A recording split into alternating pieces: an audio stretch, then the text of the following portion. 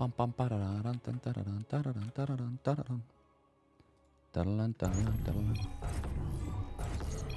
can't tell me why you did something you probably shouldn't have done it. Well, it's a pretty sound bit of logic.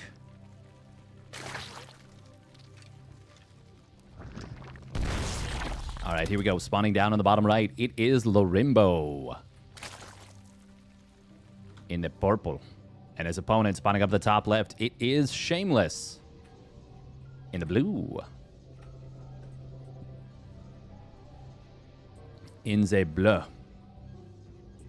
Taylor Tomlinson on crowd control. Oh, hell yeah. That's going to be fun. She's quite funny.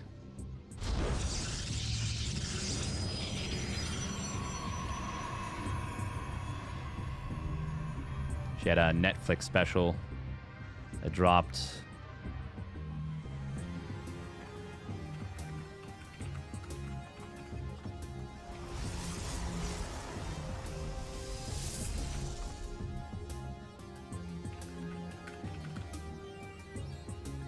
Not too long ago.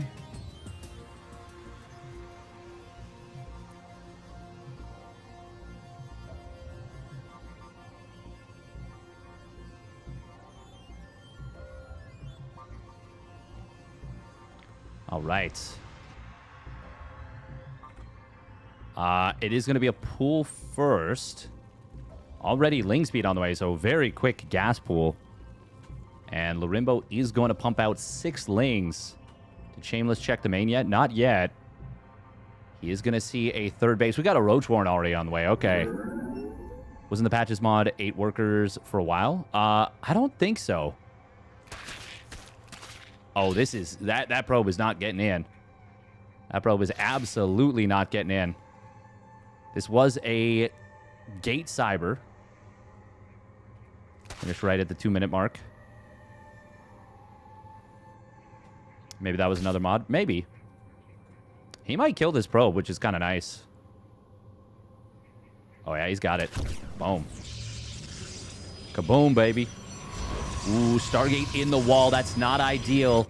Against this, that is not ideal at all. Especially with how much surface area there is.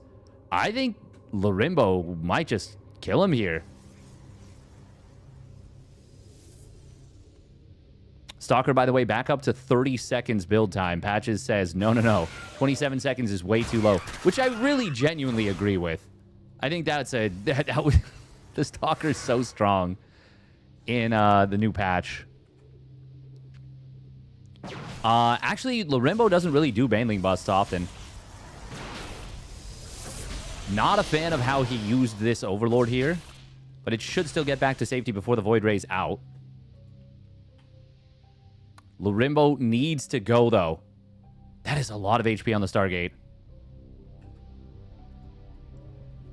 Oh, he needs to go right the hell now. I think it's too late. I think this Void Ray is going to get out. Unless he can kill the Pylon. Oh, he's going to bile it immediately, but no, he's not going to deny this. It'll be close, but not close enough. He was about 10 seconds away from preventing this Void Ray from getting out. So really just one Chrono Boost. He will prevent additional units from popping. Stalker already dead. If he gets the Adept, that's nice. He will. Going to deny these additional pylon. No, actually, he's not yet. Oh, he wants to target it. He will get it on the re-kill. He cannot... Oh, that sneaky probe. Oh, that sneaky probe trying to re-wall. Very nice. Very, very nice little move. Preventing additional Lings from flooding in is huge if he can do it. Lorimbo will take the fight here. Shield battery is completed in the back. Second one finishes. This is not a good fight for Lorimbo at all. Only 5 probes and most of the Lings have died. Oh, that's a clutch save. Clutch save on the kill, I guess. But I think Shameless is defending this. The problem, of course, is his lack of production. I don't mind Lorimbo blasting down the wall a little bit more, but he does need to end this. And an Adept got back into this position. God, this Void Ray is worth so much. This is why I prefer the Void Ray to the Oracle, by the way, in these situations. Not having to worry about energy. It's so much more valuable. Lorimbo's going to start droning behind this, but it's a very, very late drone up. He will kill this Nexus. Oh. Why did we chrono this? What? What? I didn't even... Huh? Lorimbo going to lose just about every single Ling here. He will get a probe. I don't even think he kills this Adept. I think it shades out. No, he does get it. Okay. Well, all right. Void Ray on 49 kills. Big number 50 coming up. Oh my God, please, just finish. It's right there. Don't make me a liar, please. Probably meant to chrono, warp gate, and misclicked. The thing is, it's still depowered, so there's absolutely no reason to chrono anything here.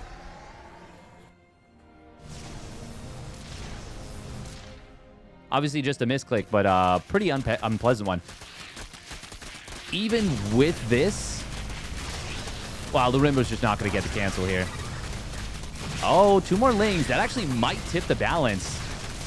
It's going to be very close. Target fire on the low HP Lings. With another 2, he will get it now. Wow. Wow, wow, wow, wow, wow. Calculated. Okay. With the previous number of units, he wouldn't have gotten that. Wait, where's the other Void Ray? Oh, it's on the other side of the map. That was the second and third Void Ray. Lorimbo really needs creep connecting these bases because these queens are... I mean, they're crucial. They have to be together. He needs them together right now or he loses the game. Right now. Okay, there is enough creep for them to be able to maneuver. 3 Void Rays will beat 3 queens, especially when they don't have transfuse or spore support. It's a sport. I feel like I still like Shameless's position here. Lorimbo, though, will get up to 3 bases. He only loses 2 drones. Shameless, though. Yeah, this definitely feels like a Void Ray game. You can get Flux Veins off the Cybercore, as we see right here. Hotkey problem. Clearly, he was baiting the Zerglings to attack the building as opposed to something valuable. It did work. It did bait Lorimbo into attacking the Stargate.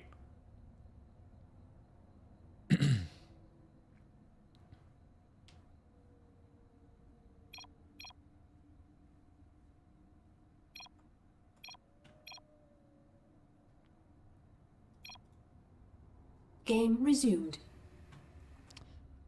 This is actually a really uncomfortable game for Lorimbo right now. Oh, transfusing that, nah. I don't think there's ever a world where transfusing that is the right call.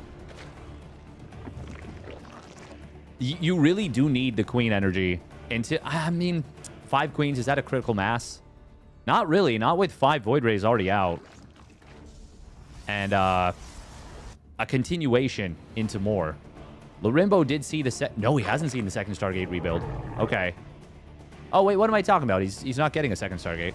That is a gateway. Never mind. But still, it is more and more Void Rays being added in. And this is something he's got to be very careful about. Will there be a timing that Lorimbo can find? It's funny, because now he is going for a second Stargate. Will there be a timing Lorimbo can find where he can get across the map with enough Hydras to win the game? Or to kill that third, potentially?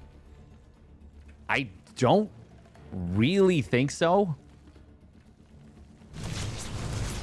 I am biased against Hydras being good, though.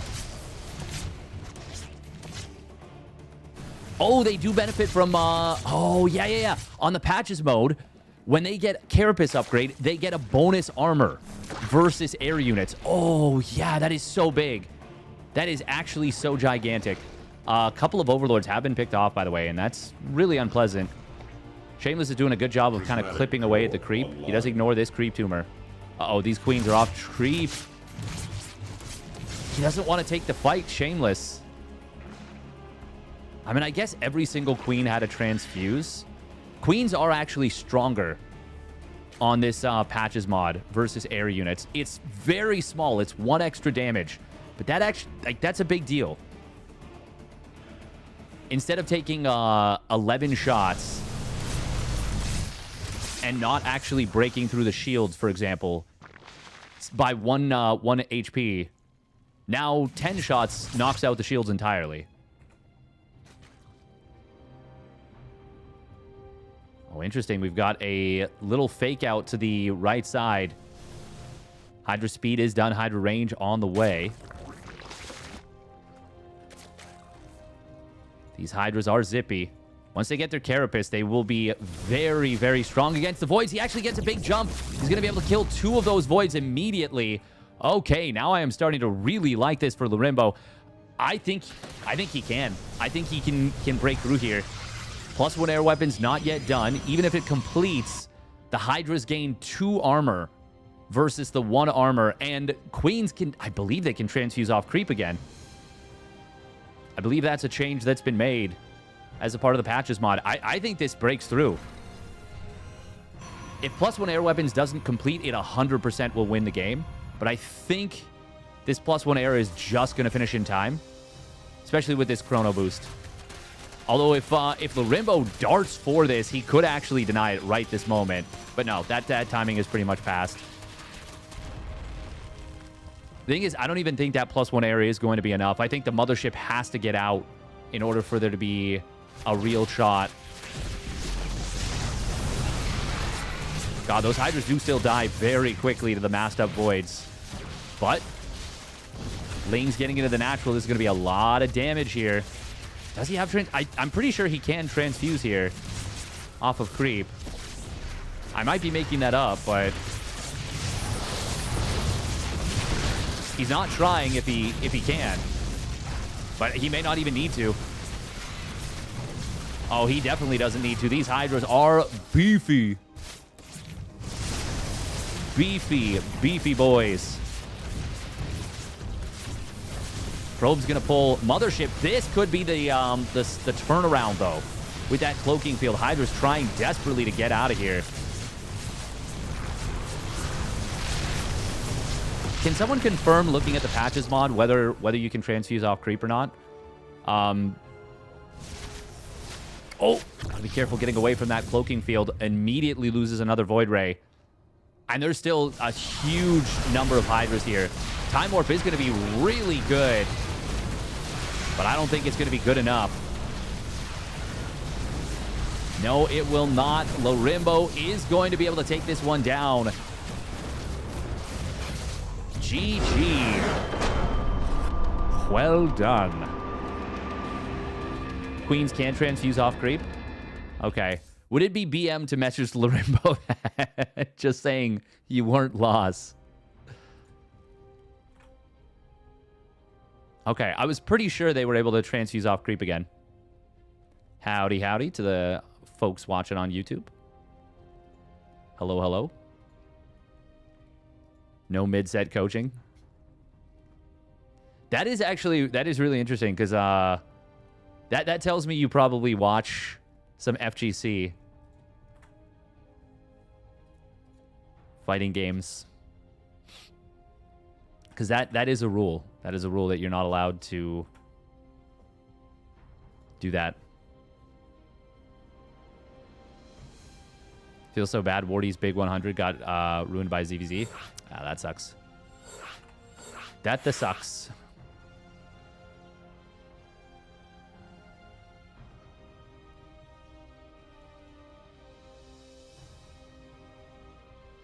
He could have just he could have played it on the 12 worker patch. But I don't know that the players would have. Well, actually, yeah, I don't know. I don't know if it would have worked super well or not. But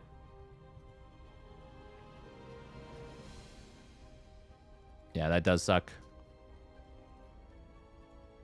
Oh, well, at least it was it looks like the finals were close.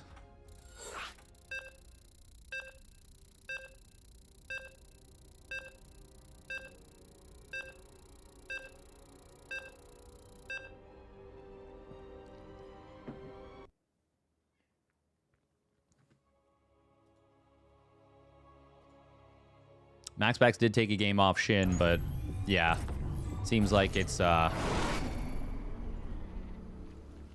almost only Super Smash Bros. Ultimate.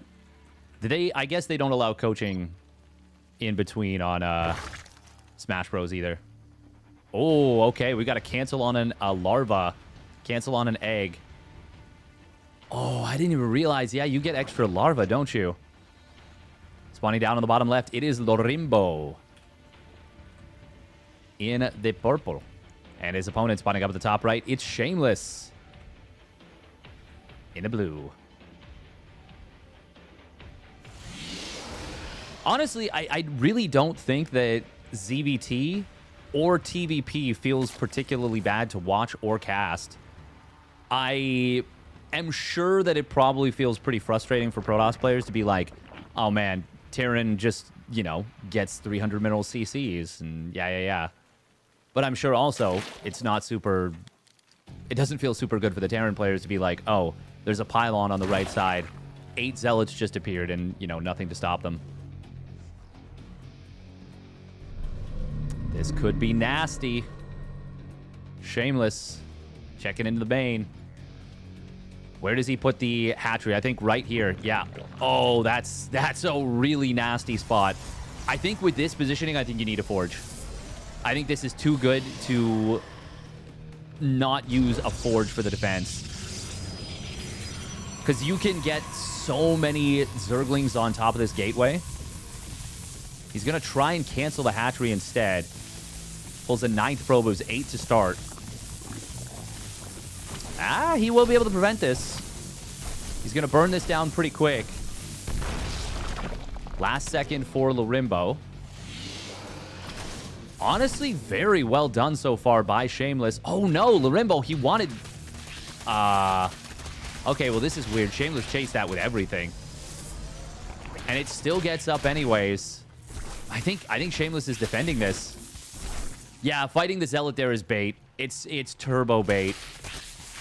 I've done a little bit of this myself. Good job from Shameless. I didn't... Yeah, getting the cancel on the hatchery like that is actually so big. Maybe that is the way to deal with this. This 12-pool hatch block.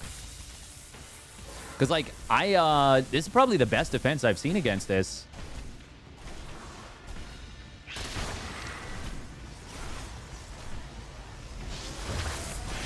Lorimbo does have a hatchery on the way at his natural. Oh, yeah, he's not going to be able to get this gate. Shameless will clean up all these lings. The question is, does he take any damage on the Adept for it? And the answer is yes. But still, this is so rough for Lorimbo. Obviously, Shameless, his Nexus is very delayed. But he's going to be able to start it right now. And Lorimbo needs to build a lot of lings in order to not just outright take game-ending damage to these Adepts. And even building a lot of lings, he could still take a significant amount of hurt.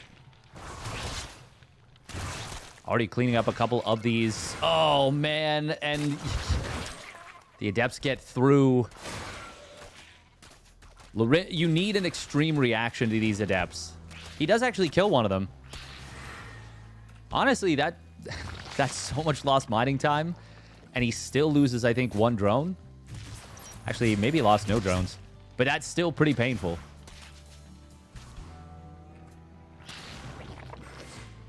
And this was still, I would say, the best it could have been for Lorimbo. He does get to drone up a fair bit. Oh, wow. There's going to be 2 Zealots and the other Adept crossing the map. Lorimbo kind of thought this was over with, and I don't blame him. Usually you don't see the Zealots get sent forward with the second wave after the first one gets cleaned up. Not easily, but relatively well. Zealots do go down, but a fourth Adept shows up, and that's going to bring back one-shot potential. 5 drones go down, and the Oracle is arriving soon. So the damage, which has already been quite substantial, is up to 7 drone kills now. He's just going to kill the Queen. Oh, that's GG. Yeah. Kill the Queen, and then it's going to be another 6-8 drones, plus whatever you get in the main base. Well done by Shameless. That was such a sick defense. I really didn't think the probe pull would work as well as it did. Huh. Killing 2 Lings is almost as good as killing a drone? Yeah. In that scenario, yes. Hey, of course, Zeratul. How's the arm? It is doing quite a bit better. Quite a bit better. We still got a pretty wicked scar. I've still got a... it doesn't show up that like clearly on the webcam. And actually, it looks like pretty tame right now. The big thing is I still have a metal plate in my hand. In my arm.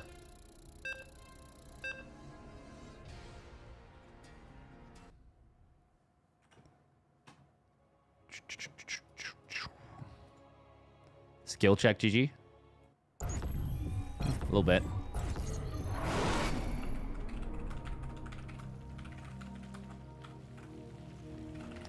I will say, after the attack gets held like that, it is really hard to hold the counterattack adepts without Ling speed, without taking crazy amounts of damage. Okay, Lorimbo is going to go for a 12 pull again. I was wondering, would Shameless's defense just die to a 12 pull drone pull? And I think Lorimbo thinks the answer is yes, and he might be right. And I'm curious to see. Spawning up at the top right, it is Lorimbo. And his opponent spawning down the bottom left, it is Shameless. In the blue. New Protoss Pylon. If anyone goes to BlizzCon, I want them to boo Blizzard when their name come up.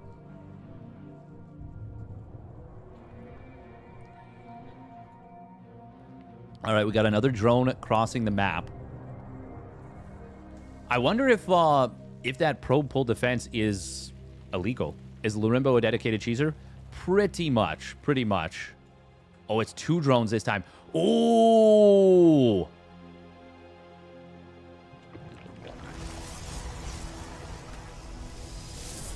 This time it was going to be a forge defense. So something about what he's seen has made him say that... has made him change his tune a little bit. There it is. Nope, it's just Lings. He's not pulling the drones. Oh, no. This is really bad for Shameless. He's got 2 probes not fighting. Out of not... Like, that's a huge amount of lost DPS. And you can see the difference it's making. Now the Lings arrive. This is a really big mistake. They're not going to the right side. Another hatchery being built in the main. Lorimbo... Well, the thing is here, now Lorimbo is actually mining quite a bit more. And there's not enough probes you can pull to get both bases and also cover your front. Oh my god, he's going to go back in and build a 3rd hatchery. Holy moly. He can't even afford to build his 2nd adept, can he? Unless it's already queued up. No, it's not. He's mining with 4 probes on minerals and 1 on gas. There is just no mining.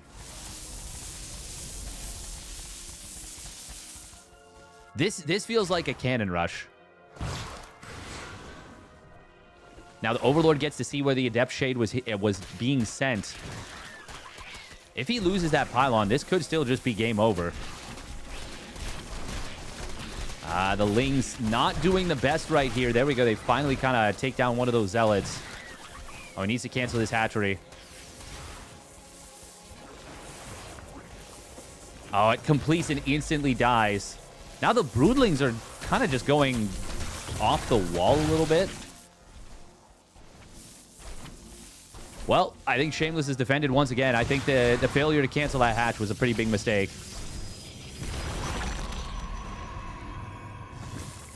If this had been a macro play...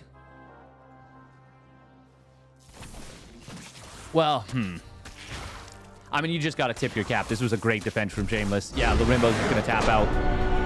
Very impressive. That was phenomenal. Conduit pylon upgrade? Yes. Well, unless it's a new change, it's now how you recall, I believe.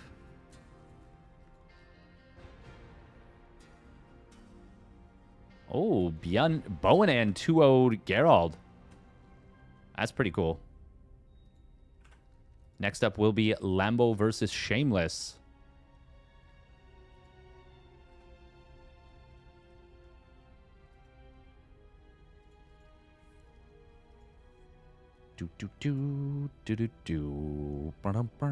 Thick pylon, thick queen, everything is thick.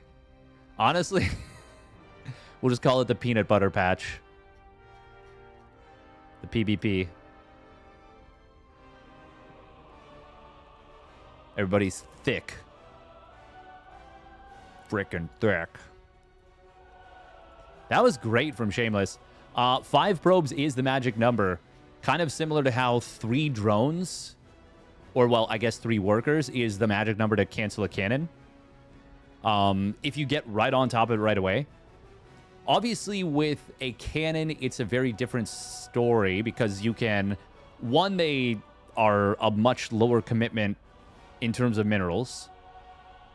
And they don't commit the workers, so it can build more cannons. But also, it takes less time overall to force the cancel.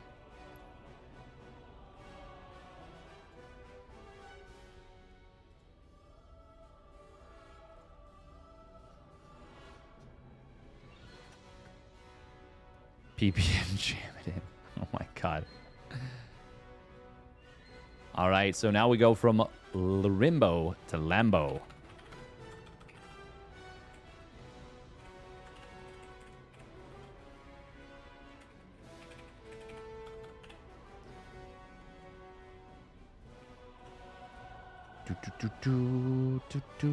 Now Patches needs to move the depot drop from the orbital to the depot itself. Heh. Gary Toast took down GgMaChine. Yo, that's quite an upset. That is pretty freaking sick.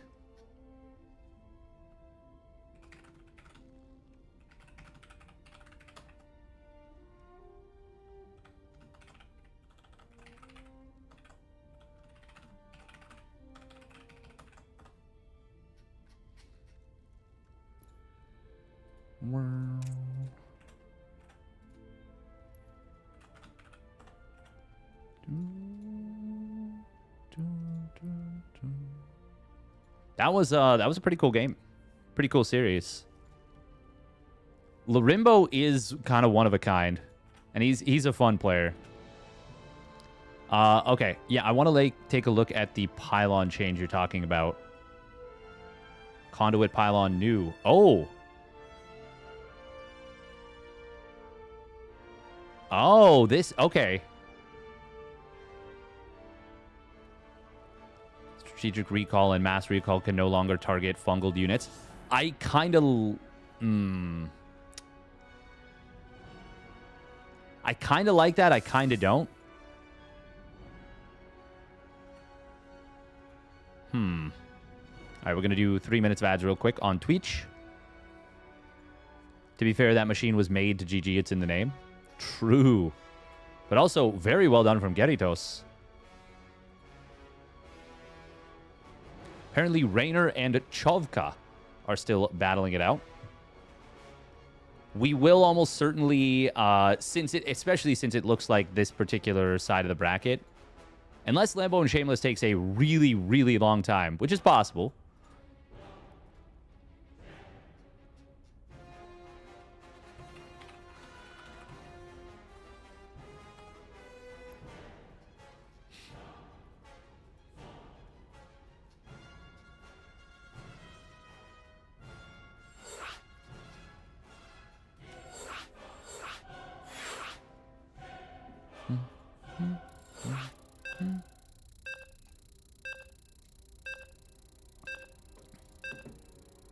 But yeah, it's my pleasure, Zeratul420. Try and... I mean, it's a little bit... So it's kind of interesting for me. Who win this best of 3, PBZ or ZVP?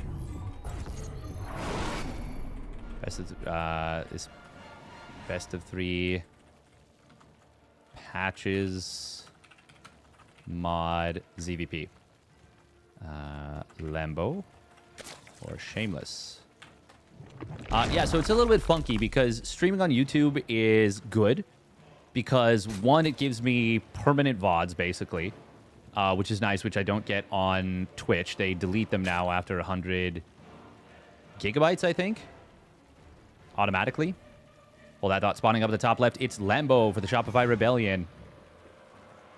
And he gets the hatch down in time with the 15 hatch extractor trick. Spawning down in the bottom right.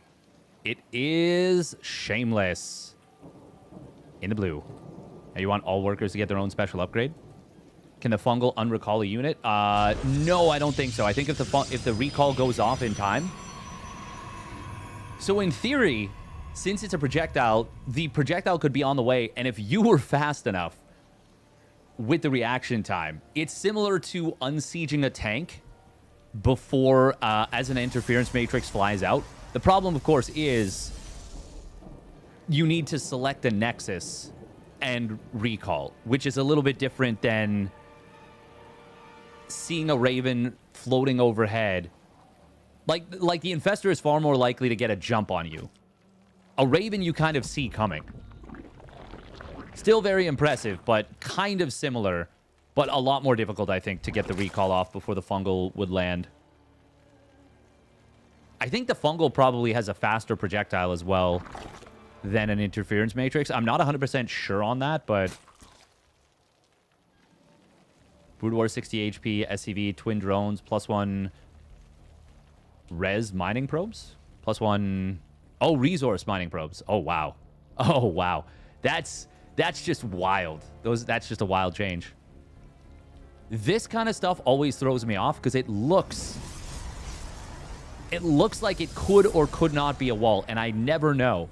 And if I was always wrong about it not being a wall, I would just be like, oh, I'm always wrong. But there's been 1 or 2 times, probably more than that even, where it actually isn't a wall. And that is gaslit me into thinking that I've been right, or like it makes me wonder. It happens just frequently enough, and I'm like, why? And this one, for example, this one I just can't tell. Yeah, I just don't know.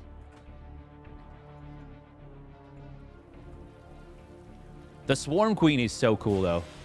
I actually really think this is just such a dope mod. Okay, looks like based on the way the probe went, yeah, this is a fine wall. Otherwise, it would have gone through this way. It would have been a faster spot. Looks like Shameless might have even just double-checked it there.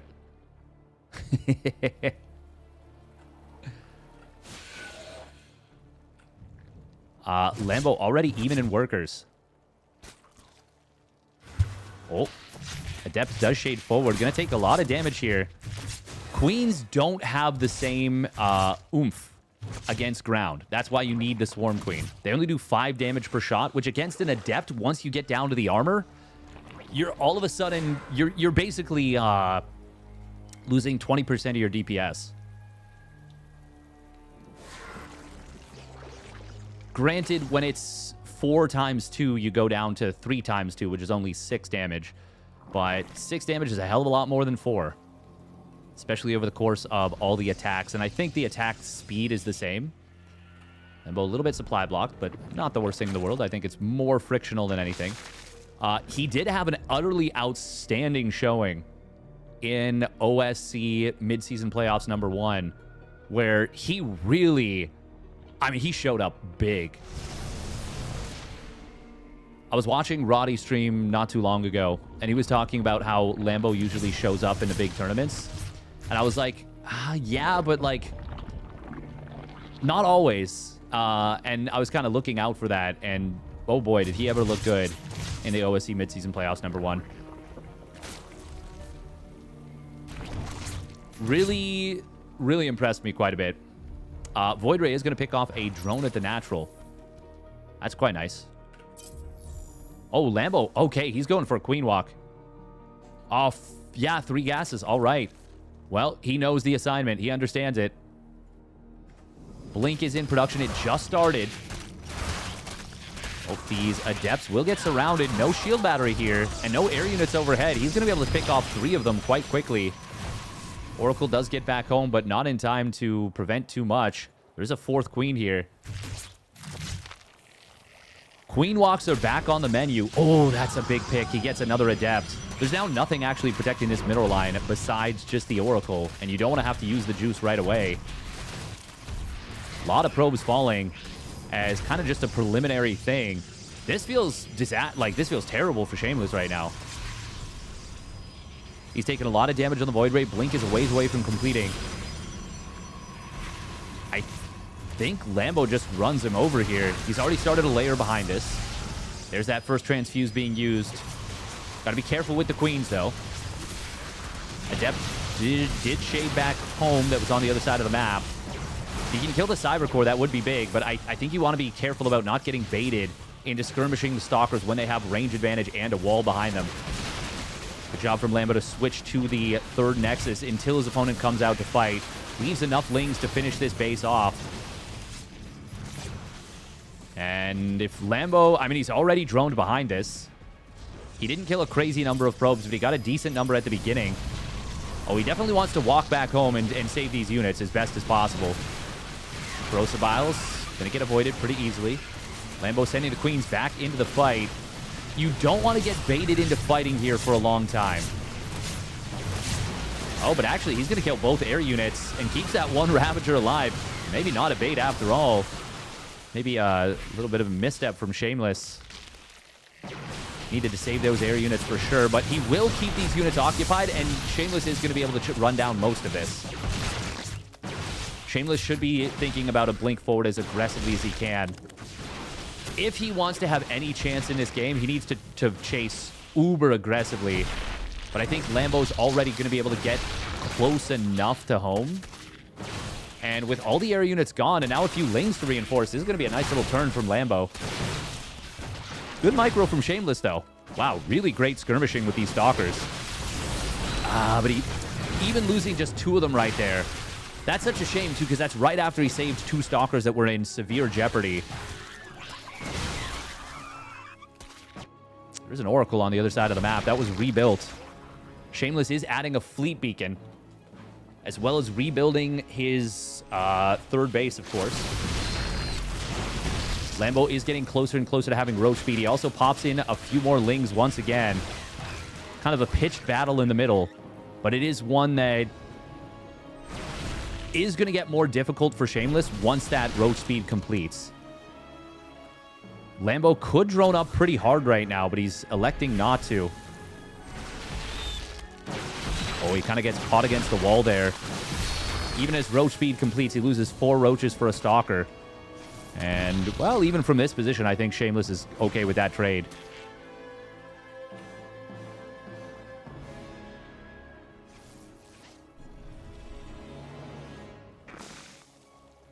Kind of surprising to me that Lambo hasn't droned up to like 72, 75. He does get +1 melee just about done.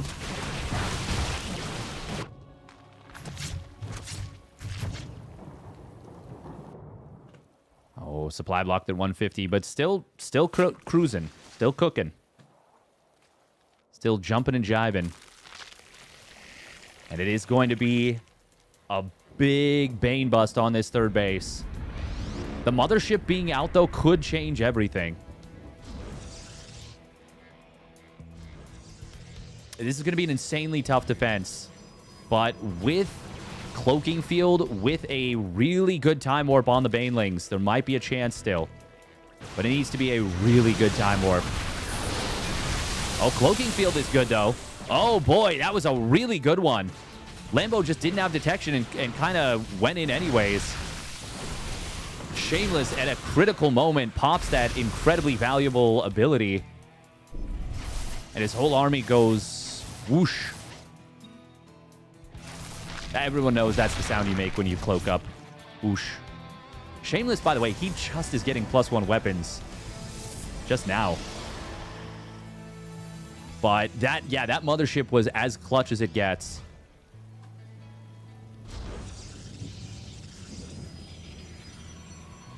That army supply. Lambo's really committed with this in terms of workers and tech.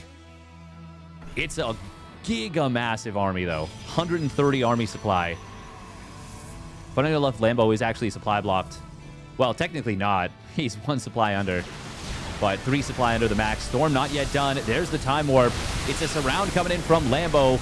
Oh, it might be all for naught. That first cloaking field was very helpful. There's no anti-air to shoot down the mothership. But he might not need it after all. Most of the Banes have been spent, but Shameless has lost so much economy and so much army. He will blink back up to the high ground here from that 3rd base. Mothership is not as powerful as it is, I believe, on the live patch. As an actual combat unit, it's not chasing the Lings either. Yeah, Lambo wins this game from here for sure. 35 probes. 2 bases falling. If Shameless had Storm there, maybe a different story. A couple of Storms on some of the Banes. But needless to say, even after the defense with that mothership, he was still very far... Well, very much in peril. He needed a lot of things to go right for him.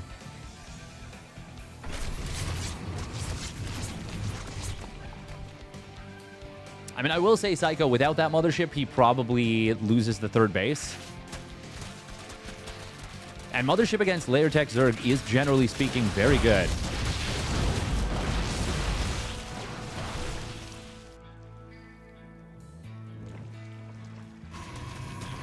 Six drones did go down on the other side of the map. Lambo is getting Hydras. Still no Hive Tech. Is it just me, or can you abduct mothership now once again?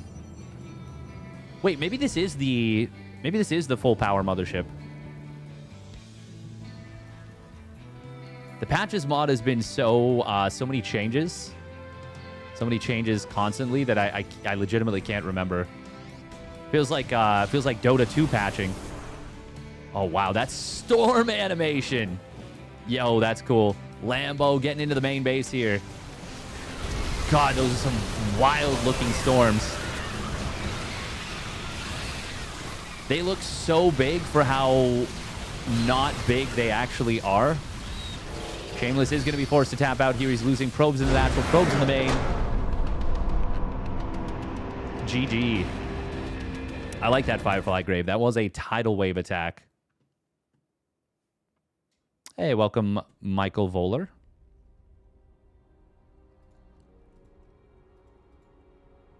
What was the question about the patch?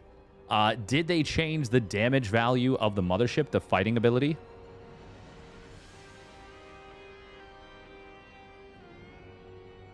Passive power field.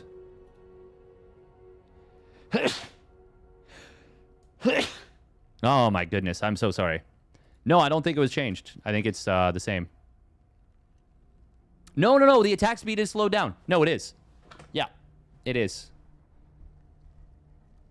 It's decreased from 1.58 to 2.0. So, I mean, that's a pretty big loss in DPS. Damage, yeah. Oh, thank you, Sade. Or is it Sade? Oh, man. A little bit of sneezing. Sneezy breezy. What was the other thing? There was another thing I was asking about. I know that they changed... so with the new patch, they changed the life from 350 to 400 and the shields from 350 to 200. That got reverted.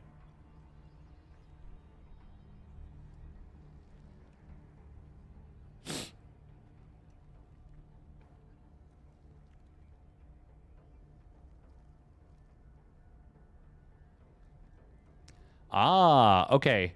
So the Swarm Queen was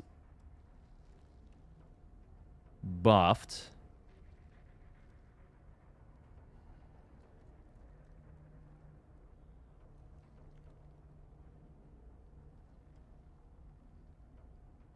I think it's cheaper now to morph in, and I think it takes 2 seconds less.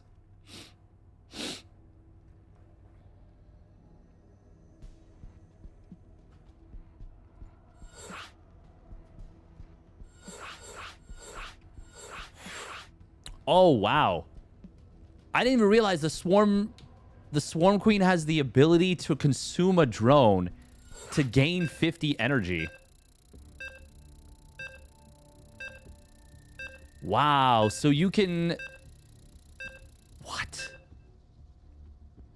New upgrade, subdermal creep follicles. Allows the Swarm Queen to passively generate creep as it walks. No way. Yo! That is insane. New upgrade increases Swarm Queen armor by 2. Yo, the Swarm Queen can generate creep for you. That is crazy. That is legit a crazy change. Slug Queen, yeah. We did add conduit pylons and moved recall to them from last week. Yes, I did see that one. Strong arbiter vibes. Even kind of a little bit from the visual design, yeah. Moved upgrades for Terran so they can get to it faster. Okay. I thought the Thick Queens didn't cost gas for a while.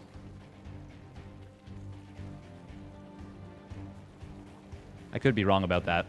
All right, here we go. Spawning on the top right, it is the Shopify Rebellion's Lambo. In the red.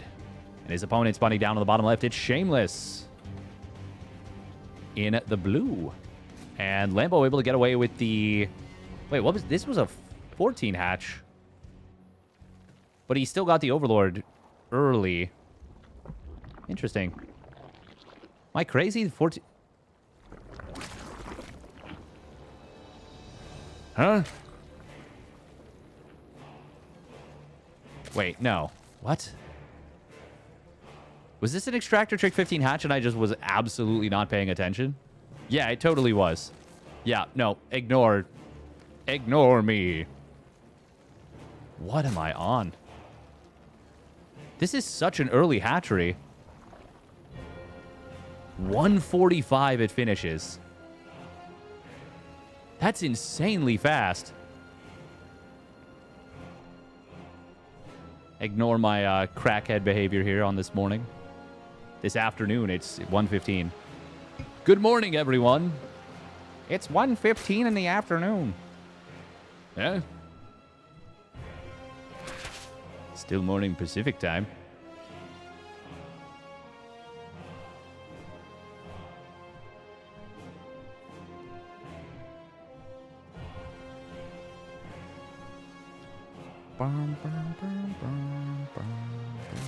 Oh, okay. This is something about this just tickled my brain in a way that made me think that there was something sus coming. And there sure as hell is. This is as sus as it gets. Lambo getting in here. Drone pull. And this is a dead pylon. I mean, obviously, we're going to see the Stargate complete. Shield battery starts up on the main mineral line. Will that be enough? I do not feel great about this. Second Adept does pop out for Shameless. Probes and drones dying alike. But the main thing is this breaks through for the Ling Flood behind to continue to be a big problem. Very important to keep your Adepts alive. He will for now. Lambo can just kill the Nexus and drone out of this. He didn't pull as many drones or lose as many as you might have thought. Oh, Shameless. No. Lambo should not be chasing this. Not into the shield battery. Maybe he didn't know there was a shield battery back there initially. Oh, okay. I was going to say, I think this might already be too much. I want to see...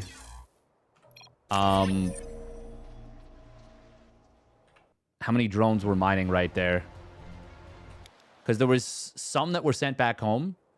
So 6 were sent back home. Oh, yeah. Economies were equal, but they were about to go... Well, I mean, they technically weren't, but that was a big pro pull there. Yeah, Lambo was about to take over this game. Yeah. Damn.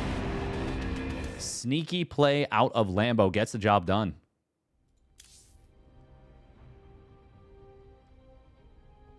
Okay, that was a... Yeah, he got that hatchery down at 34 seconds. That is really fast. Really, really fast. It was an Extractor Trick 15 hatch, too.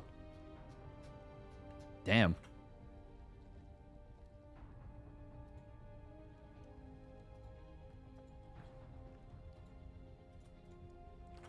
All right, next up is... Raynor and Chavka are apparently still battling in the first round. How? How is this possible? Oh, Raynor is up 1-0. Okay.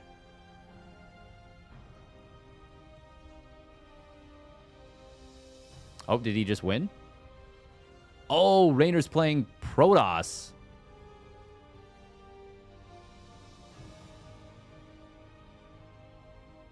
Who is Chovka? I mean, obviously they're a solid player.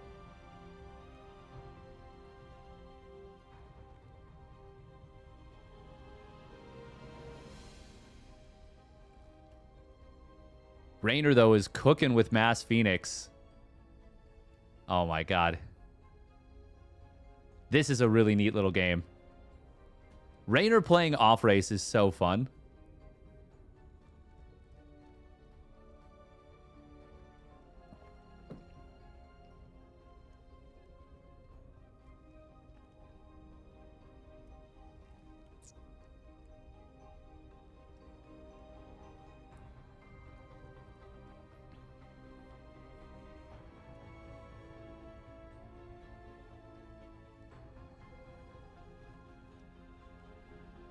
The thick pylon is so funny to me.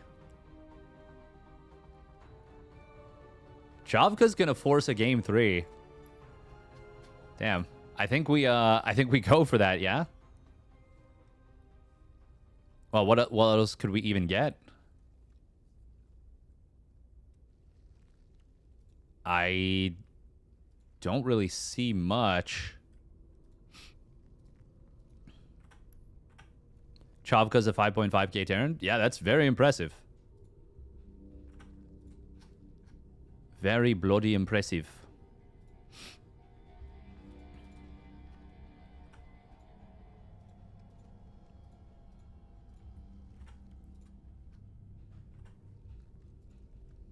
All right, minute and a half of ads real quick. Thank you, Delphus.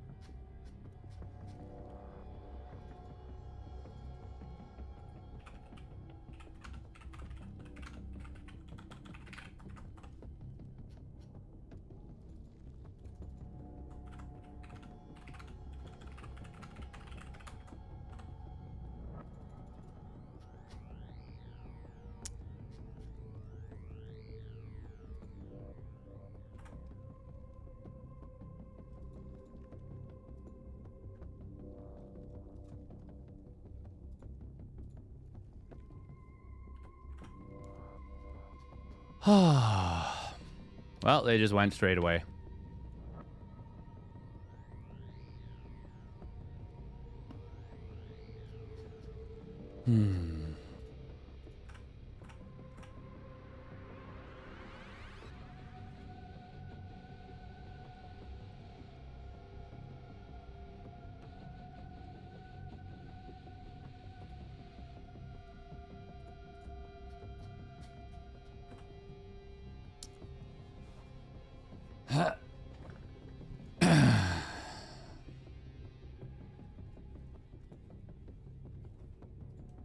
fun.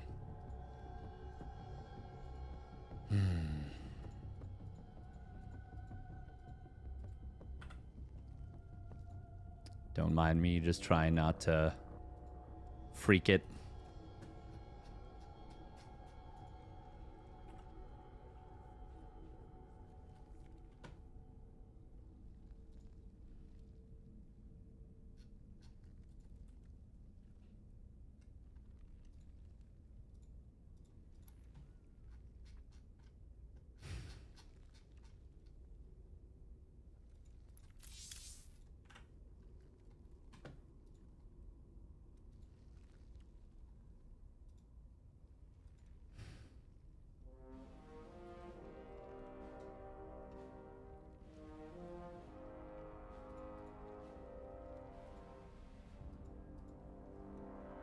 All right, I'm going to take a little break. That pissed me off a lot. Actually, I guess Clem Alex is available.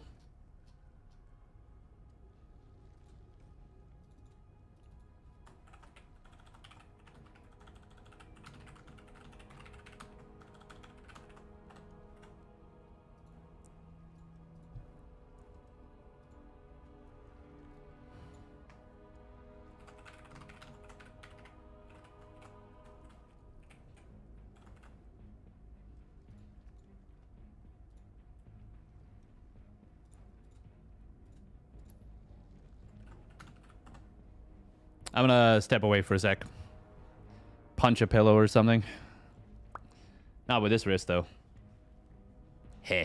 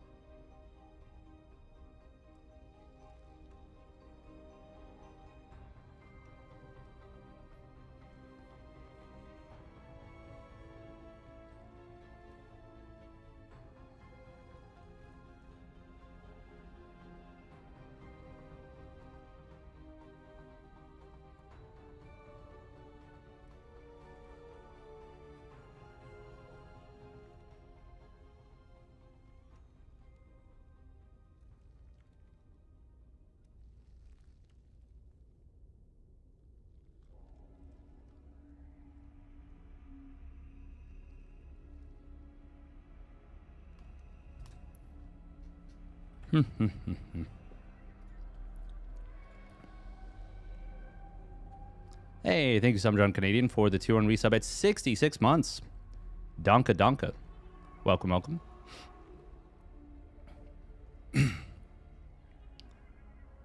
What do you guys do to him? It's just a perfect welcome back. What can I say? Yeah, they just didn't lobby link, and yeah, just went right away. Oh, that's just frustrating is all. Just frustrating. Me when I find out racism exists. Yeah. Exactly. How's the pillow? Did you win? No, I actually just took some Tums.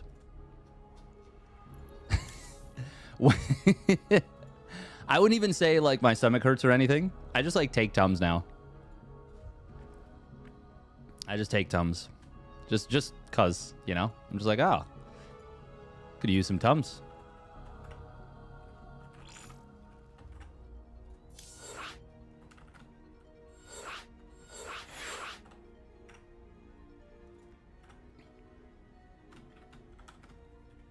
As you grow older.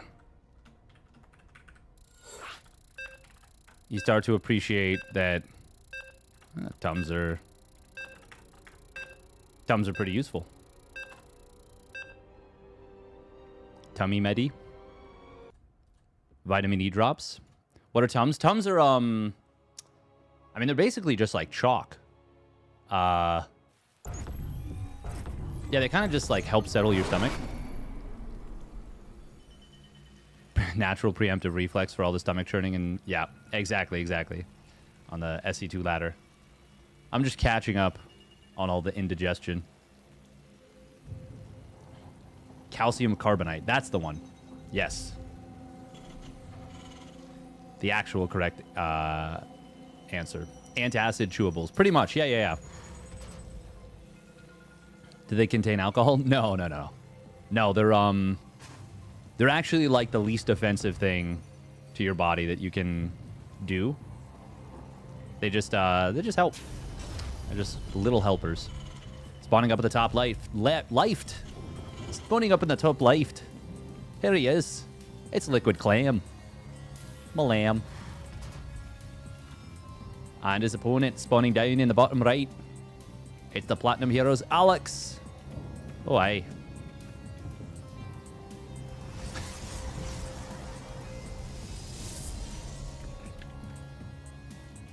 Remind me of the stale rocket candy. You know what? Maybe that's why I like them. I used to like rockets quite a bit.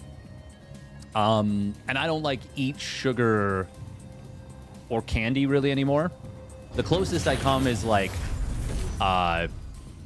some sauces that will have sugar in them, you know? Which does count, to be fair. That does count. And like I'll eat like fruits that have fructose, but generally stuff that's like heavy in added sugar, I just don't eat anymore. Just little helpers. Just little guys. Please stay in character. Oh, aye. Yeah, the little Tums, they're good for your little gut bacteria. And they just help quite a little bit.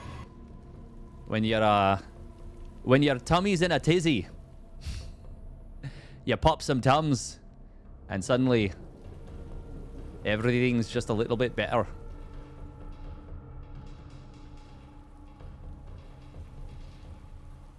This is the engine will no take it, Captain. I'm giving her all she's got, Captain.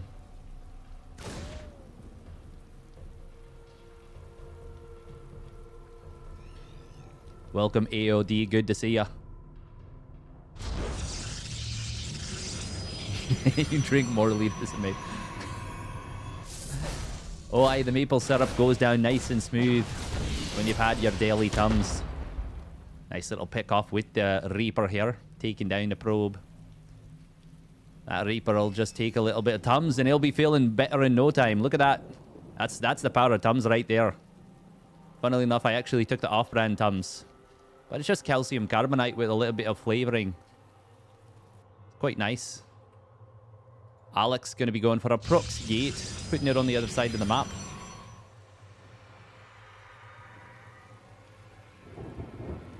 Rather nice, I'd say. 5 units, 3 Reapers, 2 Hellions. We don't have ourselves a shield battery at home.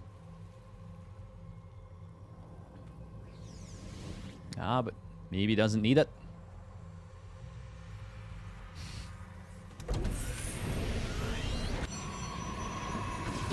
Now this here is the quaffle. This is the golden snitch. Nice grenades coming in from a Liquid Clam.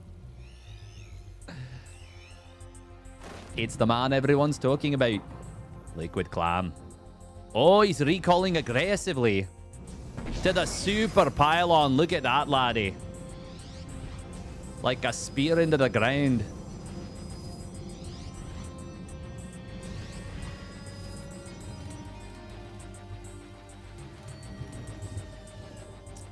When you stab the bloody earth.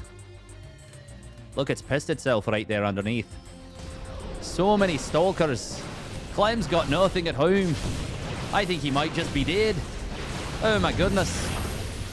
That's a lot of stalkers. Guardian Shield was a little bit unnecessary. He's going to break through, though. Killing the depot at the wall. There's nothing on the field. It's SCVs are going to try and pull. They do pretty well against Stalkers. Oh, the Widowmine. Oh, no, the SCV's getting blasted by the friendly fire. On the other side of the map, not enough damage. Not even close. Reaper Hellion come home and they say, what happened here? Oh, nice grenade, though. That's going to try and catch the sentry, and it will get it. But I swear on me, Bonnie Lass, this is a bad situation for Clem. He's going to try and survive up to Stamen combat shields. But the hope is thin. Excellent grenade, but the split target fire taking these Marauders down like nobody's business. I would like to mention that I am part Scottish by birth, so I'm allowed to do this probably. I don't know. Maybe not.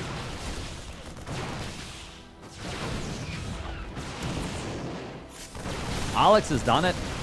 He's going to be taking these opponents down piece by piece. Brick by brick. Marauder going down. And GG is called. Clem. Winless. As Steadfast does a Scottish accent. Alex. Maybe a little bit of a Scotsman himself. Gets game number 1. Very well done.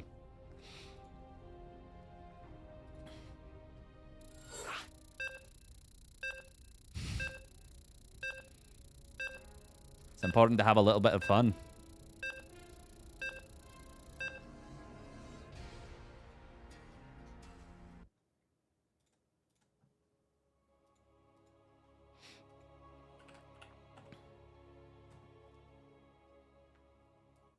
Pop, pop, pop.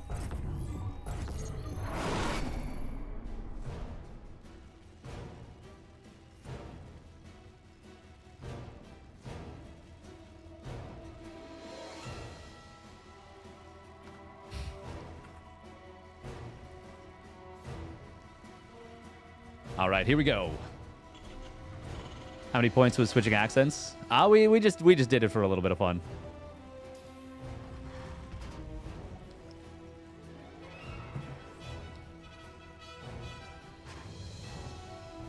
Spawning in the top left for Team Liquid. It almost feels weird to do a normal accent now. It's Liquid Clam. Malam. That's Malem spelled with an A. And his opponent spawning down on the bottom right for the Platinum Heroes. It's Alex. It's been quite a while since I've done a Scottish accent, but it's there. It's in my blood.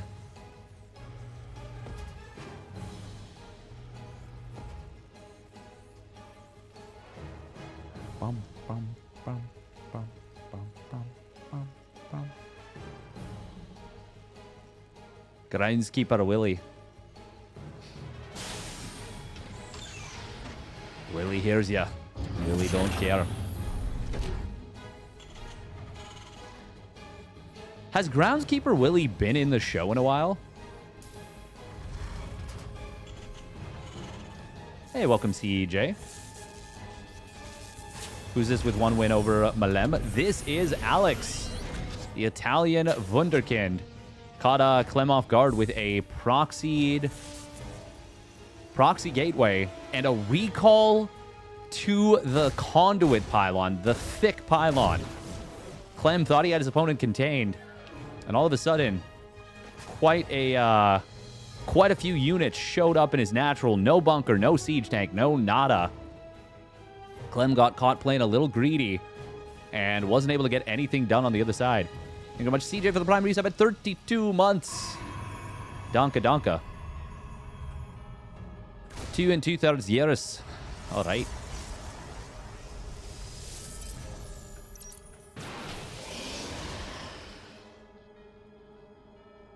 Oh.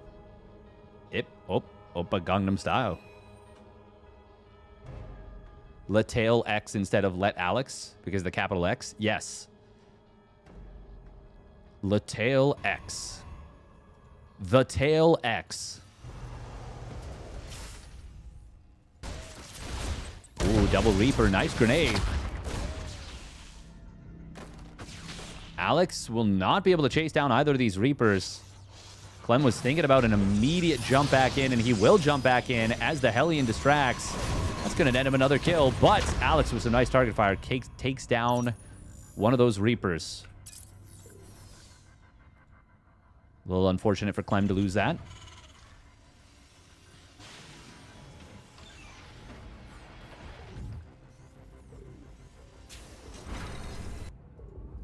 Oh, we got another probe on the other side of the map. We've also got a DT shrine.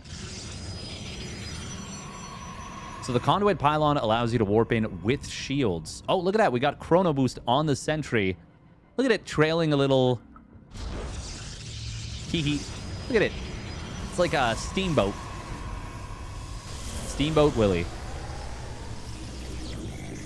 So adorable watching the sentry getting chronoed. So that does increase the energy generation rate. Oh, this is a very nice scout here. Sees the DT shrine and will get in. Force the mineral line pull. No, Alex, no! Not like this. Oh, and the Reaper also going to town at the natural. He's going to get 2 more probes potentially. Nope, shield battery will save the other one. Okay. Still, 12 workers going down. Oh, he warped in... No, it's just a pylon. Okay. There's already a Raven out. So he didn't care about the conduit pylon. Raven did get scouted by the hallucinated Phoenix. I mean, this is so good for Clem, though. Incredibly good. DTs were scouted. Business is taken care of with the Widowmine drop. Oh, Reaper, funnily enough, will aggro the DT. Oh my God, he could actually kill this. Oh my, I did not know this. A Reaper could solo kill a DT on this patch because if you damage the DT with a grenade, it reveals the DT for a little while, at which point you can just kite it to death. Oh, wow. Wowie zowie. Clem is pissed off a little bit. Not too happy about losing that game number 1, I'm sure. Clem and Alex still kind of neck and neck in the probe worker count. And, oh, another great grenade. Another great grenade. Oh, that is a very trapped Reaper. It's just... Oh... It's me choosing between restaurants.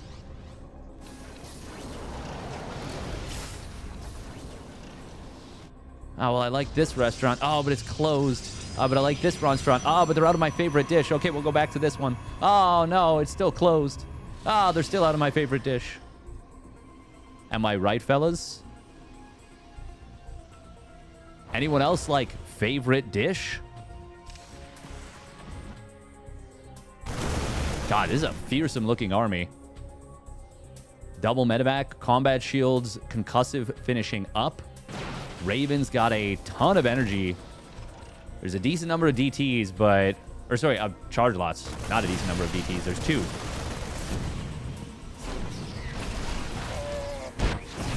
Good timing on the counterattack. But only going to get 4 SCVs. And we haven't even seen a stim yet from this army. And he's already got the Nexus halfway dead. Oh, nice interception on some Widowmines. Charge functions a little bit differently right now. It's kind of a buff that the unit gets for a little while. Nice auto turrets there, soaking up those zealots, protecting the tanks. And coming from just one side, never going to be enough in that kind of a situation. GG Clem gets the revenge. And he wins the series at 1 apiece. Ayaya.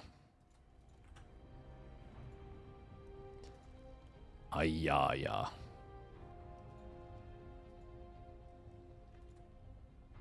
How did Alex take a map off of Clem? He did it with the power of friendship. Oh.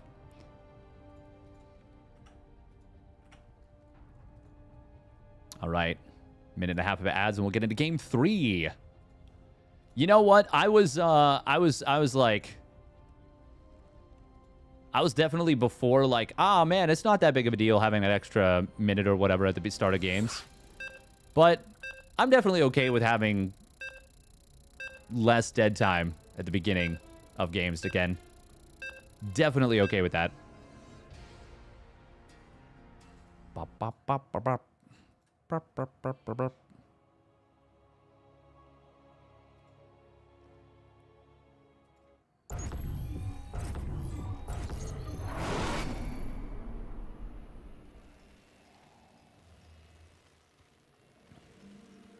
I get hungry and open Uber Eats, then see the price and I close it forever. Yeah. Yep.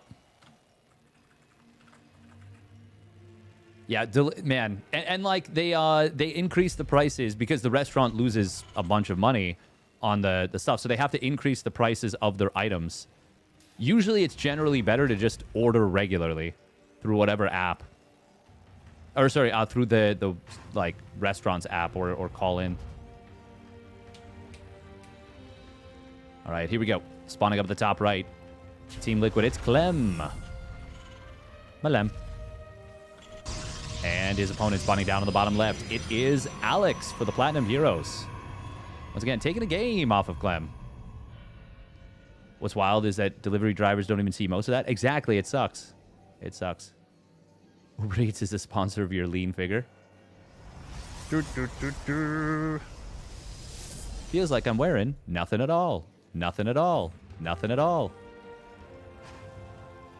Oh, man, the StarCraft 2 music's so good. I know I say this all the time, but it really is.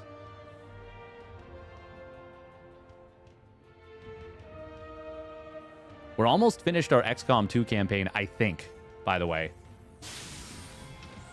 And the fun thing about the XCOM 2 campaign is even though we're in an amazing position, even if we're not that close to being done, we could just be done at a certain point anyways.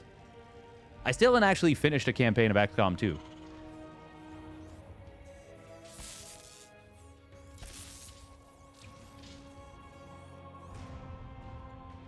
So it would be nice to finish this one off. What date is Star... Oh, man, Star Wars Zero Company comes out really soon, no?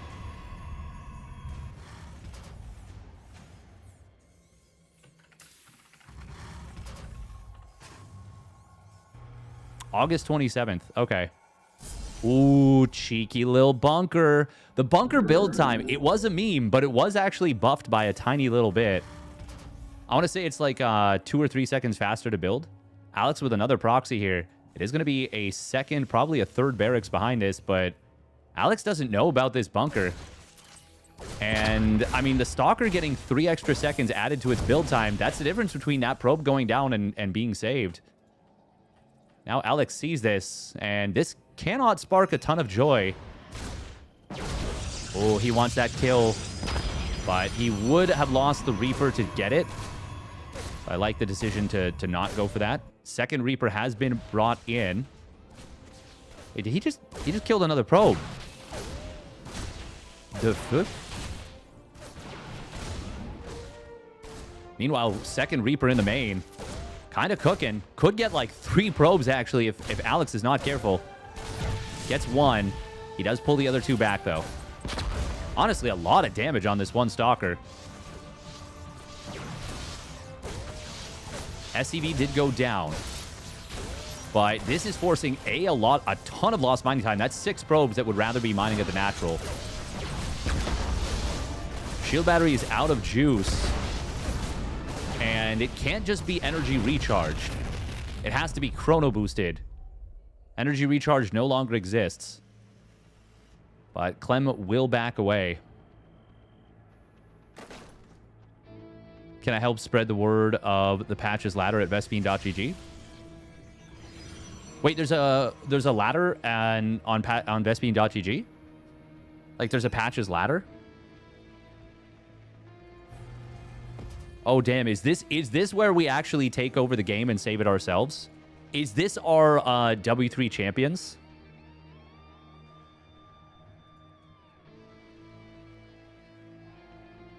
Clem only playing on patches. Patch speaks volumes. I mean, a lot of players are not super interested in playing on the live patch right now.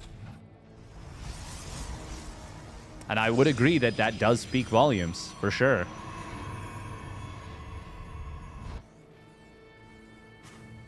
Yes, there is. That's cool as hell. Yeah, link it. Link it up. Oh, that's going to be a scout. It is a 6-gate blink. This was intended to be a conduit pylon, a warp conduit. I really love that it's extremely visually distinct, by the way, with the warp conduit pylon. Now, this could be a little bit awkward for Clem. Blink is going to be incredibly strong here.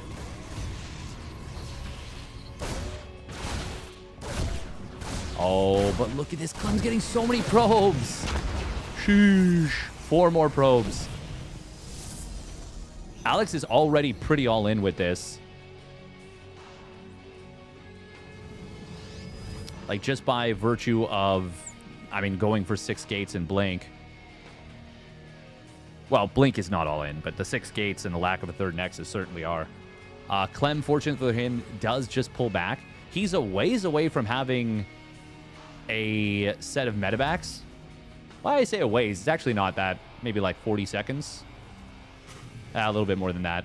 Needs to wait for the reactor to finish before he can put this on that reactor, but 30 seconds to build your medevacs. Alex, though, does not yet have a reinforcing pylon, and that high ground position is very, very good. Oh, dropping a force field does not do you many favors here. There are those first 2 medevacs fired up.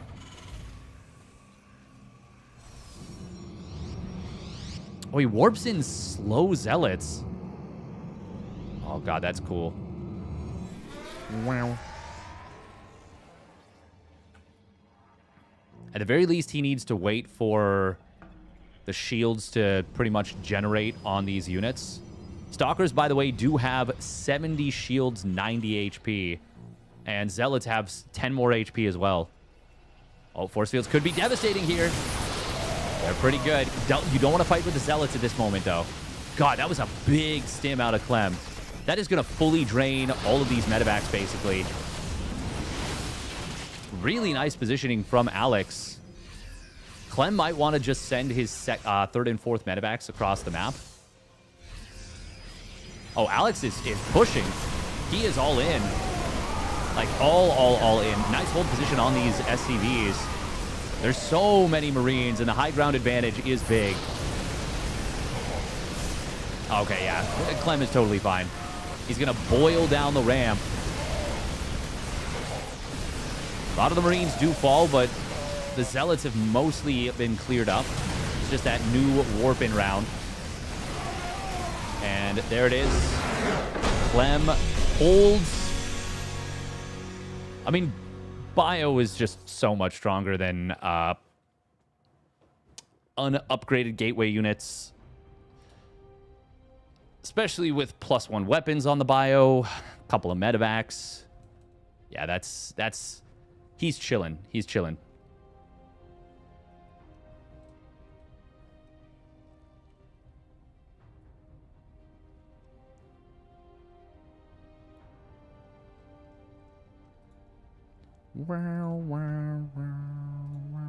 Patch criticism. I like that.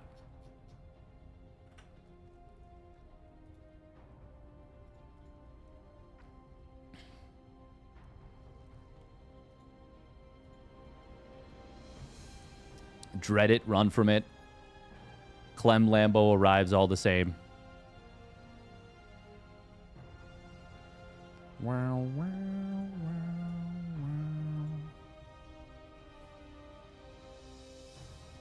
Now all we need is Patches and Hyper 1 to combine forces to take this version of SC2 and use it to make Evo, call it SC 2.5, and save the game.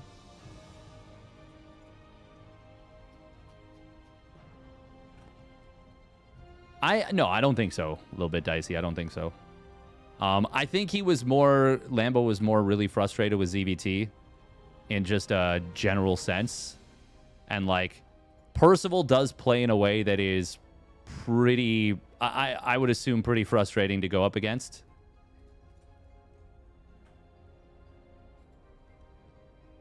Hey, thank you, Daily Herbivore, for the 100 buckies. Wow, wow, wow, wow, wow. Thank you very much. 07's in the chat. That is incredibly generous. Thank you. Thank you, thank you.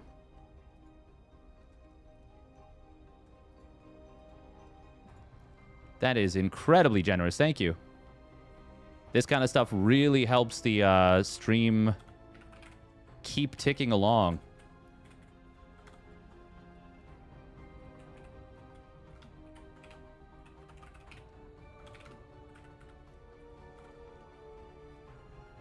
Thank you, sir.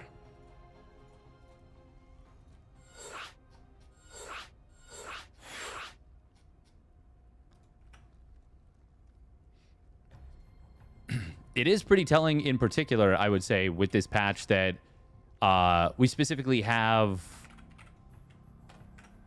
Raynor playing. That is pretty freaking cool, as far as I'm concerned.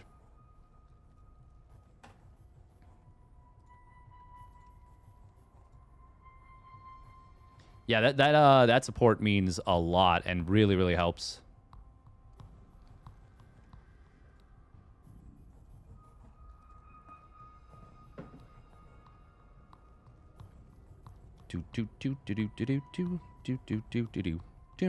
Ba ba ba bum.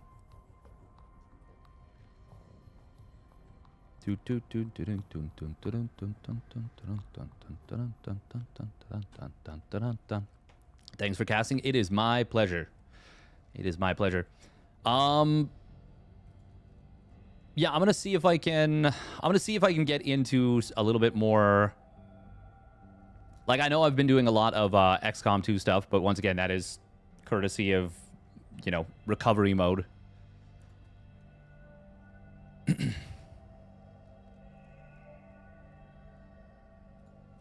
Like the way Pig does the upper, lower brackets and all this reset nonsense. I personally... So even though I understand upper and lower brackets like 100%, I am personally a much bigger like, I definitely prefer wow,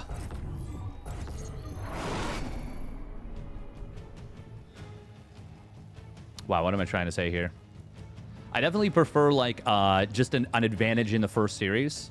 Whether that's in a best of 9, the one player gets both vetoes, or I wouldn't even mind if you made it that the player from the winner's bracket gets to, like, first of all, gets both vetoes and then first map pick, or one map pick somewhere in the tournament, anything other than the last game, because I wouldn't want the game 7 to be like this. But yeah, maybe like the first map, they can pick from, like, I don't know, a pool of 15 maps from the previous tournaments.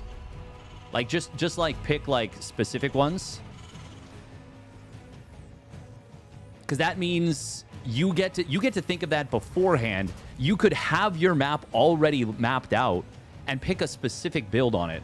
Even if it's not an IMBA map, it might be a map where, because your opponent doesn't know what it is, you just get to have a huge advantage in terms of, like, well, my opponent won't have played on this map for a year.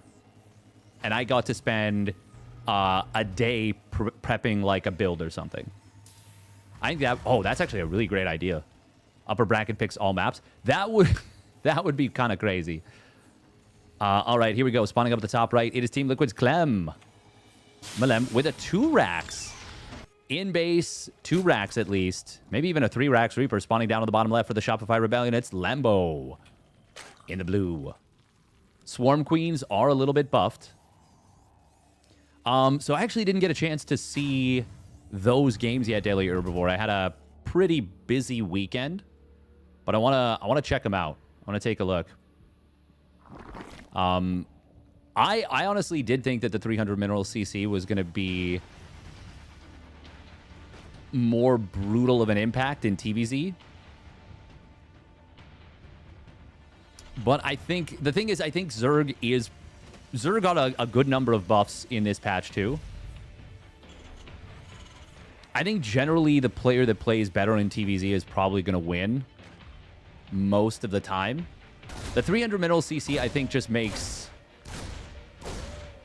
It just generally makes Terran a lot stronger. But it doesn't make them, like, unkillable.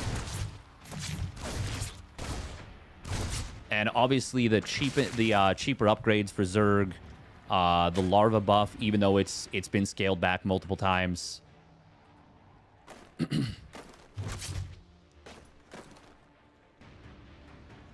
But to be honest, I'm still... I haven't been able to play even a single competitive game myself, so I can't even tell you how it feels on, you know, for the Zerg side.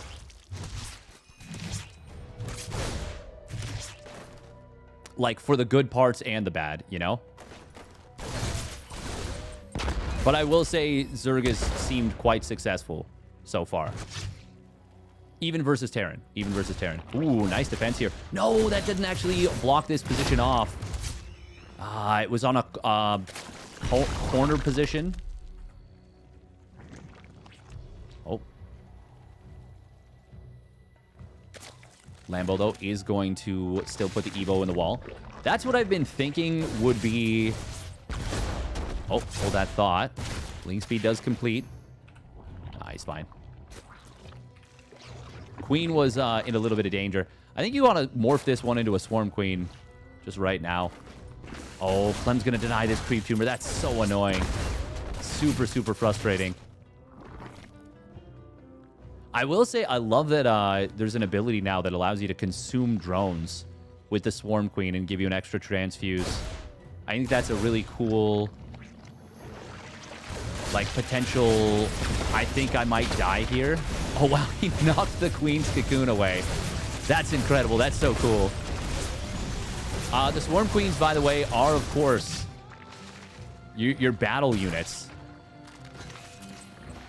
versus ground. The regular Queen, she's lost a lot of her luster, but she's been replaced with a gorgeous, bigger lady. Oh my god!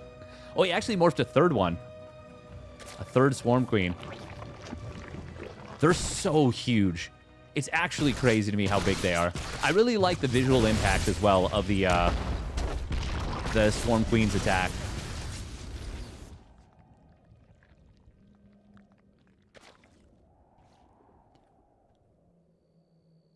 All tournaments should be single elimination. I honestly kind of like the ESL format of group stages into the round of 8 bracket, or like double elimination into single elim. But I'm not a fan. Skillis made a tweet about players from the loser bracket winning their first series, and like not even like a single movement of their facial structure, like not even like the start of a smile, because they know that this has done nothing. They haven't done anything yet.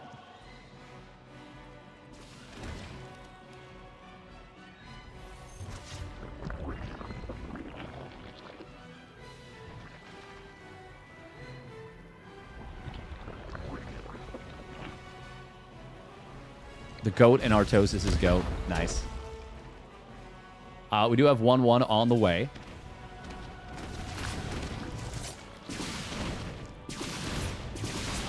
For both players, but Lambo with a pretty quick 1-1, relatively speaking. Ooh, Queens have got to be careful here. One of them does go down, and your regular Queens are your main anti-hero. I love that Clem is targeting the regular Queens, really opening the door for these Banshees to become a problem. Where's the cloak? He doesn't have energy. Now Ling's going to get the wraparound on these Hellions. This is actually pretty darn good for Lambo. Those Lings showed up very late to the party, but that's a really good cleanup.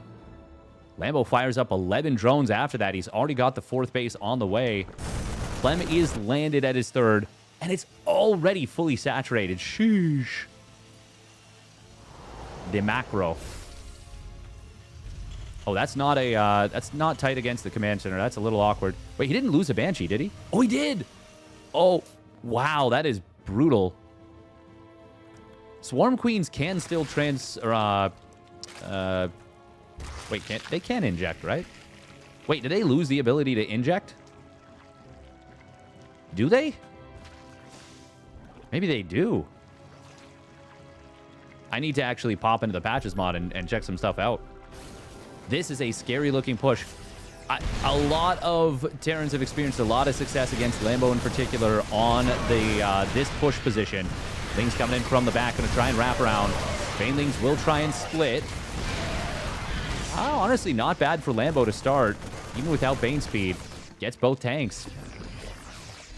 And with no combat shields, conspicuously missing, I would say. Lambo's not in a terrible spot by any means. He starts up +1 missile and +2 carapace. Clem does fire up his 2-2 right away. So the queens, the swarm queens do very little damage to the air units, and they have limited range. They got 5.5 range against the ground. Oh, Clem just shot his own medevac. Oops. Oopsie. The peril of speed. Speed without accuracy is just me. Me flailing around in the ocean.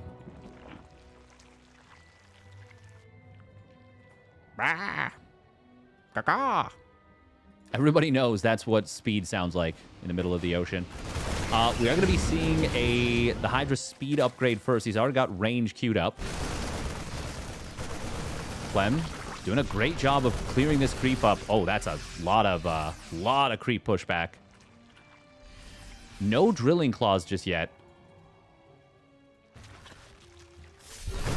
Man, so many creep tumors getting picked off here. Really good job from Clem. He is really making this uncomfortable for Lambeau. Even after Lambeau's gotten some pretty nice engagements. Does look like Lambeau wants to find some aggression. Oh, Widowmine's burrowing without that speed burrow, but they do manage to... Oh! 14 kills on that one Widowmine. Huge hit. Oh, that's a big mind drag, actually. Hitting a lot of Zerglings and a lot of Marines at the same time. But with the Planetary Fortress back here, that's going to be an easy hold behind this. A little bit chonky right there. Hopefully... I'm not sure what's causing that, actually. 3 Infestors start up. Lambeau is about to complete +2 carapace, but we've got Clem on the verge of getting into 2-2. Right now, upgrades are dead even, but will swing back in the favor of Clem in a moment. Oh, technically it was... No. I guess 2-1 versus 1-1-2 is even. Once that armor completes, it makes the... Well, I mean, it just makes the Marines slightly tankier. But it does help against the Lings quite a bit. 2-3 upgrades on the way for Lambeau for the melee and getting Adrenal Gland here. No Banelings on the left side. Only one, in fact.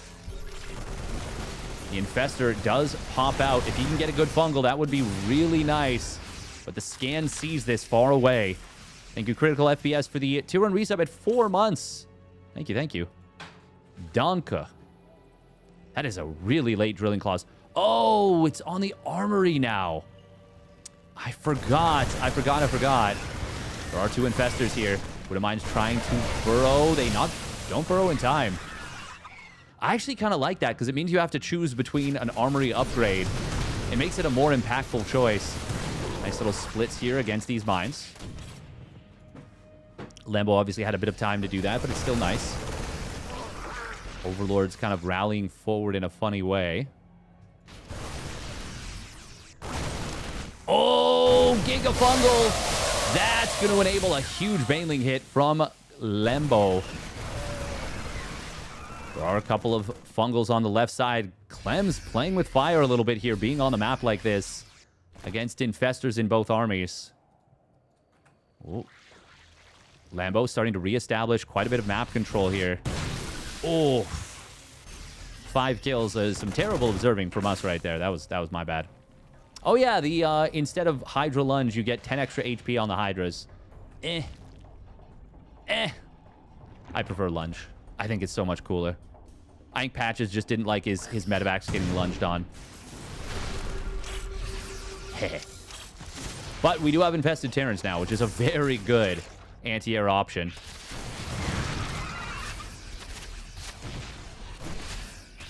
Oh, Lambo finding position on this third base. This is really rough for Clem right now. He's got to come up a ramp against Infestors with Fungals. And the Fungals are pretty decent, chaining them up here. But the Baneling's getting targeted down, even as this looked very good and very promising for Lambo. Clem avoids the big Baneling hits that could have led to his doom. Still, 21 SCVs go down. I think this is still a very... that was still a nice sequence for Lambo. But Clem keeps it from being a disaster for him. Lambo, oh, catches these Marines on the right side with another big fungal. He is trading quite nicely. Another decent fungal. Could have found some air units, but didn't want to stick around. There's very little actual fighting units here for Lambo. Oh. I don't know. I think that was meant to be a scan. Yeah, that was definitely meant to be a scan. A few uncharacteristic misclicks from Clem, but he might be a little bit... Might not be playing as much as he has. This is such a good position for Liberators, by the way. This little hallway. This is Liberator heaven. Live in La Vida Liberator. Ooh, is that... Yep, that's the late game. Well, doesn't have to be late game, but that is the Swarm Host upgrade. Meanwhile, drop on the left side. The army of Lambo does get in here, gets 18 SCVs. Huge Widowine shot, but a nice fungal growth catches a good amount of bio, and a couple of ghosts are in peril. I think he loses both of them. They are squishy as hell these days. Oh, no, he's gonna... Oh, wow, he actually loses the new one. But the one that was in the fight earlier does not go down. 28 drones and 15 swarm hosts. Wild. Meanwhile, the base on the top left was actually saved. Lambo's cooking. He's cooking with gas. He has been playing very well in this mod from what I've seen so far. Clem has been extremely good against him. Okay, pressurized glands. That means the swarm host, the locust, can shoot air to air now. When they are in the air, they can shoot air units. Nice little EMP does hit an infestor there. This is going to be so good. The Locust, they need to launch their wave, though. He can take down all the Liberators, in theory, with these.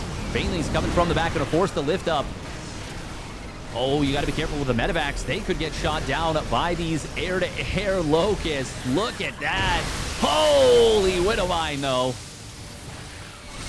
Locusts work very differently than before. They have timed life, but the life is their HP. They just slowly lose HP over time. Not so slowly.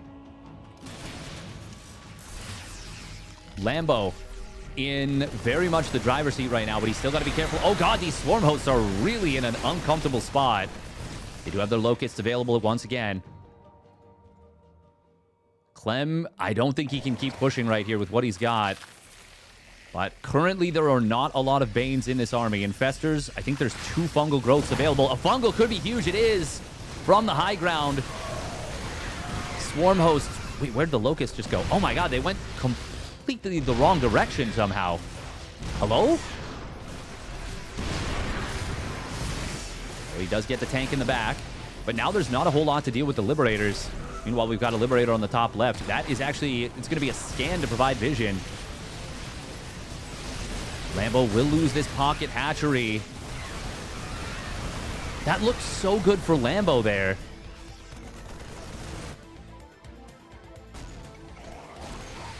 Oh, 1, no, 2, 3 locusts. Meanwhile, main fight. I got distracted by that little harassment squad of locusts. But it is going to be Lambo cleaning this up. These locusts will not kill the command center, despite their insanely high DPS, but they will find some SCVs. Oh, but on the other side... Oh, Planetary's going to survive for the moment. He maybe could have killed that, but reinforcements are flooding in from Clem. This is a truly pitched battle right now. The Swarm host numbers have been whittled down from 15 to 8. But they are still a going concern. Lambo needs to rebuild this base or just transfer the drones to the top left. This is a nasty spot. He might need to send like one Swarm host over there just to clean that up. But it's a lot of things to deal with. Oh, he's going to launch another Locust Wave. Yeah, he needs at least one being utilized. I really like the idea of doing damage and that reducing the duration of the Locusts. I think that's such a cool redesign of the Swarm host. You can tweak the numbers, but the design itself I really, really like. Banelings are going to actually mostly ignore the Planetary, just kind of sent around it towards the SCV line. Lambo's got potential to keep pushing. Doesn't look like Clem has enough to hold at the moment. Oh, I like that rock drop. Without that, I feel like this becomes very uncomfortable for Clem on this right side base. He's on 5 bases still. And Lambo actually is having some difficulty. I really want to... Wait, did he lose all the... I don't know, he's up to 9 now. With how Lambo's rotating, would love to see him take down these rocks. Especially with the slow zones, it's very clunky to maneuver your army through here. We've got one Corruptor being built. But, like, take advantage of the air-to-air. It's so beneficial. Nice lift right there from Clem. Does Clem have any of the late game? Oh, he does. Okay, he's got the thing that makes it so your buildings don't burn down. They automatically repair back up to 50%. That's a campaign upgrade. I love that, like, maybe half or more of the upgrades that have been added in this patch are campaign upgrades. That's so freaking cool. Fight on the other side is a very overstimmed army for Clément Planche. Lambo pushing through. He's got a fungal growth in the back. He may not even need it. He's actually already through the wall and has killed a majority of the army. Meanwhile, on the other side, fungal growth coming in on top of the medevacs, and the Locusts going to work there. Kills the majority of those medis. Killing a starport at the natural as well. Prevents more medevacs from hitting the field. There's only 5 right now. This is looking very promising for Lambo here, as he is still maxed out, and Clem's behind in resources lost now. Lambo is playing this out very strategically. Oh, big fungal growth coming in on top of some of those Marines. And this is going to be a Planetary down, an Orbital down, 29 SCVs, and Lambo is going to find... I think he's going to find victory. Yeah, GG. Lambo gets it done. He survives into a complex late game and gets it done. I mean, those Locusts, those air-to-air Locusts are so strong. And they really alleviate a huge weakness for Zerg, which is, I mean, it's the lack of anti-air. Obviously, you can go Corruptors, you can go Mutas, you can go Hydras. Hydras, they don't deal with dead airspace. Mutas, they're super squishy, very difficult to control, and a very expensive investment. And they don't really fight head-to-head against ground super well. And Corruptors, they just don't shoot ground at all. They're very dedicated. But the Locusts are incredibly strong. One lib got over 20 drones. Hots is back, baby.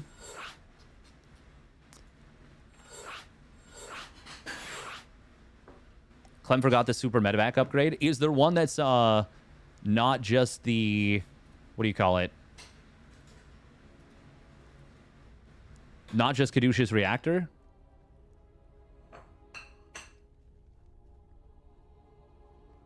Oh, rapid deployment. Okay, yeah, that one's pretty strong. Lambo having himself a very nice nice game. Yeah, dropping the units faster is... I mean, there's just so many crazy strong upgrades. That was so intense. It was a cool game, right? That was a really, really cool game. Very complex. Very deep.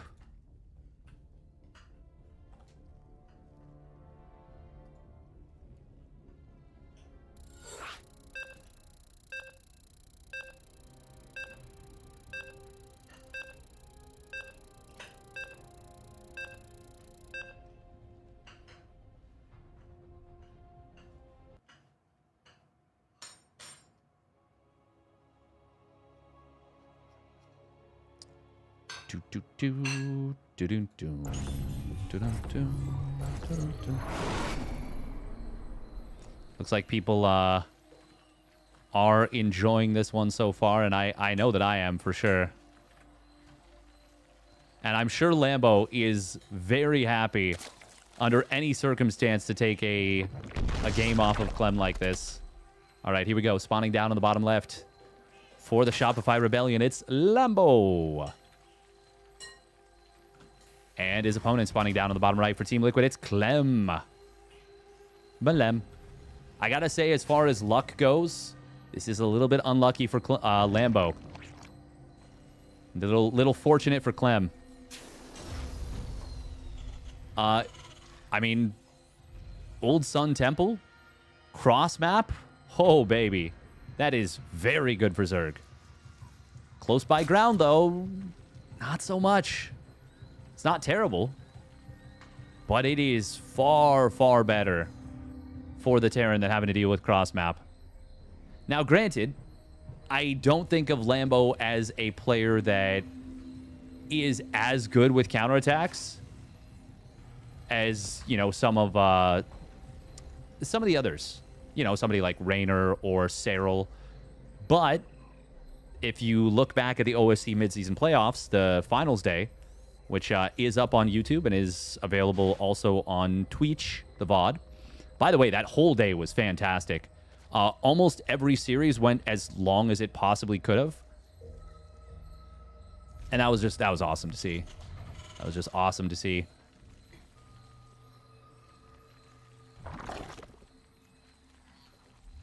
But yeah, the games were magnificent. And on this map in particular, I mean, we'll just say Lambo did some very nasty things to ByuN with counterattacks.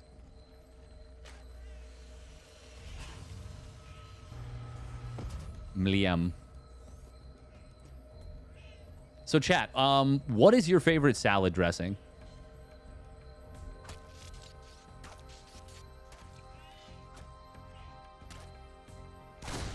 Oh, that's really nice. Oh, man, that's really nice for Clem right there. Rancher Thousand Island. Oh, that's a man after my own heart right there. Vinegar and oil. Keep it simple. This patch is interesting. Oh, it's dope. It's dope, but we're not on a bat right now. We're talking about salad dressings. No, this patch is so cool, actually. It is super, super cool. Really nice pick off there from Clem.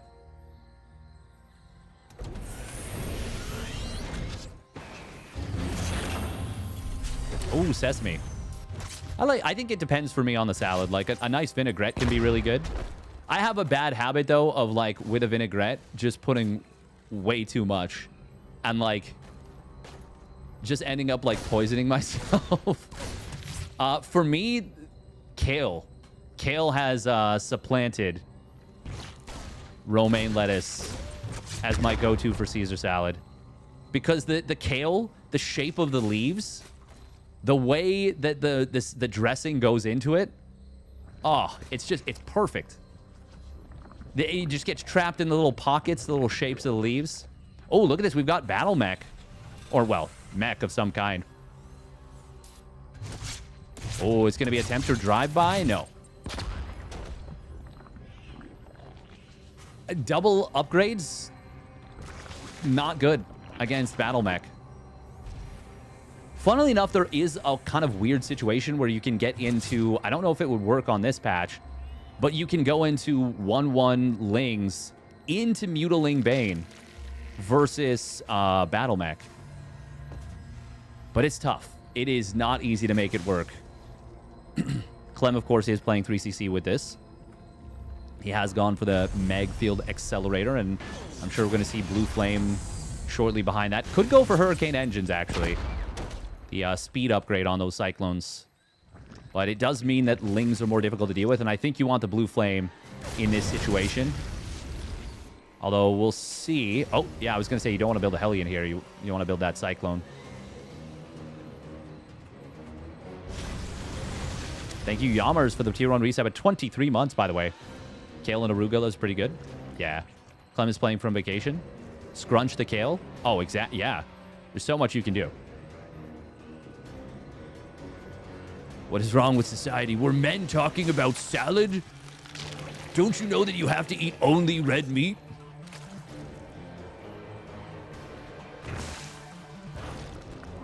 How dare you be concerned about your health? Just eat cigars and smoke red meat. Chase it with whiskey.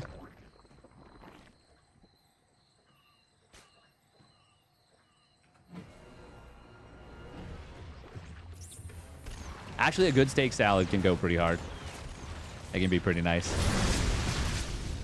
Good drone pull here. The Swarm Queens have arrived. Lings, meanwhile, looking to intercept reinforcements. He gets one. That's quite nice. Lock-ons, by the way, are now affected by armor, so it's not as bad as it used to be. It's no longer a spell. Okay. Oh, these Swarm Queens do not have transfuse energy. Oh, man, this is already looking pretty rough for Lambo. He doesn't have the +1 melee just yet. He's going to fight just before it, but it will kick in now. Ling's getting absolutely cooked. The Swarm Queens do stay alive, but there's a lot of Hellbats here. However, the Swarm Queens are really holding their own. They do so much damage to the Hellbats. Look at that. They're chonking them down. And with a couple of the Cyclones getting picked off, including that one on the reinforcement, that was actually such a huge deal that he killed the reinforcing Cyclone. This is still very uncomfortable for Lambo. He's going to switch into +1 missile and +2 melee, as he, of course, realizes it's mech. Roach speed is pretty far along, so that's good as well. But Lambo is behind in workers. His 4th base is just now about to start, and, I mean, there's a very good chance Clem just kind of bullies it again. A couple of Hellbats get taken out at the front for just, a couple of Lings that kind of derped their way in. Scan. Oh, he is able to find a kill on some of these units. I believe Megfield is back to doing 30 damage versus everything as opposed to 40 versus armored. So they don't destroy roaches as hard as they did, but they're still pretty darn good. Looks like Lambo wants to go into Bane speed. He did add a couple of additional drones just to fill out to 66. Missing one drone on this gas. That's easy to do. What if Clem at any point will notice this Reaper and just kind of move it up? Oh, he does. Yeah, look at that. Nice. That's cute. Just going to buy a little bit more time before these rocks can get taken out. Meanwhile, we've actually got Lambo going after these rocks. I wonder if the engineering bay will reveal this. Depleted. No, but the Hellion does. Hellion shows the army. An infestation pit was added in, but it's just for the hive. No infestors just yet. Will Lambo try and go in here with the next set of upgrades? +1 missile and the +2 melee. Blue Flame finally being added in. Little lane counterattack. That's going to actually tear this SCV line down. These have no armor upgrades. So even with just +1 missile or +1 melee, they do work. Lambo will need a surround to fight this army. Reminder that there's no anti-armor missile. It's instead it's been replaced with a healing ability. Oh, Swarm Queen's getting blasted. All 3 of them get taken down here. Banelings a little bit stuck behind the Lings and the Roaches. Clem taking a really nice fight in this position. Even though he's got not a great upgrade situation. I mean, if the Cyclones are able to stay off creep and they, once again, don't get surrounded or fungled. Oh, man, this feels so scary. Command center upgrade Clem, complete. now with infestors here, he really needs to maintain vision religiously. Oh, good save on that infestor. That was a nice snipe attempt. Clem playing a really nice little minigame. He's going to get the kill on that infestor and didn't even get hit by the fungal. He will still lose that Cyclone, but that is an incredibly good pickoff by Clément Desplanches. And now he switched into not double, but now a triple Starport Banshee. We do have, what is it? Bifurcated incubation. Yeah, it is. You don't care what the name is. It makes the roaches go one supply. They go into Weight Watchers. They say, oh. They suck it in. Much like men are taught to suck it up in today's society.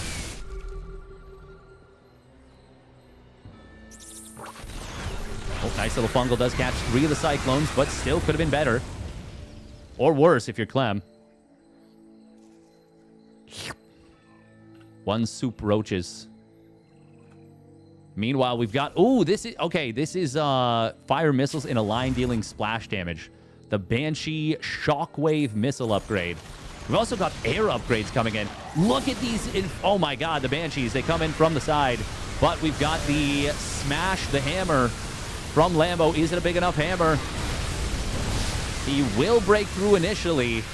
But these Banshees are eventually going to clean up everything. Everything! Hydroden is in production for Lambo, but it is a ways away from finishing.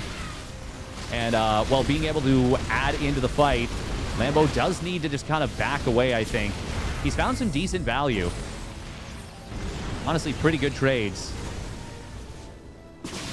But that was kind of his punch, his big swing. Oh, Burrow is not going to save these roaches. I might save one of them. Nope. Just barely. Wow, that scan was like down to the not even a second. Like 0.1, 0.2 seconds. Funnily enough, there's a Raven back here, but obviously it moved away. Still, it did let a lot of the roaches escape for Lambo. But Clem is going to be able to break through on this position. Raven does die to the Spore, which is a little awkward. But it's not going to matter. There's so many Banshees left over. Just kind of a constant fight there. After the break attempt, Clem did not see the Banshee switch. Or sorry, Lambo did not see the Banshee switch in time. And he was pretty committed to trying to end the game. And it just did not work. Steady eats Zerglings for breakfast. Item raw. Item raw. Raven and TVZ. Yeah. All right, quick minute and a half of ads, and we get into game 3. Raynor did take down Gyarados. Alex took down GgMaChine in the lower bracket. After GgMaChine took down Shameless in the best of ones. Bonan pushing his way through, took down Fiant. Larimbo will be battling against Gyarados, who knocked GgMaChine to the lower bracket. This is just it. This is such a like wild and out there patch. It's super, super cool. Yeah, the healing, what is the upgrade? There's a specific name for it. Repair drone. That's it. The repair drone on the Raven.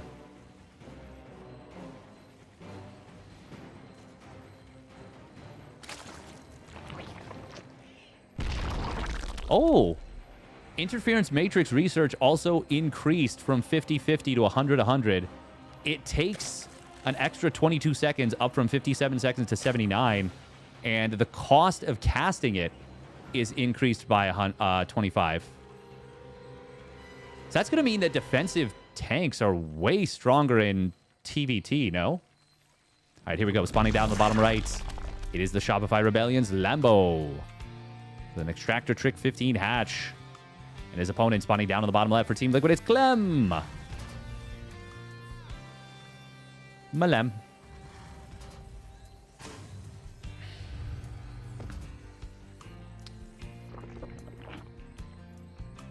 Man, I gotta say, the Patches mod is super freaking cool. Really, really cool. Is the patch guy a mech Terran? He does enjoy his battle mech, for sure. He is a battle mech enthusiast, but he's also an absolutely wildly aggro bio player. I've lost many a ladder point to his, I like to call it crackhead aggression, and I don't mean that in a bad way. It's It's caught me out a couple of times.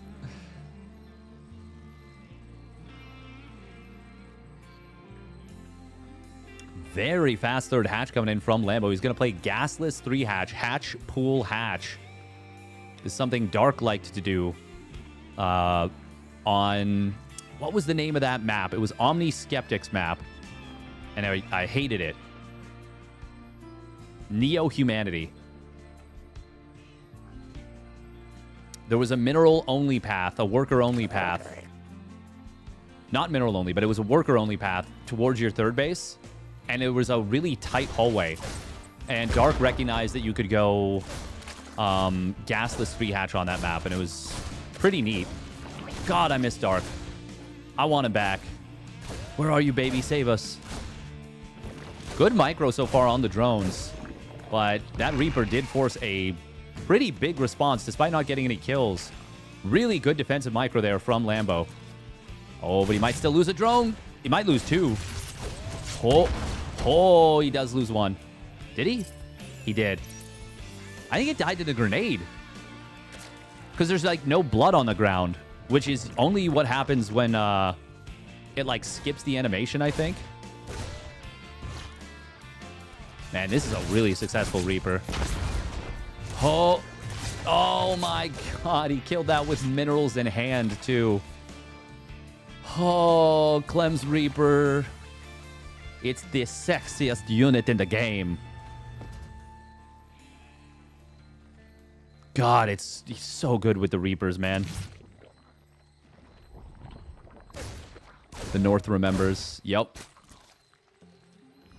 I also remember on that map, that was when Cyril started to just live inside of the brain of Maru. And there was a game where Cyril went for like a 45 drone roach push off 2 bases. And Maru just didn't have units for it, and he just died. He tapped out as the roaches arrived at his base. Cyril didn't even need to fight. He just full bamboozled his opponent. Uh-oh, this is really bad for Lambo. This 1 queen is going to fall. Second one might go down too. He's going to try and morph a swarm queen. And it gets an insane amount of armor, so it's going to survive. I wonder if he could have morphed the first one then into a swarm queen. The Reaper's grenade would have done spell damage, so it would have been pure. I don't know enough to know whether or not it would survive, but they clearly have a lot of armor. Oh, liberating the main base. This is a 2-base opener so far from Clem. Already getting 4 additional drones right there. Unfortunately, shooting the egg that was morphing into an Overlord. Clem. Oh, he's going to kill the queen, too. Oh, my God. This is so much damage. Holy moly. Liberators, by the way, did get buffed back up to have full vision of their original speed zones. Oh, and now the Hellions are going to find more damage behind this. Holy moly, Clem. A little bit of bullying. Queens do 10 damage versus 9 versus air, so that is pretty big. The original queen, not the swarm queen. The swarm queen, it hits like a wet noodle into the air. Actually, it's not even that wet. It's like, it's wet enough that it's lost its structural integrity, but not like a pool noodle wet where you're like, oh, wow, this has actually gained a damage attribute. Like a spaghetti noodle. Spaghetti on my nieces and nephews. Oh, he went back to the healing shrine, got healed up, and now he is into the natural. Drones be a toastin'. Oh, God. Oh, God. Lambo trying to zone the Hellions with the drones. And he kind of succeeds. But 8 drones additional going down. Lambo has been droning hard behind all this, and this was a 2-base opener from Clem. Like, this was not a 3cc Hellion Liberator. So Lambo comes out of this with a solid worker count. Unfortunately... Oh, no. Oh, no. Oh, stop building Overlords. No, no, no, no, no, no, no. No, he's been doing this so much recently. He keeps building them even when he's already got 7 on the way. He's going to be up to, like, what, 160? Free supply, something like that. It would have been 170 after all was said and done. Oh, actually, it would have been 178. 176? Yeah, 176 as a hatchery completed. Still way too many Overlords being built. Oh, fungal. Ooh, okay. Well, that's going to be nice for Lambo to slow this down at least. Clem, of course, has a lot of momentum and a lot of initiative. Oh. Oh, no. This SCV is trapped. Oopsie. NG Bay? You just start +2 armor? Okay. He doesn't get a ByuN situation where it's like super, super late. Wow. That is a really quick hive, and that's a really quick roach upgrade for the 1 supply roaches. Oh, no, this Swarm Queen. No, that's an expensive loss. That's a really nice pickoff for Lambo, though. Or for Clem. For Clem. Oh. I was going to say the roaches initially losing track of that. Spore Crawler in the main. There's no Creep Tumor in this main base. It's so beneficial if you can get it up. Liberator died at some point. Creep Tumors do see the drop come back in here. But only for a moment because those Creep Tumors are dead. Following a nice little scan. Oh, man. Clem's so fast. He's actually paying attention to that drop. Turns it around at seeing the Spore. Nidus Worm coming in from Lambo. We're going to see a magic trick where Lambo's supply is going to drop by like 40 when that upgrade completes. Ooh, Clem really wants to push the issue here with a big Marine Marauder tank army. And this is, yeah, he needs to give up this base. That is the correct call. Because you do not want to attack into this position, and you will be forced to if you try and hold this base. But he also can't let Clem get a setup around this spot either. He needs to hold him back, basically where he is. I think he needs more Biles too, more Ravagers. God, these tanks, they are scary as hell. Lambo able to build a ton more roaches now. That's going to help him a lot with this army. Fungal growth did connect on some of these units. There's more Ravagers ready to go. There's a Nidus Worm on the other side of the map. Lambo going to go for it here with the roaches and Ravagers. Huge fungal lands on the middle of the army. Is that enough for Lambo to break this? The answer is a resounding yes. The supplies, they actually do lie because Lambo's got so many roaches. So many roaches. Oh, that medevac, it might fall. Oh, 1 HP. Or 1 hit. Now we've got the Swarm Host started up here. No upgrade for, I don't know what the hell it is, but the air-to-air one. Also, this is a Ravager upgrade that makes the Corrosive Biles land a little bit quicker. It's not eye-popping, but it is certainly nice.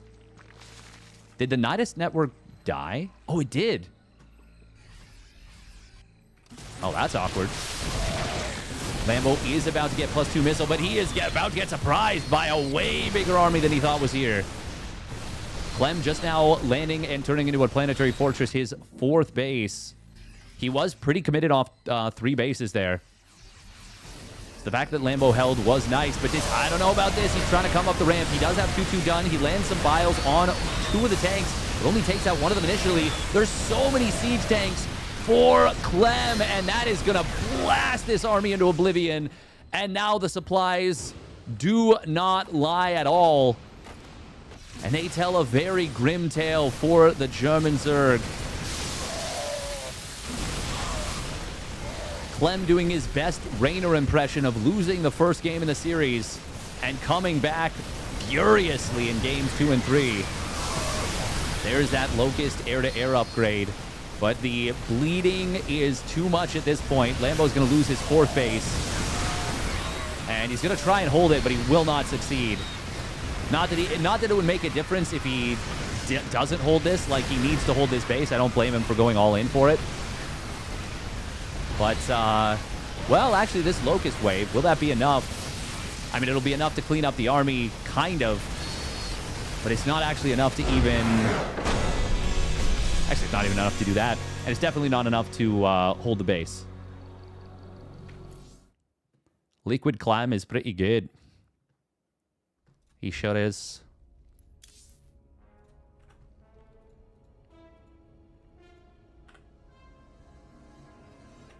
All right, ByuN Raynor.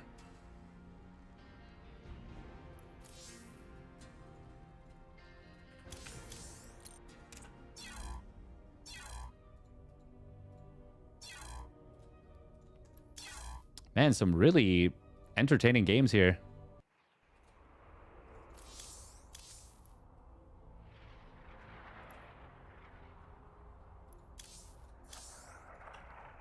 All right, minute and a half of ads real quick. Actually, 3 minutes of ads. You know what? I'm just going to say it. This is better than the live patch. Or we should just literally just substitute this into the game. Because if that's what you're saying, I agree. Oh, that's also a good point. Yeah, the level of players in this patch tournament tells you what pros think of the current patch. Yep. The thing is, I think ZVT and I think TVP are not disastrously bad. I think they're okay. But I think ZVP is disastrously bad. On current patch, When Dark comes back, full Zerg full supremacy will have been achieved. I feel like we kind of already have full Zerg supremacy a little bit.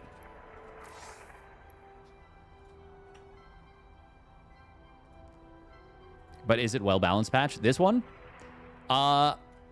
It's well-designed, which to me is far more important. Because you can tweak numbers. And you can make little changes.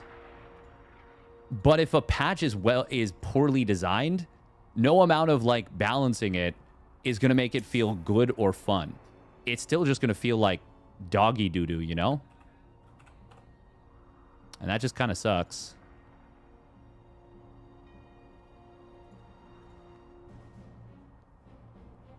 ByuN and Raynor are in game number 1. How did Roddy not get into... I guess he was covering a loser bracket match, which is kind of crazy.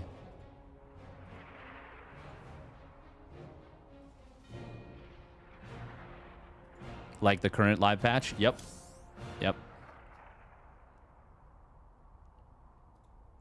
Yeah.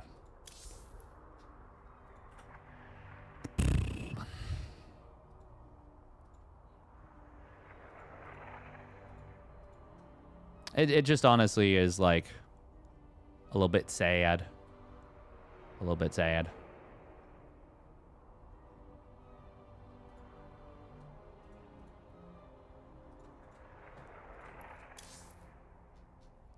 But these games, whew, these games are very nice.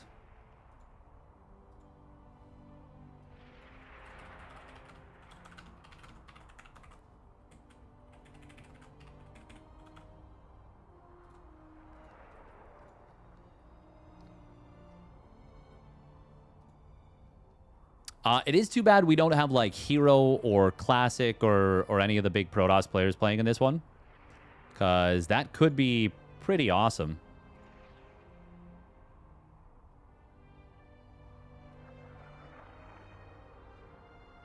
Oh, Roddy's Roddy's streaming this one from ZG's channel, so I'm gonna do something. I'm gonna be the goofiest motherfucker.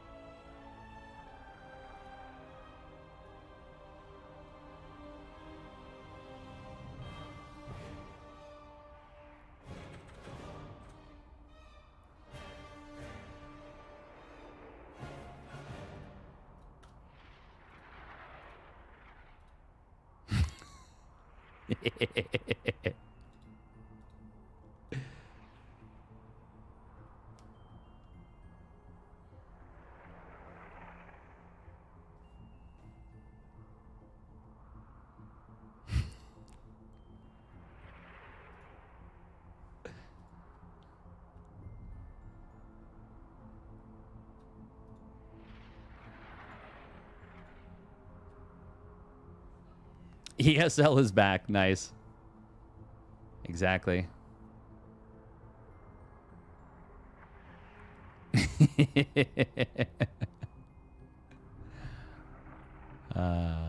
Who won this best of 3 patches mod TVZ? ByuN or Rainer? I'm not a goober. I am the goober. Oh, wow. He actually cleaned up the lurkers on the right side. That's kind of crazy. Infester coming in. What are we watching? Well, we're watching me, watching Roddy, watching Zombie Grub, watching ByuN vs. Rainer. Sir Goober. That's Sir Goober to you.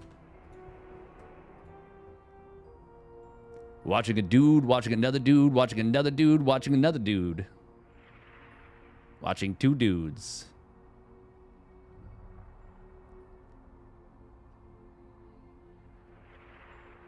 Bonus gift subs are coming to dual format streams.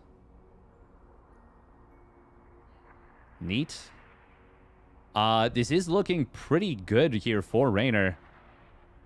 That is a lot of bio Widow Mines kind of all over the place. Lurkers do get sieged up, but they're in a very open space. No, ByuN just lost way too much. He does survive this, but he just lost 27 SCVs. 90 drones to 45 SCVs. And ByuN he can't stop the floodgates.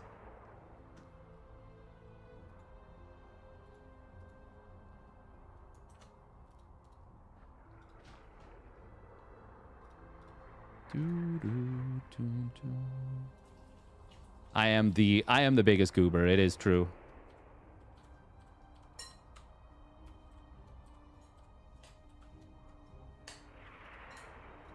I am the biggest goober.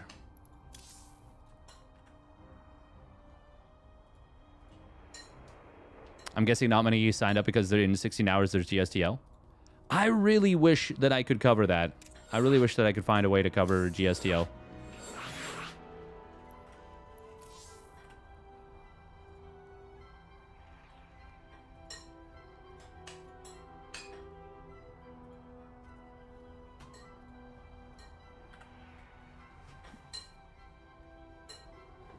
All right. So Rainer does take game number 1. Need a projector and a telescopic pointer.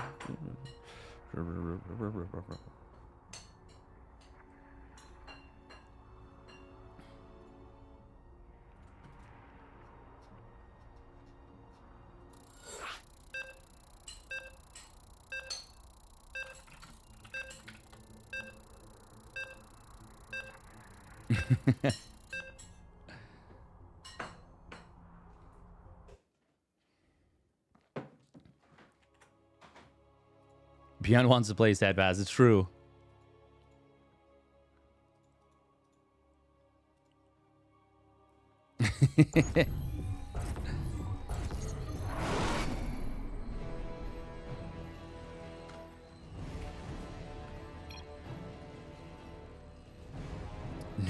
No Reapers, okay? Hehe. Fiance Fast has come through in the clutch once again. As she often does. Always does. Homemade croutons. We have consumed all of the croutons, so she made homemade croutons crazy.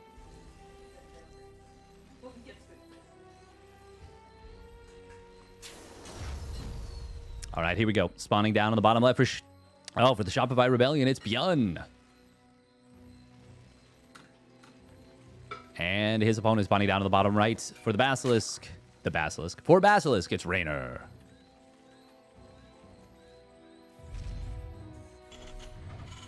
ByuN's such a charmer. He's so strong. So strong and handsome. Oh, man. I really would love if, for like Stellarfest 2, if we could somehow find a way that he could bring Ren, his little pupper, that is potentially the cutest dog in the entire world.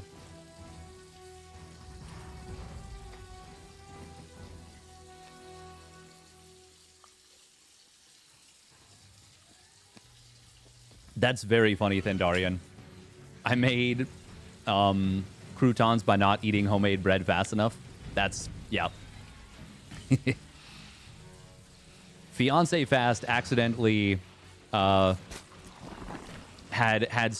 a run-in with a knife by trying to cut a piece of bread that Reddit told her would stay good in a bread box. So really, Reddit tried to kill my fiance, is what I'm getting at.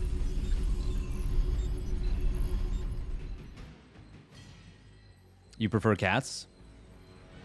I used to be like a very one-sided dog person, like to the point where I was like, I don't like cats. But my fiance's cats, well, they definitely changed my mind. We had to put Sebastian down, sadly, like a year and a half ago. He was a great little guy, but Mia has had a chance to shine since then, and she's living her best life, so we're happy about that.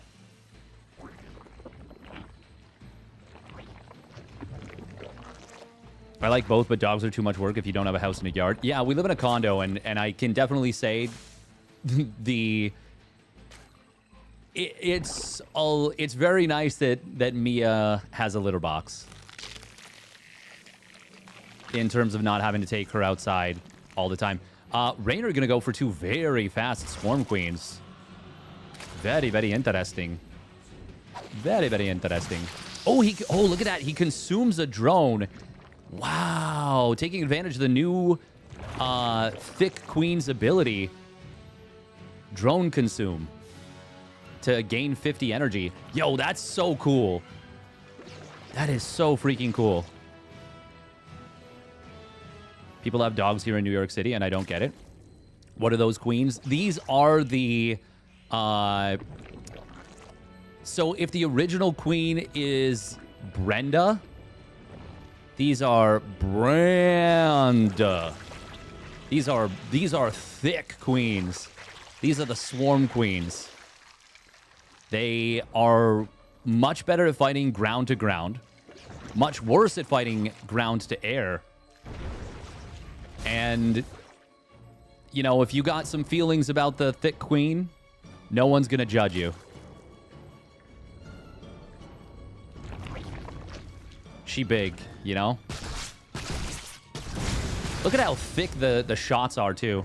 And I love that they used an oomphier.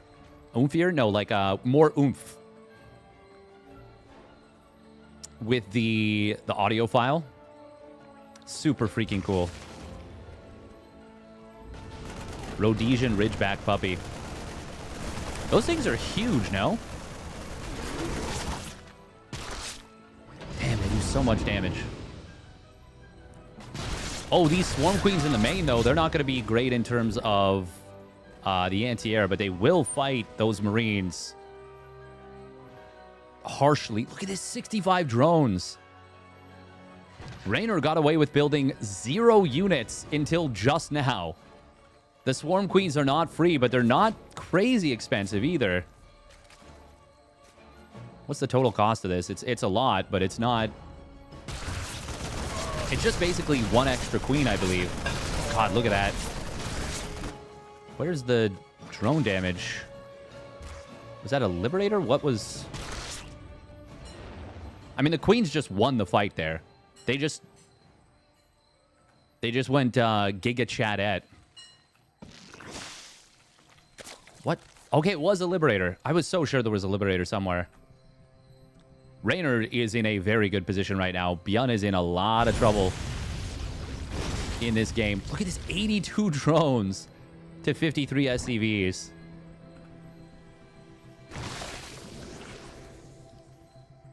Maybe the Swarm Queen's a little too strong.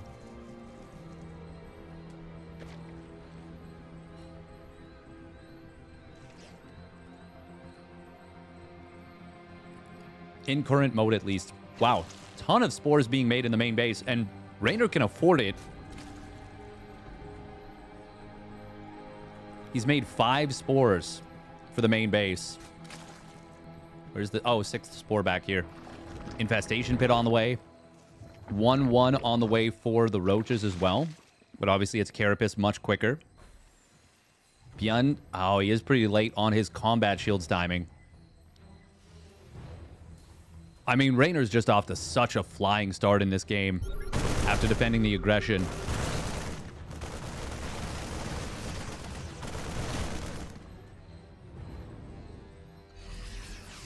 He's going to be able to start a hive in the next 5 seconds or so, if he is right on top of it.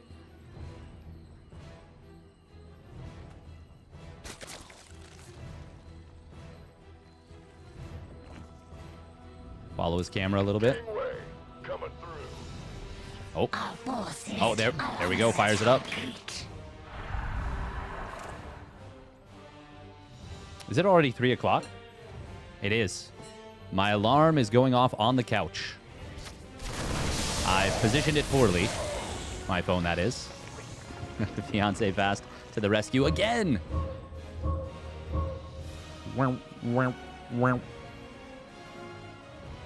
Is the triplet informed about rapid deployment?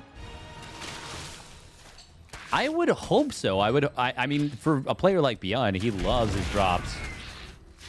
Oh, Hellion gonna get chased down here.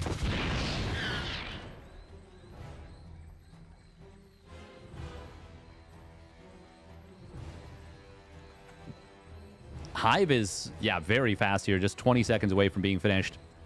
Scan doesn't see how far along it is, just that it's on the way.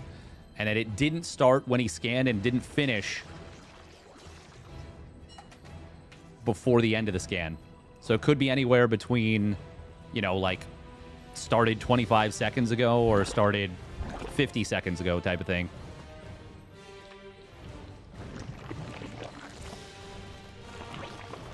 Well, I guess even started like 5 seconds before. Close to the midpoint, but yeah, this is not looking super comfy here for ByuN. This is a worker-only path, by the way, but it lets you take this base. Raynor is maxing out. He's adding in the Vipers. Oh, he's going to do big suck on the Evo chambers for sure. There's that Roach upgrade, the bifurcated incubation. Just the goofiest name, but that's all right. Goofy, but good. Clem didn't use rapid deployment. Yeah, but I think ByuN has played a fair bit more of this. Oh, this. Oh, he wants the late game Swarm Queen upgrades. Yo, that is cool.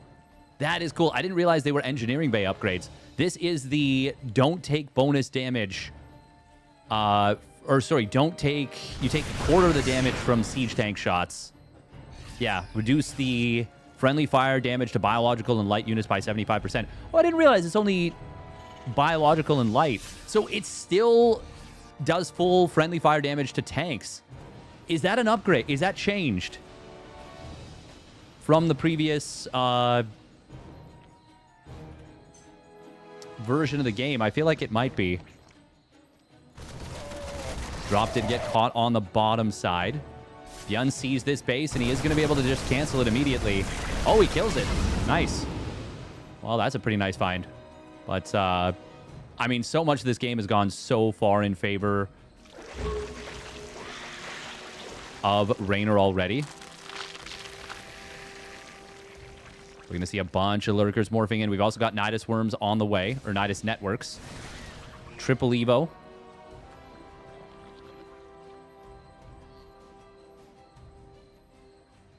Terran, what is the siege tank change? Oh, maybe it was always that. Maybe I'm crazy. Maybe it's Maybelline. How many coffees did you drink today, and how did you prepare them? I had 2. One, I had... Oh, wow, 17 Overseers. Hello? 13 Overlords to replace them. And we do have... No, we don't have Overlord speed, do we? Oopsie. Gonna want that for sure. Oh, there it is. Ah, he noticed. He noticed almost immediately. He's naturally caffeinated. Kind of. I'm a high-energy individual for sure. Boofing the other, Jesus.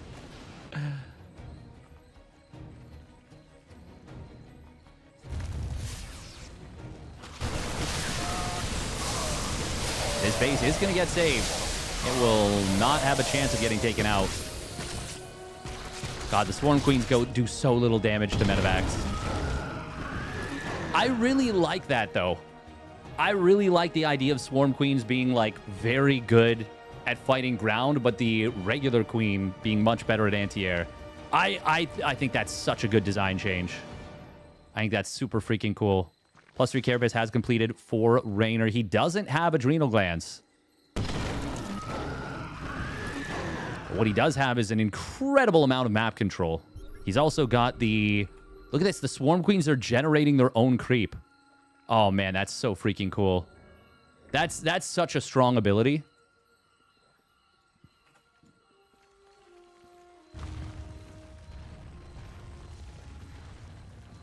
It's actually such a strong ability. It's crazy.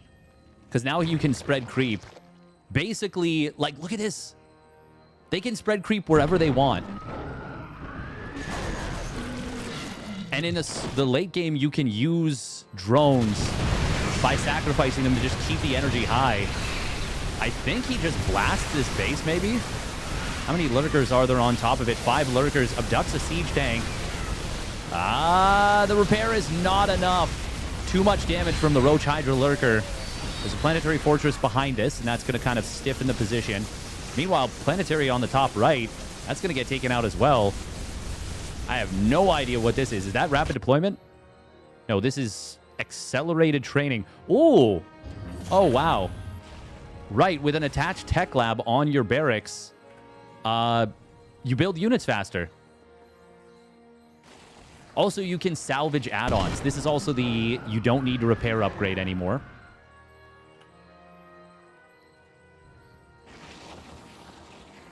I have been saying for a while that I wish there was Tier 4 and Tier 5 upgrades in StarCraft 2.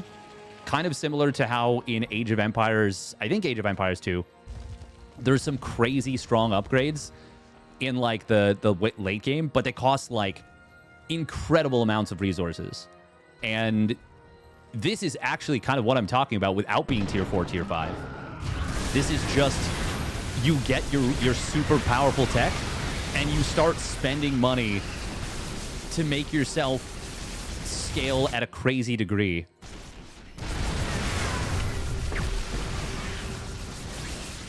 Abduct coming in, grabs a tank, but does cost him a couple of Vipers, and we do see some snipes coming in, getting a couple of these lurkers. There's still so many lurkers behind this, though. Nidus Worm in the natural. It's not going to get defended by just the SCVs. The SCVs have no chance, but the Ghosts have more than enough. Important to note as well, Ghosts are only 85 HP on this patch. They are truly fragile. Snipe. Well, Snipe's going to come through on a lot of these units.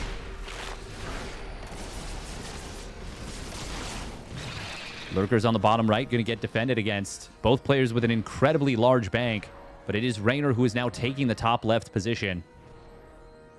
And holding ByuN off of this spot. And he's, oh, not going to be able to kill this base, actually. Will be defended by ByuN.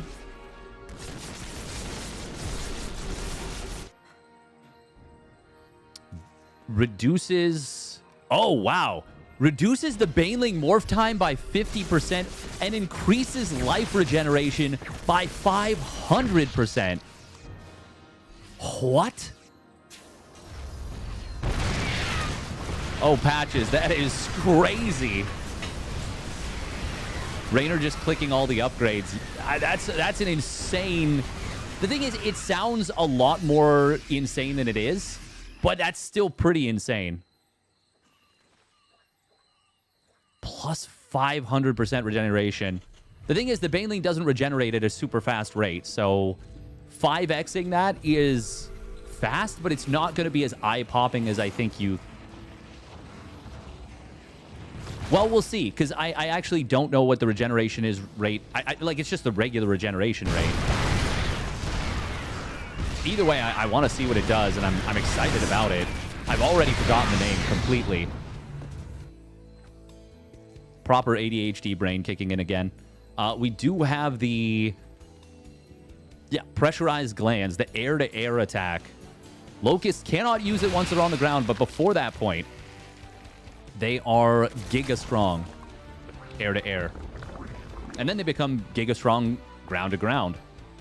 Oh, is this... Wait, what is this? Oh, yes, automated retraction. No idea what the name was, but it's the... You can pick up sieged tanks with a medevac. They automatically unsieged. But, you know, it's we have Tankovacs at home. Tankovac from Temu. Oh, that siege tank is not long for this world. Oh, he gets 2 of them with that first Locust Wave. That ain't bad. The thing is, this is just going to be persistent damage.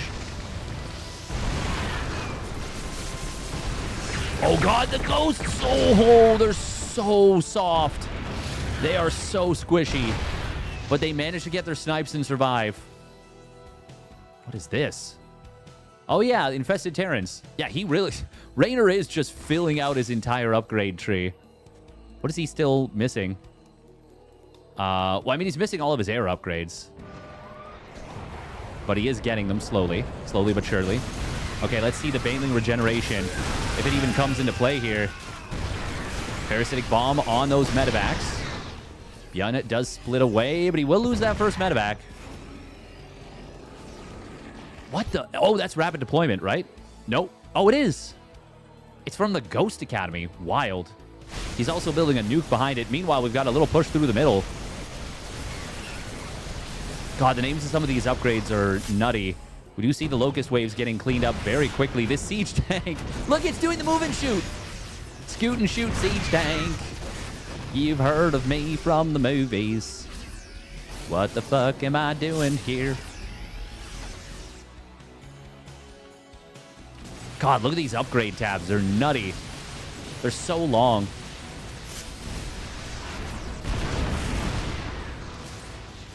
Hydras, remember, they do not have lunge. That is... He's making so many swarm hosts. I actually think this might be too many. But I could be wrong. Oh, it's going to be good against the late siege tanks from behind. A lot of SCVs do go down. A lot of army going down as well, but Raynor also losing a lot on his front line. Well, no, apparently not. Where is the Hydraling Bane? Oh, right, it doesn't include Banelings. Right. Not on the battle report, at least.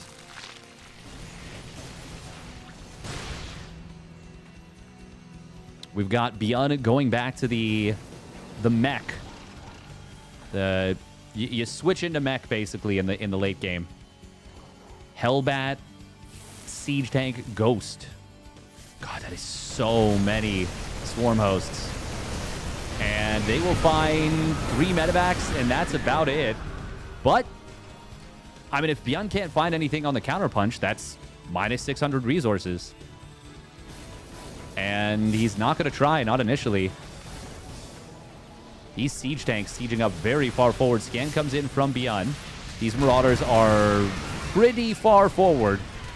But there's not actually enough Lings to really punish this. ByuN's he's just gonna kill this base. It's not like Raynor is struggling in terms of money. He is not at all. But I don't know. This is kind of cool. I mean, this is just cool. I do wonder about just repositioning this potentially just being way too strong in the late game. The ability to reposition locusts or swarm hosts with... Oh, wow.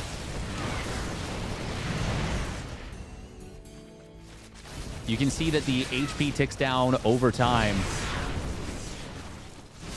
And that is kind of how their life is timed now. Finally, ByuN going to clean up this position. Oh, but Banes gets some big detonations there on the pocket base. A nice little rotation. We do see a scan comes in, finds the rest of the drones. What is the medevac count right now? Only 2. Rainer's doing a really good job of keeping those medevacs dead. ByuN will need... Oh my god, ByuN's supply is so low. He's got so few SCVs now. How many... 11 orbitals. Oh, that's going to be 2 tanks getting taken down. And a lifted command center goes down. And then immediately afterward, he kills a planetary on the ground. Yeah, Rainer's going to win this game with 20,000 resources in the bank, isn't he? ByuN actually doesn't have enough production to replenish at the moment. He's on 106 army supply. But he's about to be on, yeah, like 20 SCPs just about. Rainer did at some point get adrenal glands. I think it was a little while ago. Ling, Hydra in the middle. Damn, some of these upgrades are genuinely just insane. Oh, that's a lot of snipes. The cloak is going to make it so that these ghosts do live for a long time. EMP. Mass EMP on the Overseers is kind of a funny thing to see. No detection kind of saved ByuN's bacon a little bit there. He is now behind in the resources lost. And Rainer is re-securing or retaking his top left base. He hasn't mined any gas from it yet, but... I mean, Rainer is slowly but surely outmassing his opponent. Swarm host feels OP. I think maybe there needs to be a supply cost increase or something.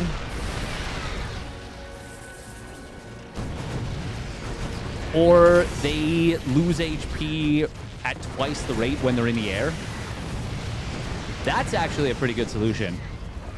God, look at that. Look at that damage on the command center. Or maybe they can't stack up or something. I don't know. Yeah, no, but if they stack up, then Liberators are the answer.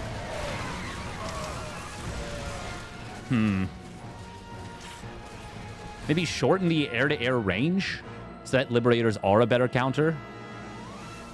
Like the air-to-air of the Liberators. I'm not sure.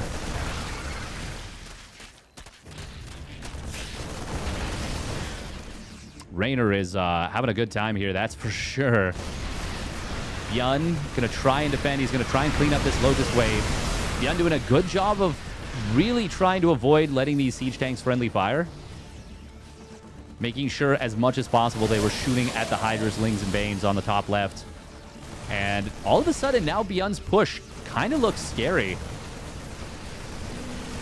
Rainer is being careful, though. He's morphing in a lot of additional Banes. He's still on a very high army supply.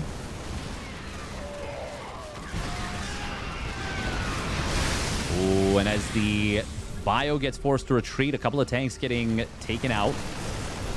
Nice little move here from ByuN. He will find a lot of drones on his right side. But this army is going to get cleaned up. 14 drones go down. I wonder if Rainer wants to replenish a little bit or if he's going to just sit on 44 for now. Okay, yeah, 7 more drones. I like that. I think that's the right call. Oh, he splits landing and keeping the Locust in the air. ByuN going to try and mass repair this. Does he have the repair? I don't think so, but it's close. Not quite enough. And now we see these siege tanks, 2 of them getting blasted down immediately before the HP expires.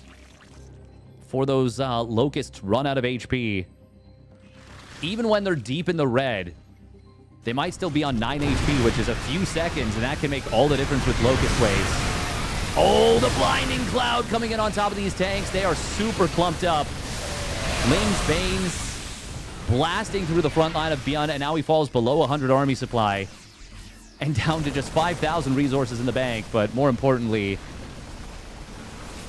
Raynor is, I mean, he is just grinding ByuN down.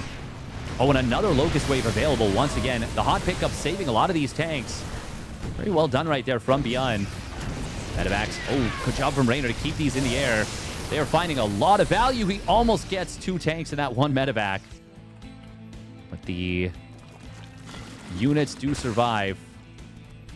Raynor got +3 air weapons, but has not yet added a greater Spire or Carapace upgrades. However, he is...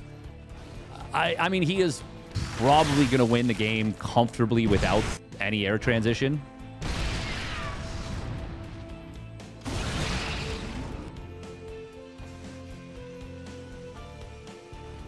These changelings are going to sneak past.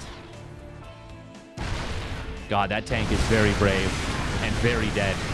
A lot of tanks behind this. They're so clumped up for the blinding clouds. And this is probably the end of this game. Friendly fire Widowmine blasting down a couple of ghosts. They were going to die anyways. We do see a nice little re-siege on the low ground here from ByuN.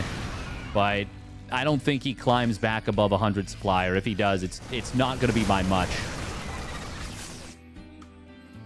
Raynor, meanwhile, still with almost 15,000 resources in the bank.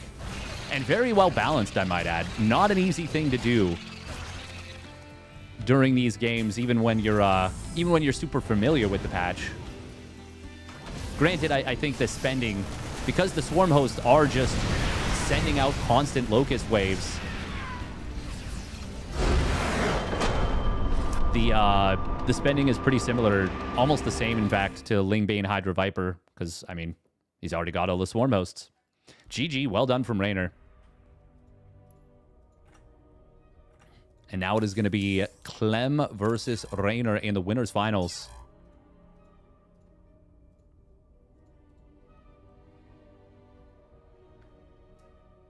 Raynor stream sniped Steadfast? Heh. Heh.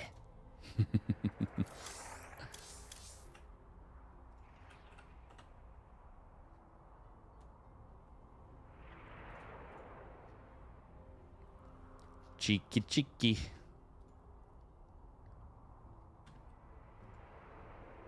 Hey, thank you, SC2 XXX, for the Prime resub at 47 months. Bring back the 12? Or bring back the 1-2? The 1-2 punch. Pya, pya! Oh, the 12 worker start. The doy. I was like, what? Meh. Just so confused. Okay, Alex will now be facing against ByuN in the loser bracket. Loser bracket quarters. Then winner of that will face Lambo. And then winner of that will face off against the loser of this. And the loser bracket finals, that's going to be a best of 3. But of course, we are going to go for Clem Raynor. I mean, come on. Of course we are.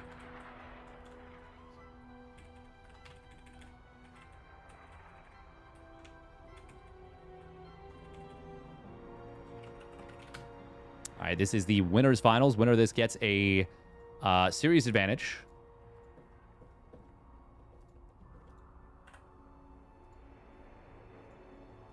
Bum, bum, bum, ba-dum, bum. Once again, by the way, I do want to say a very big thank you to everyone who helped get the Partner Plus goal reached and resetting the 60-40 sub split for another year. Obviously, it would be amazing if we can, you know, keep that going again, but we'll see. We'll see if it's able to happen. It'd be amazing, obviously, like I said.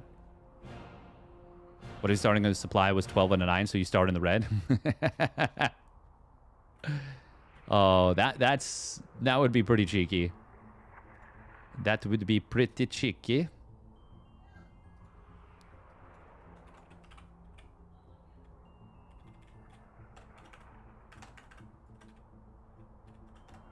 All right, get those predictions in for the matcheroo.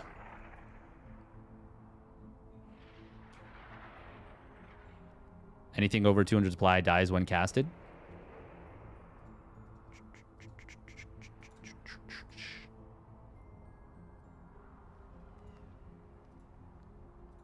Would it suck, though, being 12 of 9?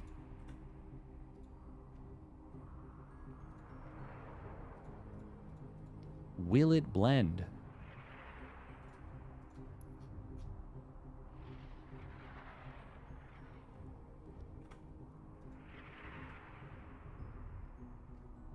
We are just 6 followers away from 20,500 followers. Also, if you're watching on YouTube, would very much appreciate it if you like the video, subscribe to the channel. We're close-ish to 5,000 subscribers.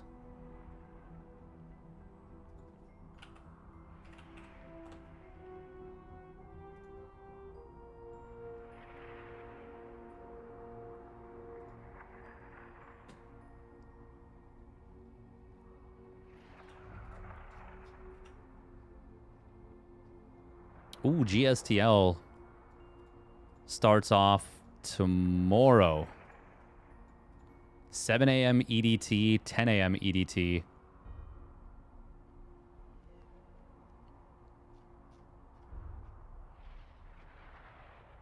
Oh my god, Hwasong Oz.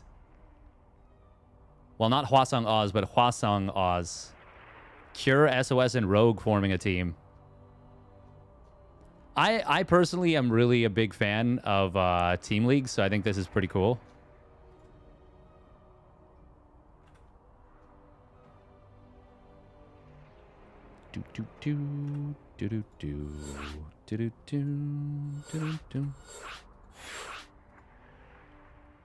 Honestly, that kind of just sounds annoying.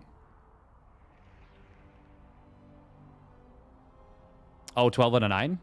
Yeah, probably. Would it be better or worse than current patch? I'm not sure. All right, we'll be right back. We are in game, so we won't miss anything. He might, Zill. He might. Clem might not let him get there, though. We'll see.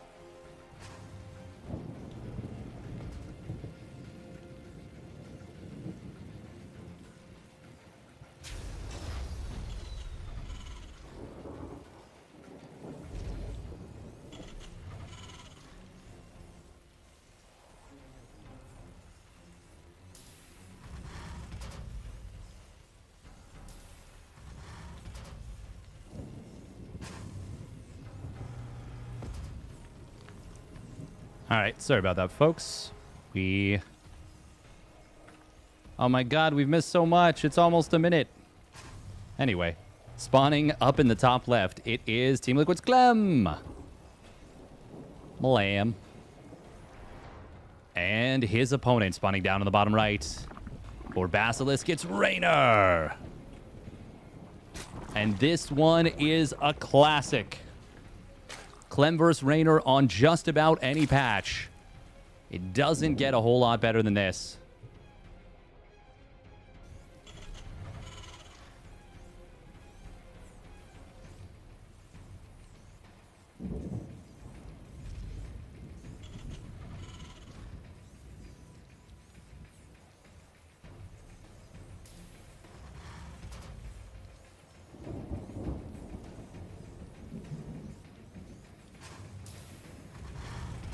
Is it fair to say that these are two of the most electric players to ever play the game? I think it is. I think it's very reasonable to say that.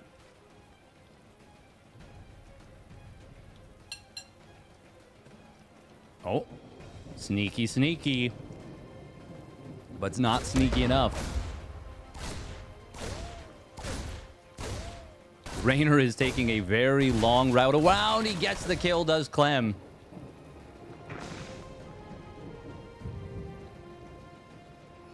Oh, can he get a block? Almost. Oh, that would have been nice. God, Clem's Reaper. Clem's Reaper.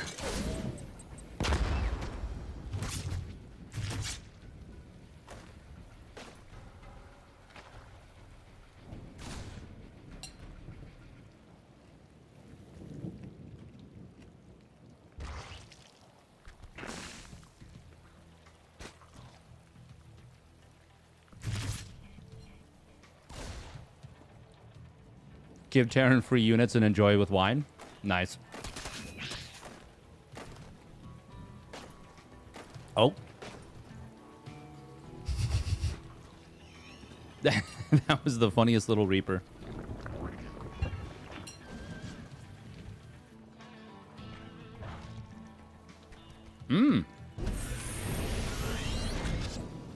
Oh, wow. Yeah, you can build a Raven without a tech lab.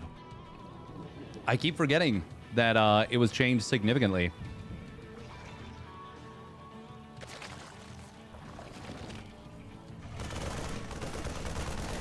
Oh, cute little move right there from Clem. Just says, I got a free bit of time with this barracks. Now that I don't gotta build a tech lab with it to start up a Raven, I can just I can just use this this little thing to get a kill on one of them there overlords real quick. Did the Overlord see the third CC? No, it didn't. I don't even know if it saw the Raven crossing the map. Raven, of course, can drop that repair drone.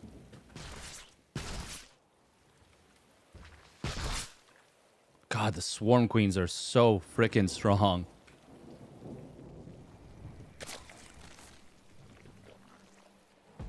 Flawless Clem impression. Oh, I haven't dropped my Clem impression in a while.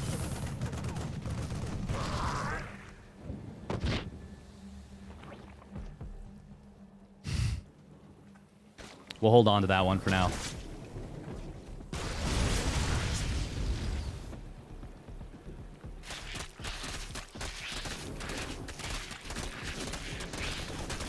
Raynor being a little bit of a nuisance, but of course there is this full wall.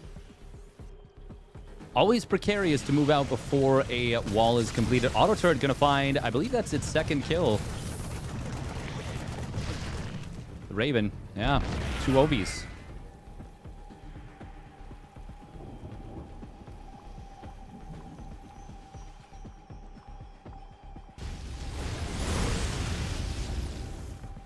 Also, chat, is there any game that while my wrist is still recovering in particular, while I've got lots of you here, you know, watching StarCraft, which is still the main game, don't get me wrong. Actually, you know what? We haven't played any custom campaigns. Is there any custom campaigns that people would be interested in watching? Oh, the intercept. Surprise. Mother clucker. If Clem were an Italian mafia boss, maybe. Oh, there's the repair drone. What happened to the wrist, Chief? We broke it playing softball. Hardball, though, am I right, fellas? Oh, wow, that's crazy. It actually fully ran out of juice. Carapace is done, by the way, for these lings. That's really beneficial.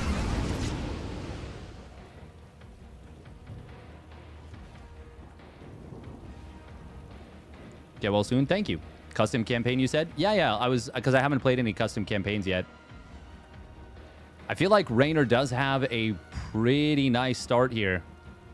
Clem is on 63 SCVs. Raynor has not run away with this game the way that he kind of did against ByuN. And Clem does have a nice little Widowmine push on the right side. Oh, these Hellions going to find a lot of drones all stacked up. But on the other side of the map, so many SCVs falling. Looks like one of the Widowmines was taken out there. Two of the Widowmines, in fact. Oh, maybe one of them was a rallied mine. Oh, this is not a good position for Clem. He's got to be careful. Raynor wants to get in here. He will. And he gets a huge friendly fire mine shot. But that's a lot of the lings taken out. And that's going to be enough to swing the balance power. Just enough for a cleanup. But it's a lot of SCVs for this. However, on the other side of the map, the Swarm Queens. They so thick, yo. They so freaking thick.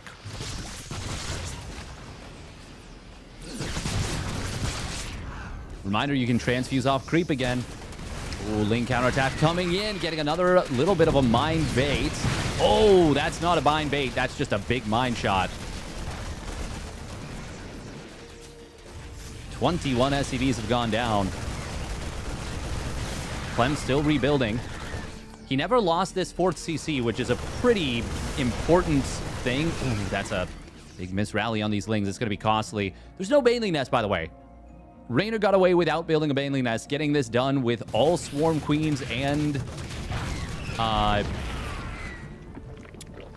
Swarm Queens, regular Queens, and Lings.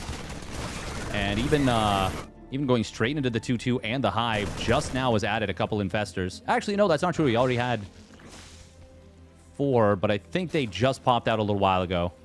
Maybe more than a little bit. Infested Terrans could be added in. Meanwhile, push on the right side. That's a nice fungal. He chains it. And he is going to find a lot of Mariners on that right side.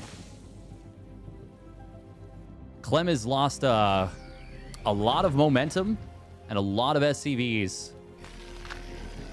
But he's done a magnificent job of constantly rebuilding.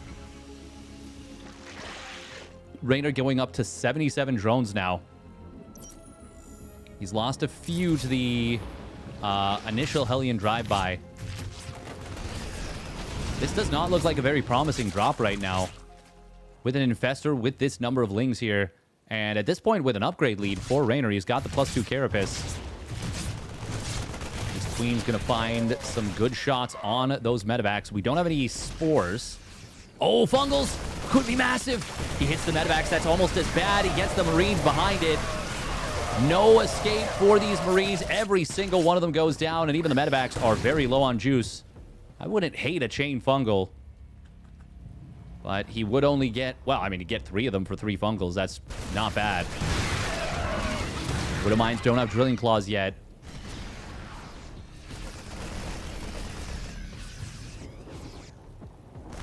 Raynor gonna turn on these Marines. Gonna take out a lot of them. Fungaling everything to death with the help of those Lings.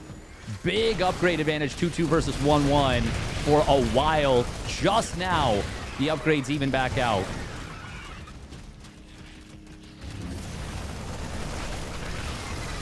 Clem may clean this setup up. Well, he does get something on the bottom side, but it's not enough to account for the losses he's taken. And he's actually still taking damage here. The rest of the Lings actually did run by into the natural. There's nothing to aggro for the SCVs. So they are just getting feasted upon, even with Liberators overhead. Sheesh. Raynor just constantly pelting his opponent with wave after wave after wave of Zerglings.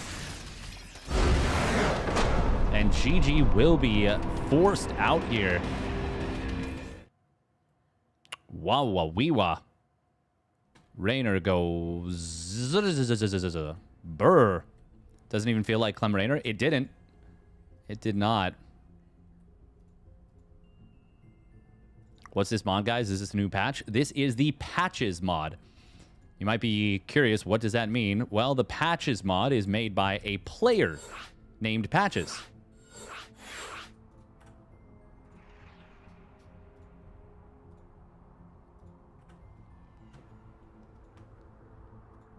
You don't think Bio is good on Patches patch? Swarm Queen might be overtuned in my opinion. I think it might be. I think it's a little too strong.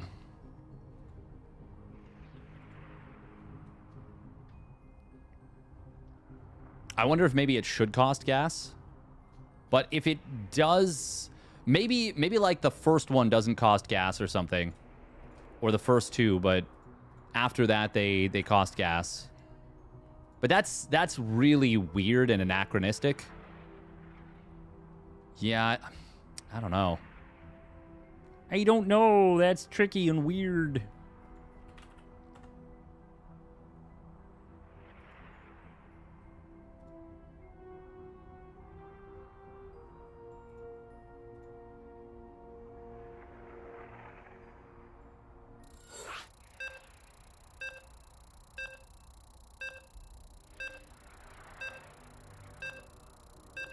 Raynor is pretty locked in right now. He's dialed in. He's locked in. Does Roddy have Pokemon cards on his stream? In the background? That's pretty sick. That is pretty sick. Mech's main problem is that you don't have a good mineral sink.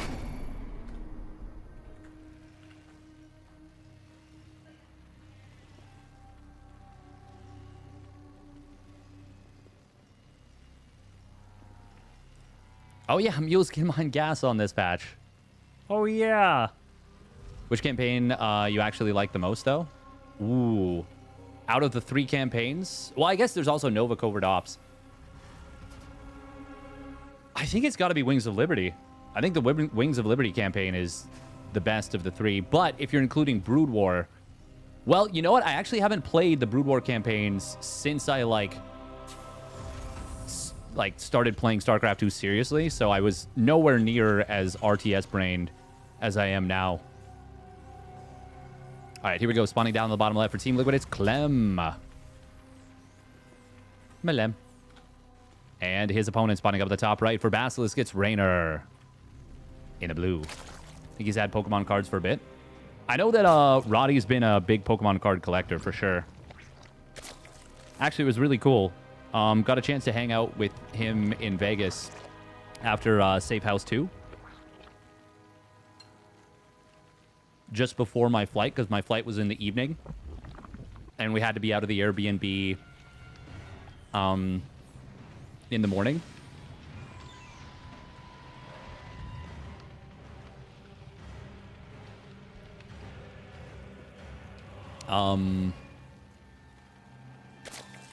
Words.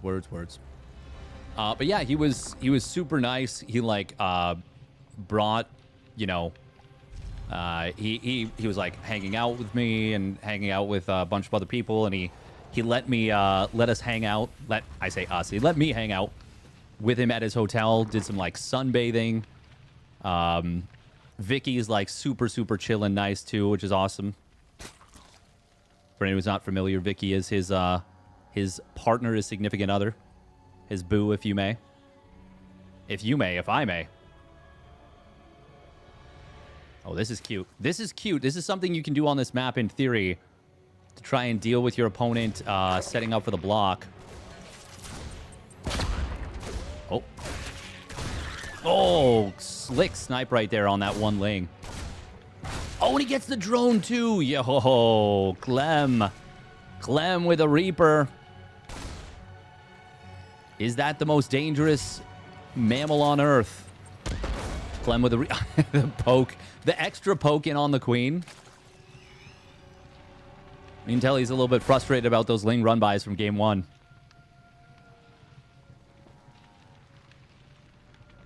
Grass shenanigans, yeah.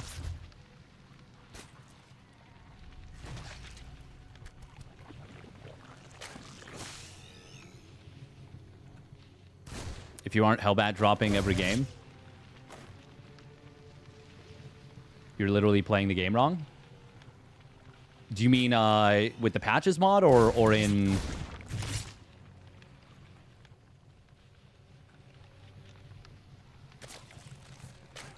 in StarCraft 2 in general? Like in the live patch?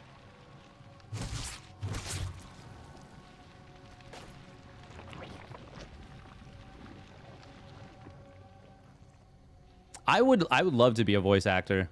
I just really don't know how to get my foot in the door. The thing that's interesting is that apparently people from southwestern Ontario, so quite literally where I live, are quite often tapped for voice acting because we have our accent is a non-accent, which means that basically it's like the default. This is a weird pull, but it's like how Obi-Wan Kenobi is the master of Ceresu, the lightsaber form. And it's like the most classic lightsaber form. And so to many Jedi within Star Wars, he is the most pure Jedi because he is the master of the classic form. I actually really enjoy reading the novelization of movies because there's stuff like that that gets mentioned in the books. Like that's from the Revenge of the Sith novelization of the movie. And Yoda explains to him why he's the best Jedi to fight Grievous. It's because he doesn't have anything flashy, but all the lightsaber forms that, like Mace Windu has one that emulates like a creature that can have up to 20 limbs, and he basically channels the dark side, and that's because he's got a lot of darkness inside of him. Yoda has one that uses a lot of acrobatics because, well, he's, 2.5 feet tall. So it makes up for a lack of mobility. But Obi-Wan uses the one that is... Oh, hold that thought. Ooh, Hellion run by at the right side while the Banshee threatening on the left. Very nice little move. This 3cc Hellion Banshee is getting work done. Clem is already within 2 workers of his opponent. While mining from the 3rd base, and he cancels the 4th. Damn, Clem. Okay. Oh, Hellions. Ooh, they're going to have to dive in here. Drones with a very nice pull. Oh, that's an excellent defense. I like the way that Raynor played to trap the Hellions. And the funny thing is that can be such a mistake if he wasn't right on top of that. Swarm Queens do have to be careful, even though they can transfuse off creep, and there's lots of transfuse energy. They're very bad at the anti-air, and they're actually blocking the better Queens out of the fight. So even though they could shoot the Banshees kind of just stay able to bully a little bit. Overall, though, yeah, I think I still like that for Raynor. Well... No, that was a really nice bit of damage from Clem. And with the creep being denied on this top left a fair bit by those Banshees. Well, if he'd snuck up a little bit further, maybe he could have gotten in position on this base. 1-1 is done for Raynor, though. And it's not yet done for Clem. There's also no combat shields. It's a ways away from completing. Widow Mine not able to get baited out here, but there is detection, and that will force him to let the mine fire. God, those Swarm Queens do so much damage. They are just so strong. So I was never on board with the Queen's OP thing because it doesn't feel like they do crazy amounts of damage. The Swarm Queen, I'm like, okay, this might be... This is like strongly beating Marines. Even through the healing. Oh, big mine shots there on those Lings, even with some decent little splitting from Raynor. But the Marines come back in. They will be able to find these Queens very low on energy, and that's actually going to be a couple of pickoffs. Even still, even with that, that was quite a few Marines. But Clem is coming alive here with the multitasking. Raynor's still ahead in the upgrade timing by a little bit. And he's got a hive nearly done. He has skipped Baneling Nest. once more, but Clem is carving momentum in this game. He's gaining momentum just little by little. Attack on the top right. Good job from Clem to avoid that friendly fire mine that Raynor was trying to force out.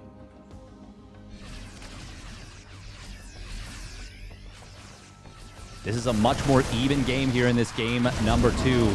Nice pick off on that Swarm Queen again, and the creep continues to be held at bay on the top left.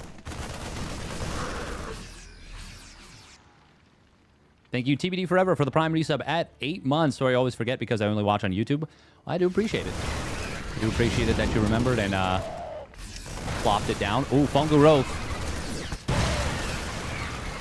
Oh, not going to get utilized here. 20 kills on this one Widowmine, by the way. Does have Drilling Claws. There is a Carapace advantage right now for Raynor. +2 melee going to kick in a moment as well. But 2-2 for Clem is just a very short bit behind that. That's, of course, going to even the upgrades back up. Clem continuing to clear creep on the top left and keep the bottom right pinned back as well. Raynor's got a little bit of creep in the middle. Oh, that fungal. And there's the chain.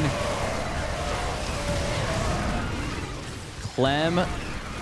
Oh, he can go up to the high ground. I always thought about this as a tank spot, but it doesn't have to be.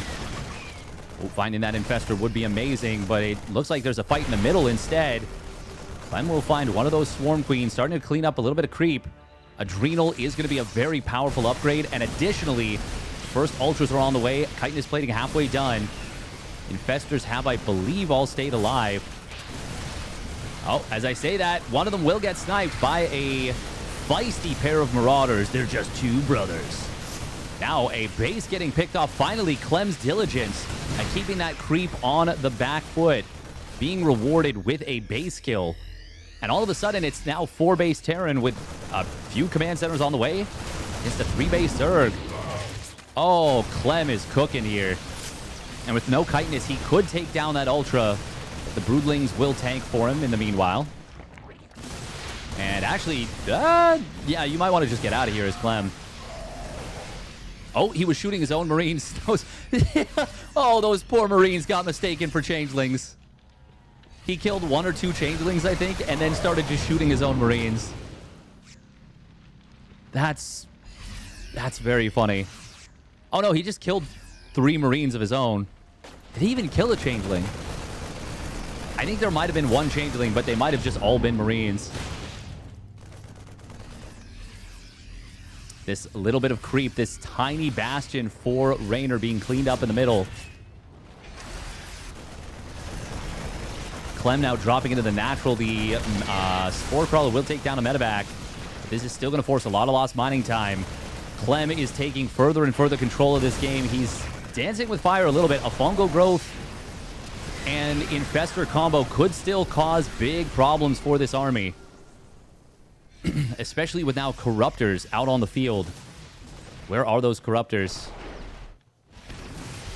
Oh, they're with the army. Yeah, I think Clem should back away for a little bit. Raynor's going to try and pick the fight. Ooh, the Liberator's trying to find some of these Infestors. They do get a couple of them. Corruptors. Yeah. It's a Widowmine, a big Widowmine field underneath. Oh my god, Clem's going back into the Corruptors. Fungal Growth going to land on top of the medevacs. This could be disastrous for Clem. He's going to lose potentially everything.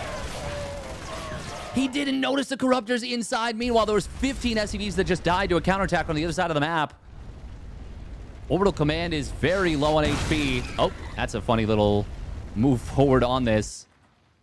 Oh my god, that went from so good for Clem to so expensive incredibly quickly. And that is exactly why I was feeling like he needed to back away for just a moment. Raynor getting a lot of space after that that sequence. Clem avoiding this Spore Crawler quite nicely.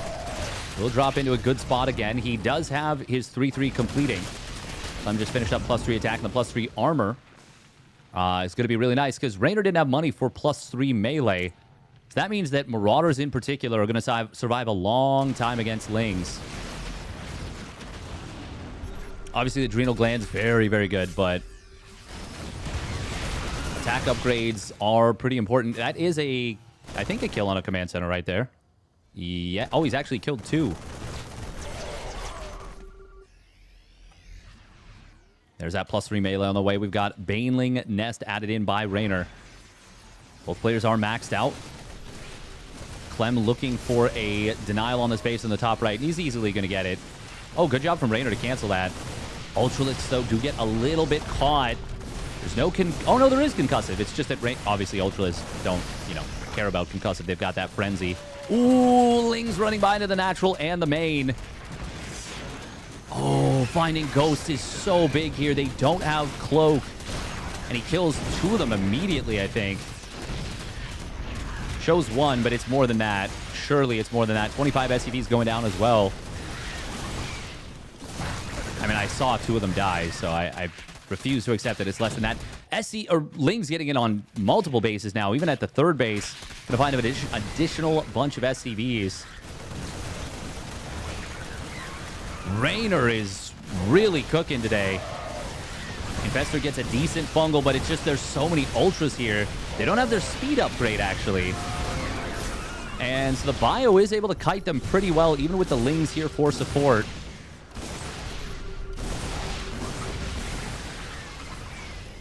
But main issue right now for Clem is medevac healing.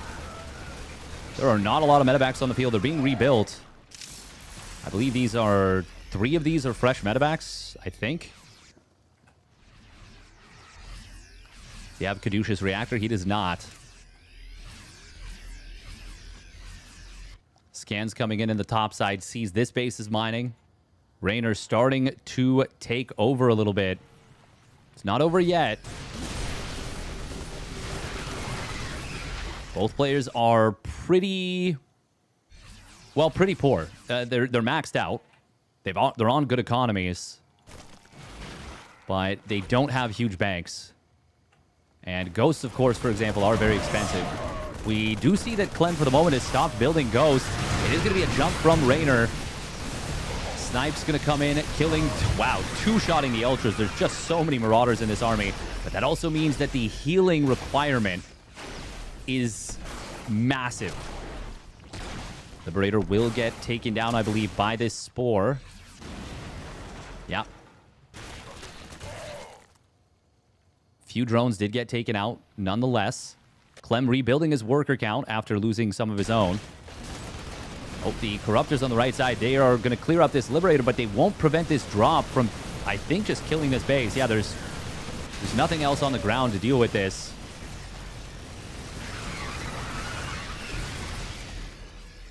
Clem needs a bit of time to heal up his bio properly, but he is not feeling like he wants to give that to Raynor. However, now he gets surrounded. The fungal coming in on top of this army. Going to lock down a lot of it. There's more Infestors on the right side. Where are the Corruptors? They're not here. They are, in fact... Oh, they were looking for, I think, a kill on one of the bases. They weren't able to find it, and he took a lot of damage, and that means the medevacs do escape out, so Clem gets a big respite. One Ultralisk on 22 HP. Oh, wow, that Marauder booming through the grass. He says, I haven't had enough. I'll tell you when I've had enough. It's me, Pasta Fazool. I'm gonna get you. I'm gonna get you, and then I'm gonna kill you. Ling's getting it on top of this 3rd base once again. My name's Pasta Fazool the Marauder. You're gonna find out the hard way that it's not okay to be who you are. Banelings do have their upgrade now by the way. Nice snipe on an Infestor. Fungal Growth does come in on a secondary one. There's just a few bio units for that one Infestor and the forcing out of the second Fungal. Oh, nice little burrow play from Raynor. Of course, at his peak, we know him for his incredible speed. Clem and Raynor are both such fast players. Raynor will unburrow these Lings. He finds the kill on the gas. Oh, even gets a friendly fire kill on one of those SCVs. Now he's going to find a kill on a planetary on the right side. But Clem will return the favor with a kill on the mirrored opposite base. And I think Clem can kill the other base too. Raynor, I don't think he's going to have the opportunity to get this planetary. Oh, man. If Game 1 was not the game we were looking for, Game 2 was the game we were looking for. Corruptors trying to angle off these medevacs. They do run out of their boost. Medevacs, juking. Oh, he doesn't get the kill on that medevac. It fully unloads before the last shot comes through. These Marines, they will be able to unload. They will get taken out, but they will also distract for this push forward from the bio on the right side, which will get a kill on this base. This original third base that's mostly mined out, yes. Not completely. And still a lot of gas there as well. Raynor starting to run lower and lower on Mula. And Clem is still maxed out. He's still mining quite a bit. Even though Clem lost this base earlier, he's got an orbital command to replace it. Whereas Raynor just now restarting this base, these two bases, I should say, on the top left. And at this point is barely mining. Even a couple of Widow Mines coming in. Finding pretty good value. Even a Baneling or two blowing up on those mines to make sure that, yeah, that was in fact a positive trade for Clem. Oh, there is a Bird Infestor here with 2 infested Terrans in it. Drop coming into the main base. Clem was in a very good position after most of the early game. Then the cleanup came in from Raynor, as well as the counterattack, and things got really messy. And since then, it has just been an absolute bloodbath brawl on the top side. Ooh, Fungal Growth's coming in. There's Ultras, there's Lings, there's Banes. And this is a full cleanup on the army on the left side by Raynor. Clem losing a ton right there, but he is continuing to push forward on the right side. Will be forced to lift up. Somehow this Widowmine firing twice at Overlords. Oh, if the Corruptors can chase this down, this could be what Raynor needs to actually properly equalize the game. And he is going to get the full cleanup on these Medis and the Marines and Marauders to boot. Now we've got 2 bases once again mining for Raynor. Resources lost still in favor of Clem, but it got quite a bit closer, I think, after that. Yeah, you can see that was a plus 3,000 resources exchange. 2,000 minerals, 975 gas. I don't think that includes the Banelings, and there were a few Banes, for sure. Oh, Widow Mine's going to try and burrow up, and there's not enough detection in time. That's going to be, I think... Oh, there was a mine behind. It got 8 drones at the tail end. I was like, where'd the 4th mine go? Well, I got my answer. That's a slick, sneaky 4th mine. Clem, though, even after all those losses, he's still in a very good position in this game. Been struggling to close it out. But I think, you know what? As weird as it's going to say, I think this medevac, not necessarily this particular thing, but I think this kind of play is actually potentially more impactful than all of the big pushes. Shutting down all that creep puts the Zerg in such an uncomfortable position when you are already so far on the back foot.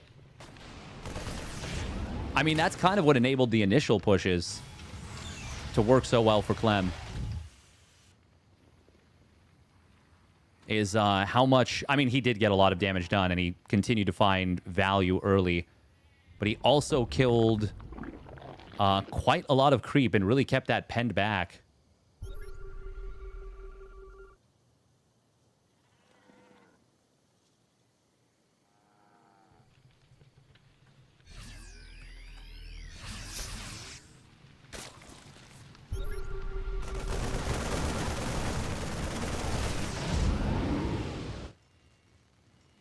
There's still minerals on this base right here. Not a lot. Very few, in fact. Oh, as I say that, one of the gas is actually getting fully mined out. And the second one in a moment as well. One mineral patch somehow has 415, and funnily enough, of the 3 SCVs, just because of how transferring workers has worked, none of them are on this patch, but they're about to probably double stack it. Oh, no. They'll double stack the far one first. Oh, he actually... Oh, my God. He actually transfers 2 more workers away. That's really funny. Hey, we can't be having you mind this mineral patch here. He's got to keep it at 400. What do I need a command center real late? Rapid deployment. Fast drops. I just really want to watch this mineral patch expire. There we go. Bye-bye. Hello. Mass scans coming in here from Clement Desplanches. Actually finds an infester. Finds 2 of the shark festers. There's quite a few spread around. I love that from Raynor. He is in a funny position where, with how much Clem has spent... Oh, I like this a lot right here from... Wow, he actually saves that 1 Ling. Meanwhile, a Widowmine got 20 kills on the right side. Holy moly. Clem wants this gas. Oh, that's smart. Yeah, this is why I always, as Zerg, hate seeing gases left unmined.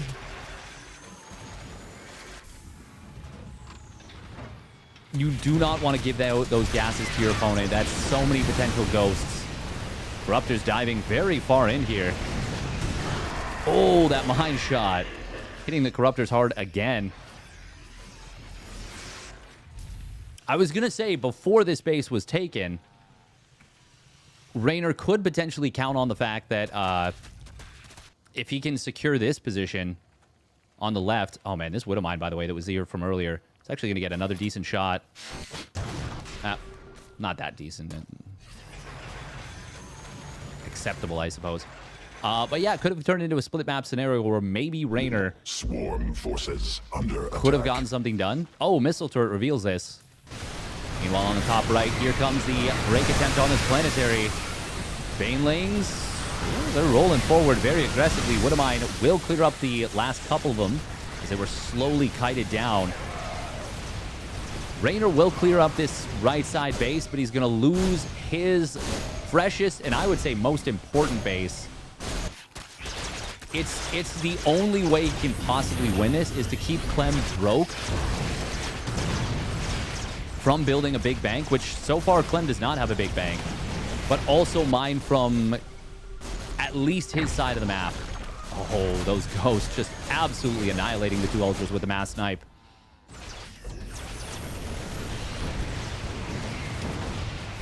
I still feel like this is a very firmly in the position of Clem game. But yeah, especially with these now 2 bases falling. Even as Raynor was able to deny this base, and I think kill it, Clem has a slew of orbital commands behind this.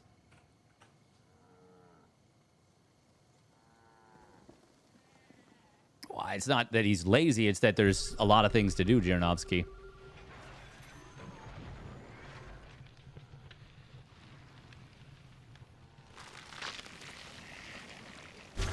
Why don't Protoss players just blink micro every individual stalker at every single stage of the game? Well, it's because it takes a lot of APM. Why don't Terrans split every single worker? Well, it takes a lot of APM. Or split every Marine individually. That's the thing, is the players that can respread creep. And he even does have a little bit of creep spread on the left side. Oh man, the Widowmine smattered around, making it really difficult for Raynor to find anything with his counterattacks, his Ling run-bys, which once again are his bread and butter and the keys to his success. Another snipe, by the way, from Clem. That was a lot of ghosts, wasn't it? Oh boy, howdy. Yeehaw. Raynor not really feeling like he can afford a whole lot. And he's not getting any of those late-game upgrades or late-game setups that he was able to get against ByuN. Raynor is now, even though he's only on 56 drones, God, another solid Widowmine shot. 40 kills on this mine before it goes down. insane value.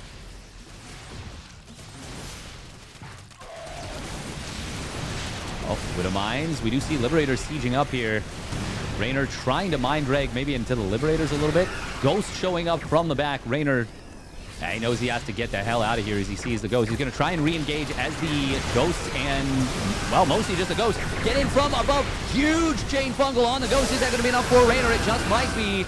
He just blasted so much of the army of Clem. The Shark Fester from the back. Just 2 kills, but way more than that. Actually dying as a direct result of that chain fungal. 12 Ghosts going down. Oh my goodness, Raynor. Patient, patient, patient, as long as it takes. Base is under attack. And now we'll be able to shut down one of Clem's bases. I guess 2 actually, really. Killing 15 SCVs. Killing so many of those Ghosts. Raynor, oh, good job. He does get out of this Liberator. Now, because the Liberator's got great armor, it's actually going to take a lot of shots to kill this. 7 damage per hit, but he will eventually clean this up. Raynor wins the minigame, repositioning twice in the face of the repositioned Liberator. Clem was in so much control of this game, but Raynor has found incredible engagement after incredible engagement. What are the Ultras? Huh? Is there another Ultra upgrade that does something that I don't know about? Am I tripping? Oh, Infestor. Infestor tracking the army again. Mineral cluster expended. There's so many scans available. What is this? I don't even know what this is. Widowmine Sentinel missile to reduce the army of impacted units by 2 for 5 seconds. That is a pretty damn good upgrade. It's, it ain't bad, that's for sure. So, after a Widowmine hits a unit, it reduces its armor for 5 seconds. That's really good, for example, against Ultras. Oh, no! He split the one-ling forward to bait the shot, and unfortunately, the shot had already... Oh, no! Oh, he shows the Infestor. That was the one that got the Gigafungal before. Lifesteal? They have Lifesteal now. That's not an upgrade, is it? That's crazy.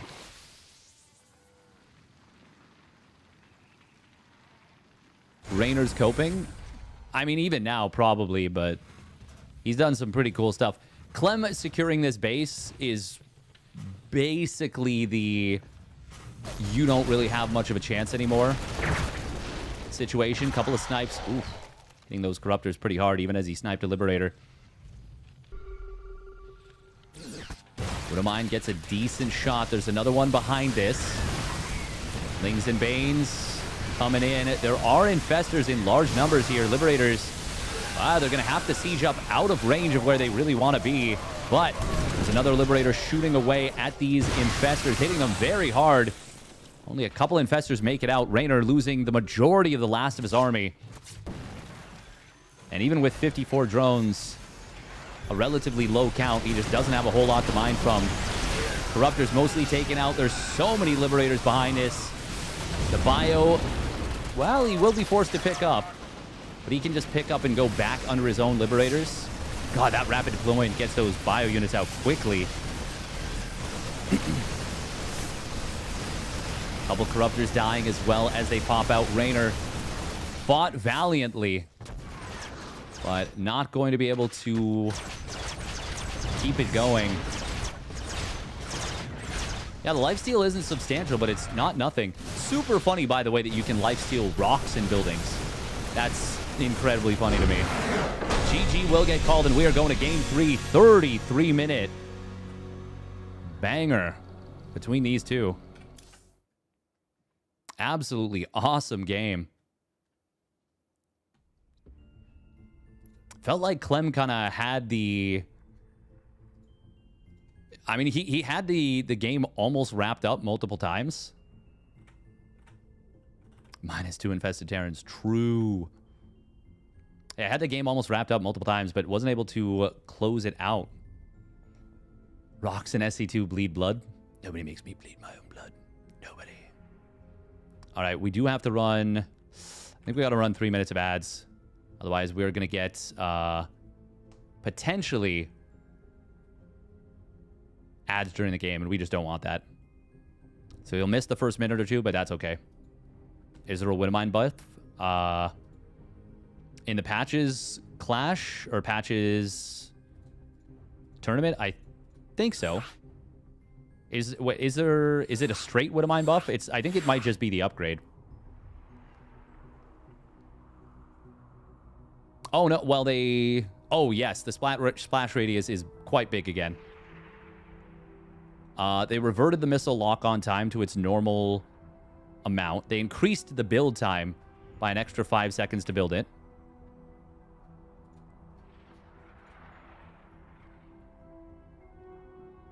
Drilling Claws cost is increased a little bit.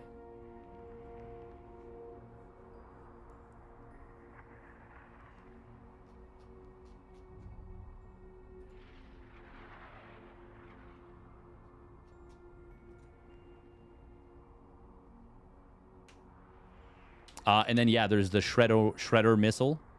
I would say in the net, Widowmines were buffed. But it's... like, they're nerfed in some ways and then buffed in others. I mean, I think the splash radius makes them, like, very good in TVZ again. And I think they were already pretty good.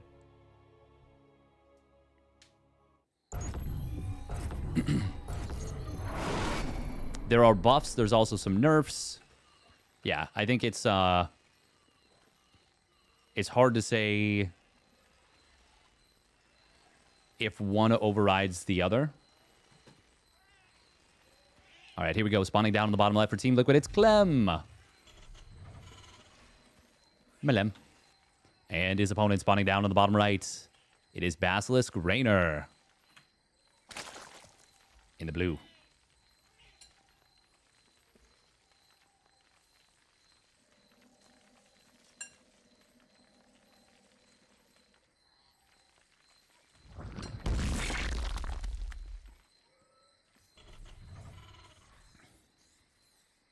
Melemon.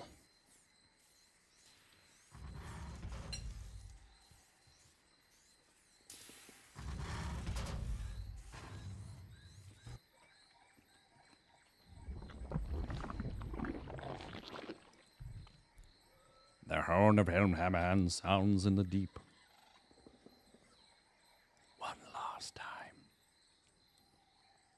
That was a weird thing that got made. The supposed anime. I don't even think you can really call it an anime. But the story of Helm Hammerhand, I think Prime Video made it. I think Amazon made it. That was so strange. Did anyone watch that? By the way, it's going to be a pool hatch once again. We saw Lambo do this versus Clem.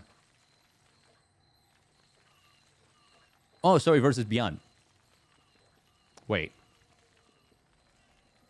Raynor do this versus ByuN? Oh, we did see Raynor do this versus ByuN. Yeah, no, he's just doing it again.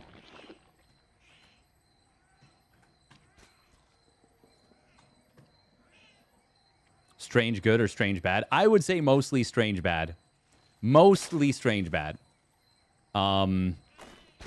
It felt like they didn't understand what Lord of the Rings was. To me, it was a little bit like Star Wars Visions. Except I think Star Wars Visions, since it's an anthology, it's like a lot more hit or miss. But it was more of the miss parts.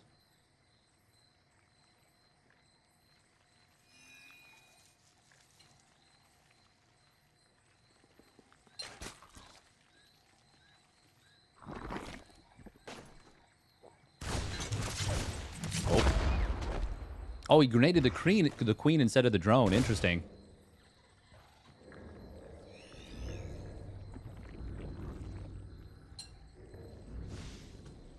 Are we going to see any swarm queens morphed in? Surely soon, but maybe not right away. I don't think you need them until the Hellions come in.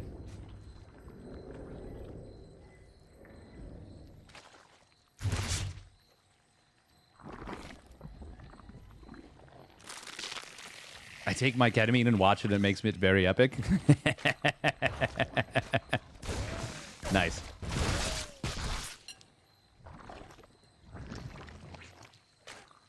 Very epic, thank you.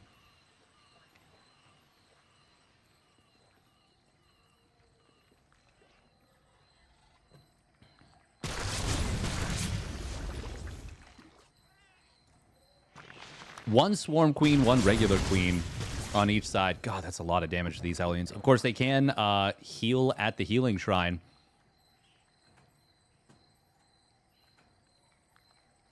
Raynor just, or pardon me, Clem just checking for creep. Add-on. A third Swarm Queen being added in already. Okay, thick Queen.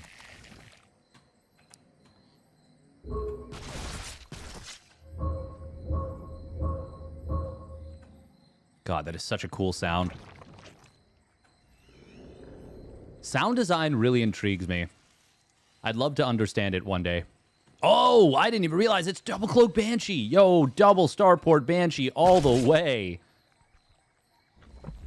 That is nifty.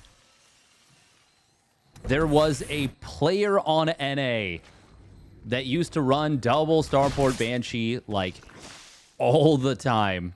I believe his name was Namshir. Namchir. Elite ball knowers know. Wow, we're building an armory too.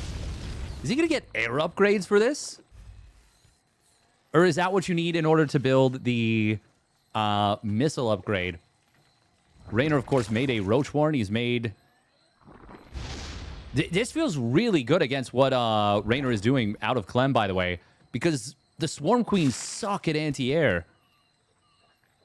They are pitifully bad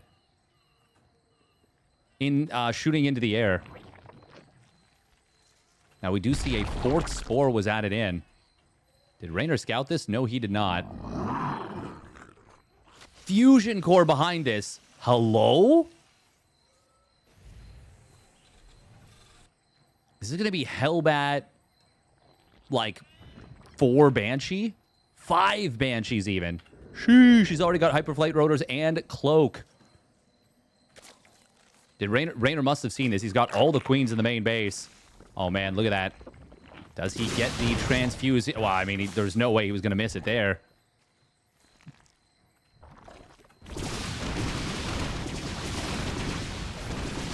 This Spore, though, does die at the third. There's the transfuse. Still not able to keep that alive. We got more factories in production. Spore Crawler in the main base will get killed before it can finish morphing, or even be canceled for that matter, but there's 2 in this mineral line.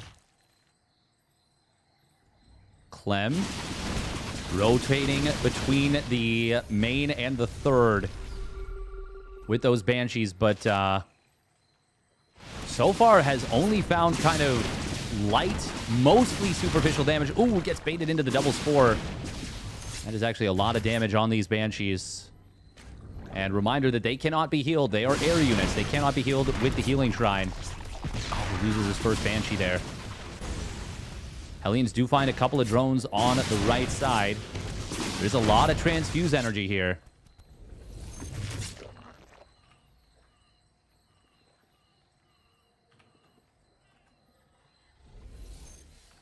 Spire on the way. We've also got a transition into Battle Mech.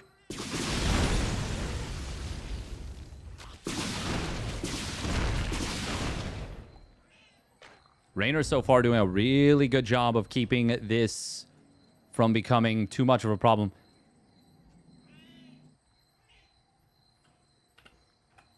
He did go for +1 missile, which is kind of funny.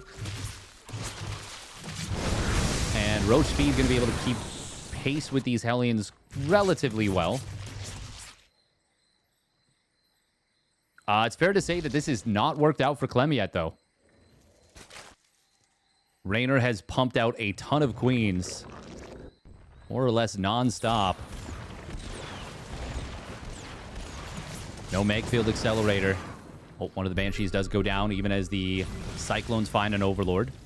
There's only 4 Cyclones on the map right now.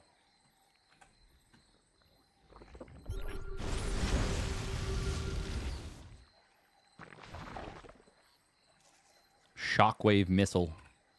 Yeah, that's the... Banshees do damage in a line now.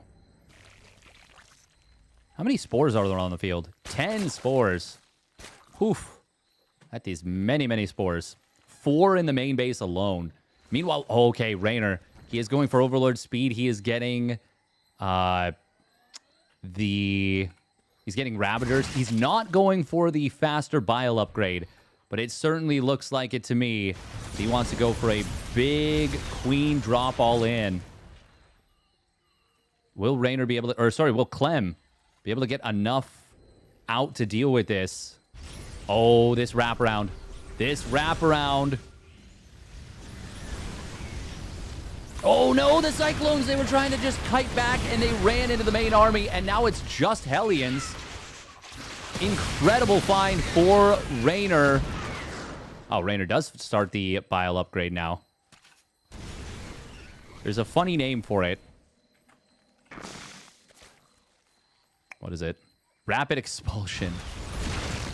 Expulsion? Ooh, these Cyclones, 2 of them do get surrounded. Will get taken out. The other one gets away. Good surround again by Raynor. Corruptor's going to be able to take down one of the Banshees, but the Banshees, they're going to be able to whittle this army down a fair bit. Both players on a very strong economy, but in terms of tech, Raynor is quite committed here. Clem, though, it's not like he's got amazing upgrades for his mech. It's not like he's got more on the way. He's going to move forward and dodge the Biles. A very aggressive move into this out of Clem, and he read the fight correctly. There wasn't enough on the ground to protect the... Well, just to battle this. And to keep the Corruptors from being potentially locked onto, so Raynor just kind of had to vamoose.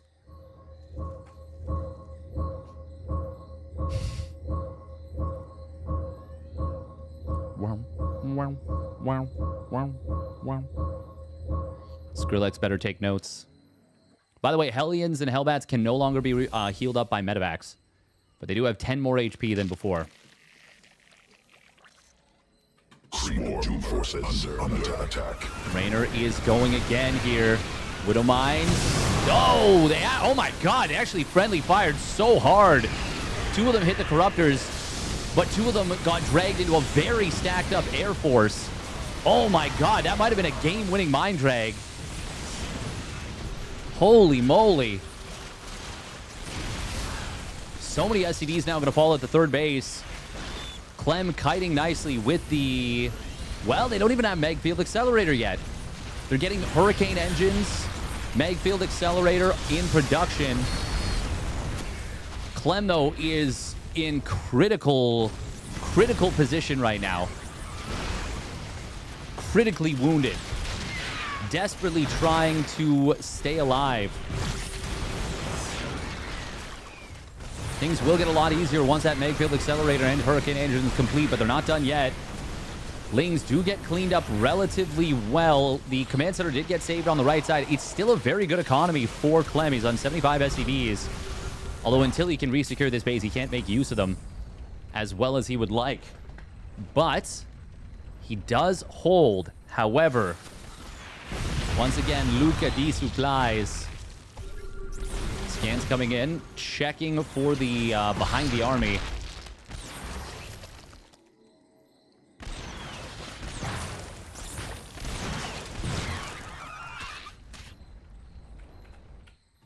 Both players finishing up their +2 weapons at the same time, just about. Oh, kill the Overseer, kind of nice. The Vikings not very useful here. I would go so far as to say pretty useless. Good positioning on these Cyclones on the right side. And Clem is going to be able to kite back a little bit, but Roaches in the natural are going to go to work on these SCVs. And Clem is in a ton of trouble. He is going to sit on the Healing Shrine and kill off a few Roaches there. But he's lost another 27 SCVs, even as he was rebuilding. On the top side, the base was forced to lift as well. Raynor, behind all this, did finish up his hive and now is getting the Roach supply upgrade. He's been sitting on a lot of cash throughout most of this just because, well, he's been close to or maxed out for a while. As I say that, he spends almost all of it on 20 Hydras. This was a cool little move from Clem. But unfortunately, this small little Cyclone hit squad will not entirely be cleaned up, but he gets 3 of the 5. The other 2 do survive, both of them with a lot of kills to their name. I think 8 and 18 when I just checked there. Hydras don't have range, but they do have speed. Vikings, though, they're so pointless right now. They just don't do anything.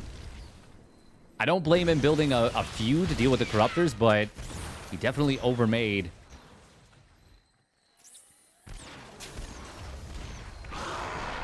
That's actually the last of the Corruptors here.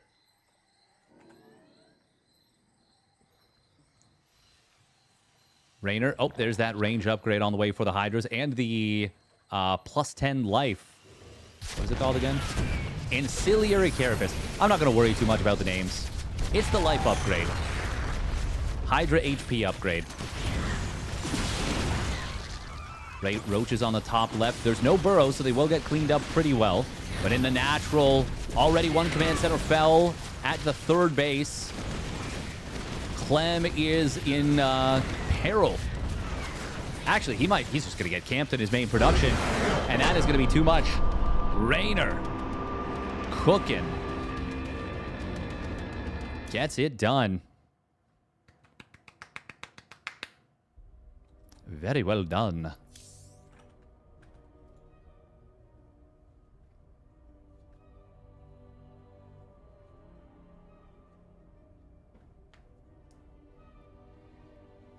Yeah, this is a mod. Yeah, Lambo was talking about the live patch, the 8-worker patch.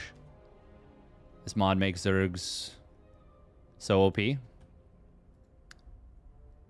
I mean, it can, the numbers can be tweaked. Maybe there are some abilities that are too strong. I wouldn't necessarily say that's a crazy take. It is going to be Clem ByuN in the lower bracket. I do feel like, I mean, so many of the upgrades and changes are just wild. Like, they're just outlandishly crazy. But I don't think that's a bad thing. I don't think that's a bad thing. I think that's pretty cool.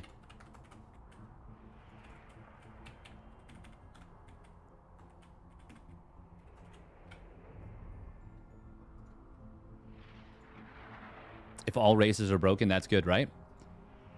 No, it ain't bad. It ain't bad. It does feel like, at least in game 2, and to be fair to Clem, usually when you're snowballing a game or when a game is going super well against Zerg, usually it feels like you can just keep going. But obviously we saw there that he continued pushing like way too hard and way too continuously.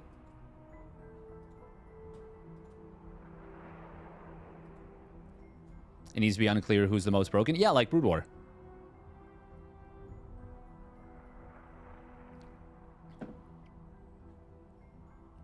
The thing about Brood War, though, is like the barrier to skill, like barrier of execution is so unbelievably high that humans would never be able to show who actually is the most OP race. In theory, it should be Zerg, just because of how strong Zerglings are.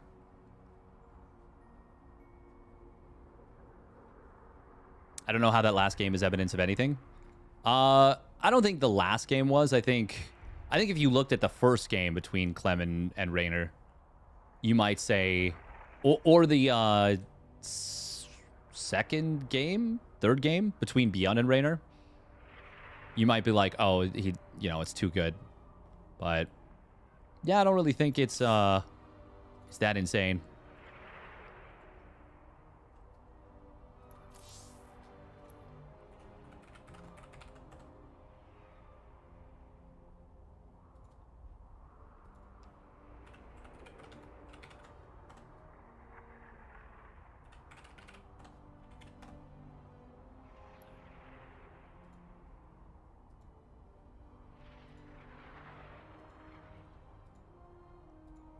Bum, bum, bum, bum, bum, bum, bum.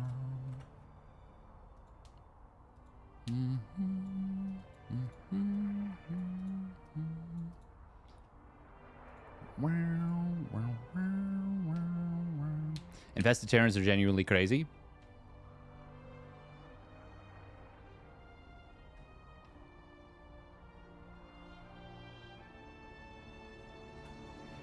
You think infested? I haven't seen enough, but you think infested Terrans are more broken than the locusts? Because I feel like the locusts are pretty.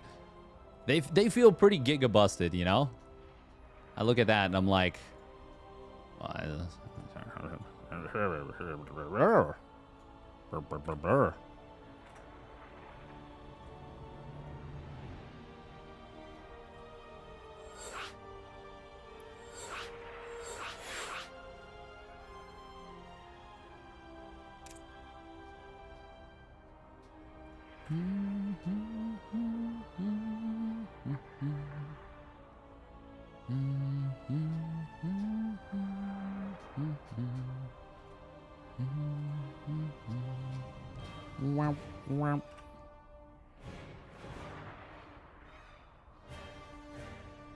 Infested Terrans mean you basically get all the infestor abilities plus like 2 extra supply of army units. Yeah, rapid fire does make infested Terrans, yeah, pretty damn strong. Oh, it's Clem playing Protoss.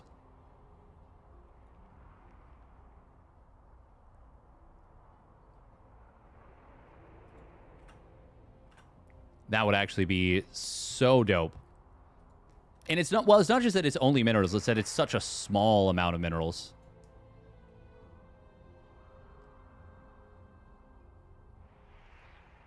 Zerg or Pokey, don't push too hard. Exactly. Oh, Clem's playing Protoss. Let's go. Let's go. Yeah, I didn't realize how much I would miss Clem's Protoss. Yeah. It's really fun.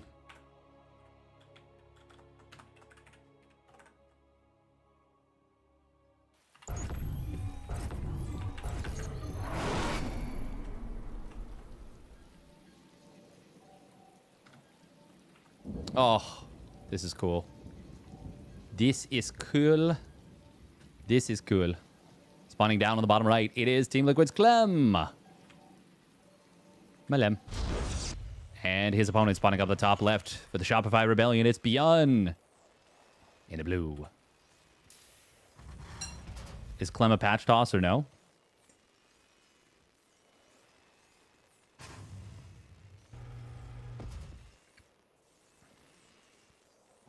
He's awesome is what he is.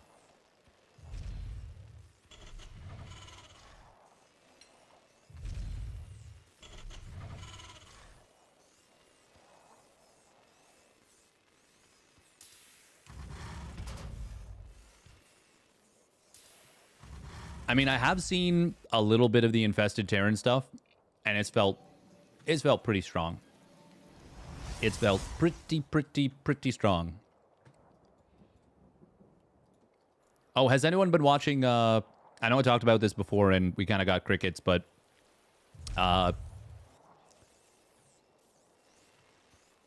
so the international for Dota 2 was on, and that was really fun. I really enjoyed. I mean, I'm a. You all know I'm a bit of a goober.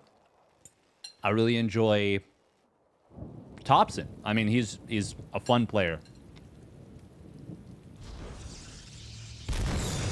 And I haven't watched the International in a while. Like, since, I think, TI 10 or 11? Really since COVID, actually. I think COVID kind of took the excitement out of it. And then also, they changed the format of Dota 2 circuit where for a while there was just tournaments happening, like basically premier tournaments happening every like 2 to 3 weeks. Like you'd get like a 2 to 3 week break and then immediately there'd be another massive tournament. Oh, ByuN's going to take some damage on this Reaper, but it will escape. Yeah, it's going to escape comfortably. This is West server, by the way. So that's ping advantage, of course, to ByuN. Is this West Central West? It is West Central West. Never gotten into e-gaming other than SC2? Yeah, that's fair. Dota 2 is pretty interesting because it's like there's a lot of execution, especially with like the mid position. Honestly, the whole game, there's an incredible amount of execution. Like last hitting and denying is a really, really high skill, like, setup. But there's also a lot of strategic, you know, acuity, strategic options. There's a lot you can do to win or lose a game. Reaper did, of course, get picked off, even though he got a probe. Still a nice start for Clem, I would say. Oh, that's nice. He's going to see the flying command center with the diminished vision. Clem, look at that. He was ready for the ambush. ByuN does this often, and Clem was looking for it. Avoids getting jumped.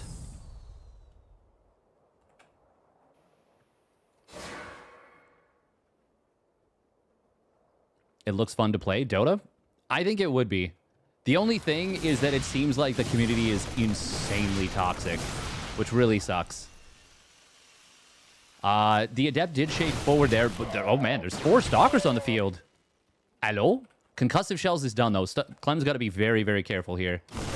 He's almost done his blink, but he moves in a little bit too early. If he just waited until this blink was complete, he could have potentially picked off so many Marines. He still could get a few.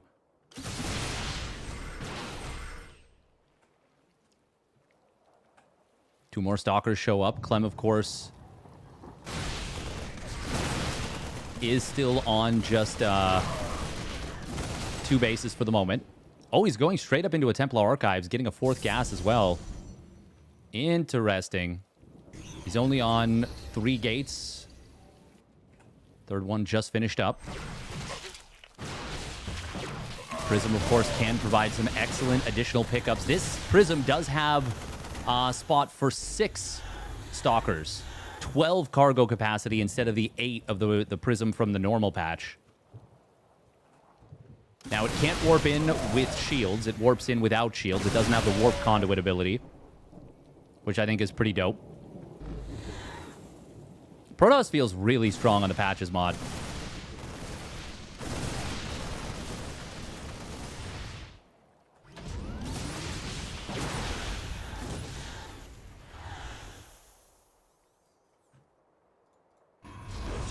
Storm getting chrono boosted out here by Clem. Look at that. He changed the chronos nicely. I will say I think there's some Protoss players that have a pretty bad habit of chrono boosting upgrades when they're like 95% done. Speaking of, well, not bad habits, but just things going wrong for Protoss. Oh, man, Clem got caught. Clem got caught. ByuN is going to find so many probes here. Every single one of this base going down. He's going to kill the pylon. That's going to depower the robo. Not that it was building anything anyways. But, oh, good micro. Good micro. Nicely done from Clem. Unfortunately, I mean, he's dead, right? He's just dead. Even if he cleans this up. Oh, he loses a Templar there. Beautiful Prism micro on the tail end. No, he can't afford to lose this Templar too. It does get saved. Just barely. But that is disastrous. We've got a 20-worker lead now. Clem pretty much needs to win the game with a Storm counterattack. He is on 3 Nexus. I mean, if he can kill like 20 SCVs somehow, then sure. Storm is a funny looking ability here. There it is. And it's not an amazing Storm.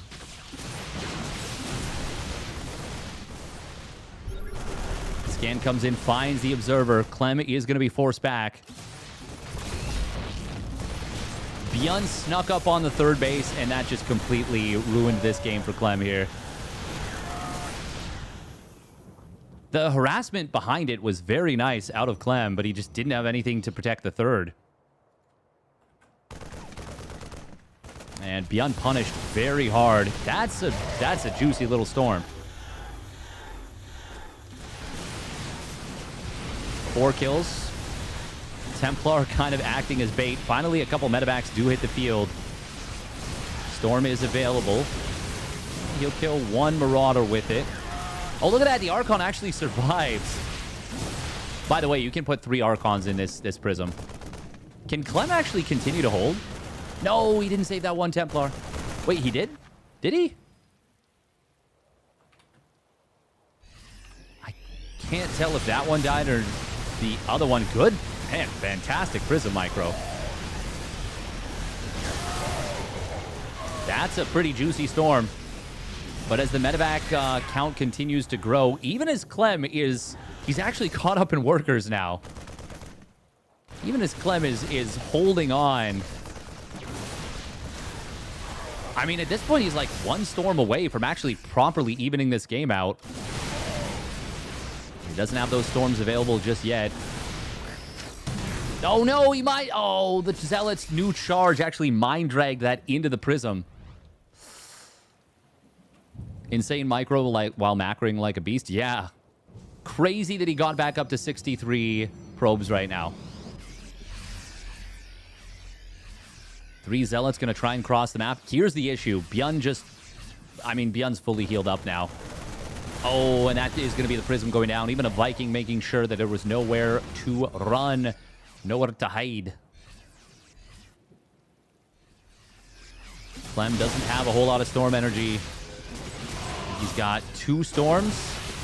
There they both are. Third one behind this available in a moment. Zealots will get into the natural. Oh, into the natural, into the third. But only 2 apiece. Bunker aggro's 1. Well, 2 of them, I should say. One side. Storm at home. Could be juicy. It is pretty juicy. But it's not juicy enough. And even though those medevacs are they're not super high on energy. They're not low enough to be really in that much peril. Did Patches change something with the acceleration of medevac boost?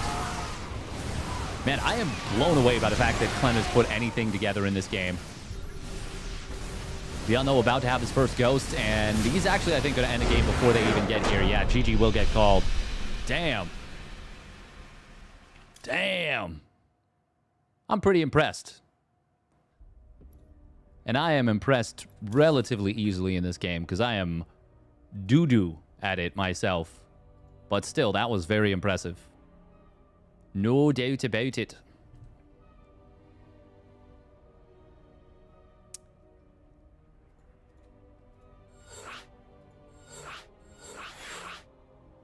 The acceleration increase.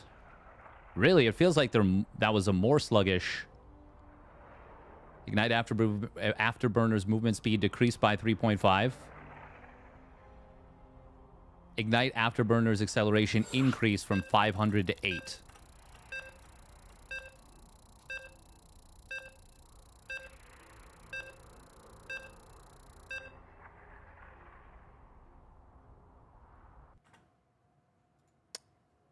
Five to 8. That would probably make more... That makes a lot more sense. Because I don't think the acceleration is 500. I would go so far as to say I'm confident that it's not.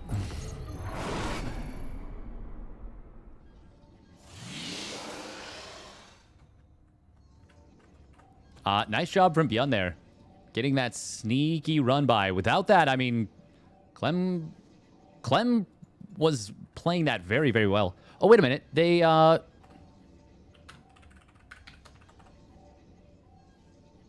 This is 8 worker patch.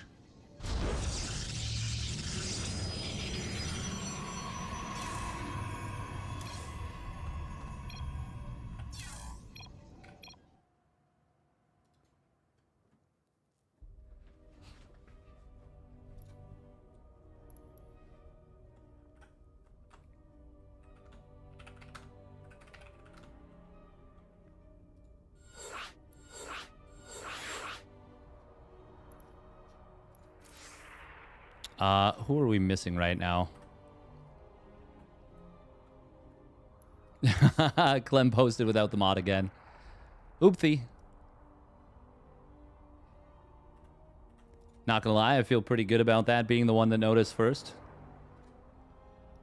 Look at me, the caster, I noticed.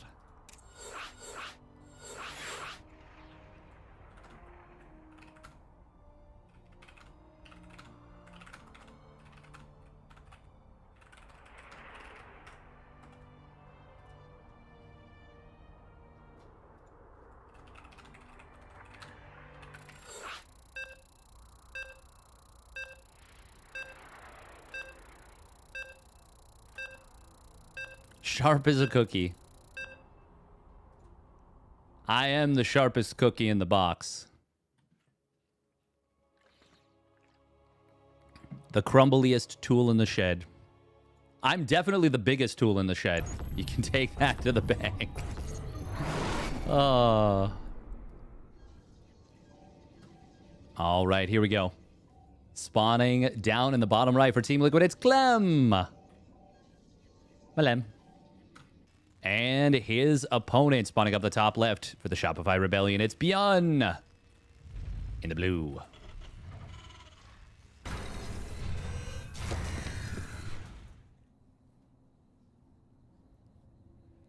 Energy recharge is dumb in PvZ too, but PvZ is just hopelessly broken as a matchup. Always Stargate forever. It does feel like that's kind of what we've had to get.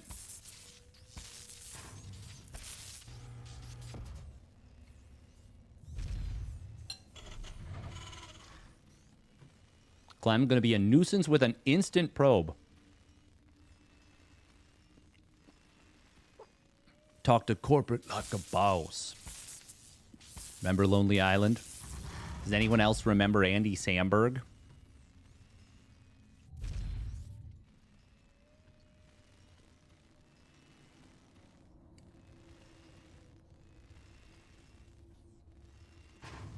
Is there anyone who has a more annoying probe than Hero? Clem's is up there. Oh. Oh, he actually gets his 1 SCB pretty low. Maybe cheaper to take a third via this path in PvZ. Cheaper DTs? Maybe. Just a cheeky DT expand. Because there's nothing that Zerg... Well, actually, hang on. No, you could deny that with Banes, I think.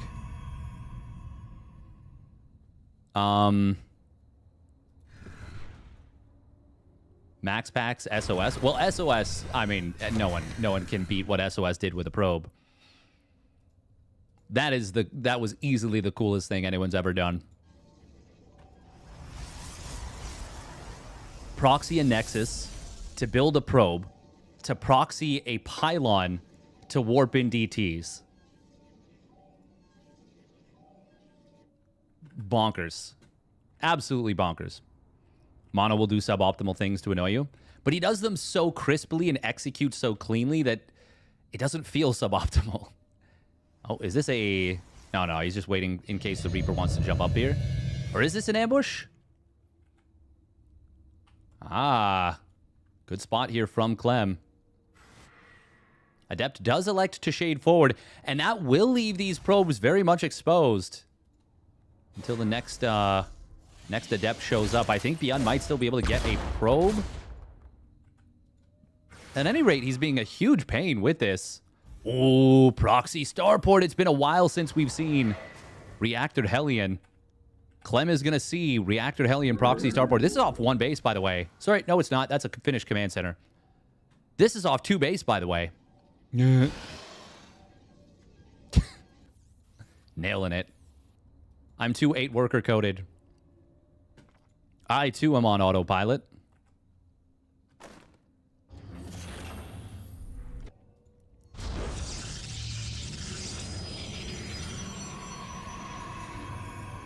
Recall some zealots there. That definitely lives up to the name Psycho for sure.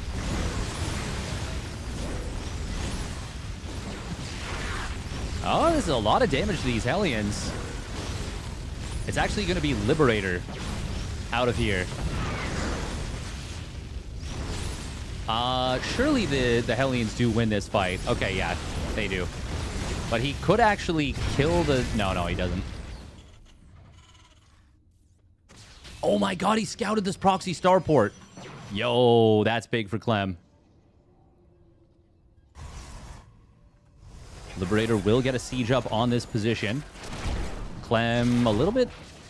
wasn't the fastest to pull there. I wouldn't mind this Stalker chasing this starport, but it takes so long to kill it. No, that's an insane thing I just said. It's an insane thing, and it's wrong. It's wrong. It's wrong. ByuN did go up to 8 Hellions total. He really needs to find value. Initial shot is not good, but the next one, pretty damn good indeed. Probe's trying to pull. Hellions, getting on them from multiple sides, but the wraparound could have been so much worse, and it is still pretty damn bad here for Clement.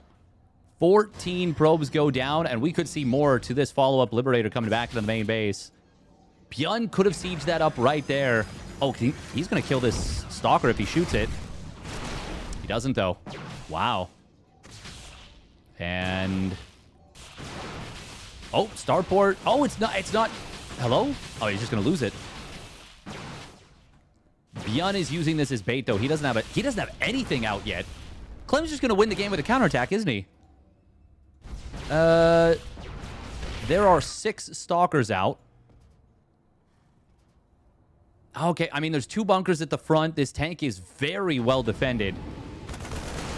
And Clem, if he warps in, he will only have hull damage, or like HP. He won't have shields. Clem needs to get a crazy amount of damage done with this counterattack. That is, I mean, that's just a fact.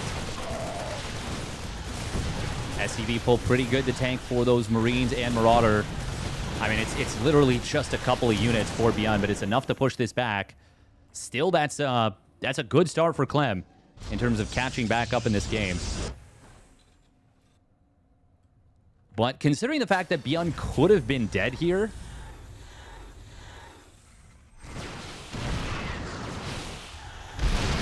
I think you take that if you're ByuN. Oh man, that tank got so many big shots from the back. Oof. Oof. Clem getting hit very hard. Ah, the miscontrol on the Stalkers. No. He does have a DT Shrine about to complete. And because the starport died... oh, and that is a mule being used. There are 2 scans available in a moment. 1 already.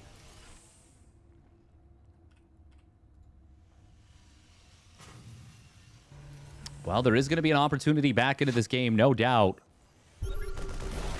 Scan comes in. He wants the tank. He won't get it. And in the main base, the other DT is also scanned and killed off. That's very good for ByuN, needless to say. Where's the starport? He's got one at the natural. It's building 2 medevacs. He can... oh, wait. Oh, my God. He just warped in 3 DTs. Missile turret is going to complete. It immediately almost kills all 3 DTs because they did warp in without shields. And a DT is 80 shields, 40 HP. Which means that, well, it is... They start generating shields immediately after finishing the warp in. He just warped in 2 more DTs. Sorry, 3 more. He's already made, yeah, 8 DTs in this game. Make it 9. Does anyone remember the M Canning 9 DT build? I remember losing to it. I sure didn't enjoy that. I sure did not. He laughed. Fury and anger in his heart. Good game, sir. He shouted at a volume that was far above that of normal human register. Very nice. Oh my God, the engagement from Clem. Charge lots, blink DTs. Ooh la la, what a fight. Holy moly. That was so sick right there out of Clem. ByuN rushing forward, did not expect a very committed to army fight. 8 gates done for Clem. Now, you do not want to run in here with the Blink DTs because they are, well, they get revealed if they get hit, which splash damage reveals instantly 3 of them. They do recloak after a little while. The Zealot's getting into the main base, but ByuN, can he hold? Oh, he's going to lose the missile turret. That is a lot of DTs. Now running amok in the natural. There's a lot of infrastructure, depots, and depots, a reactor, the engineering bay, a super depot even. And the DTs are just kind of cooking everything. Holy moly, that went from looking terrible for Clem to victory. Damn. God, Clem is so good with the Protoss, man. He's so good with the Protoss, man. Yeah. Hero-esque is a good way to describe it. Don't like that shield nerf, to be honest. I like the idea of it, because to me, warping with a prism has always felt corny. I've always felt like it's a little... There's too much potential supply in a warp prism on the other side of the map. Even just sitting there. You know, like, the warp prism to me has always been difficult to balance.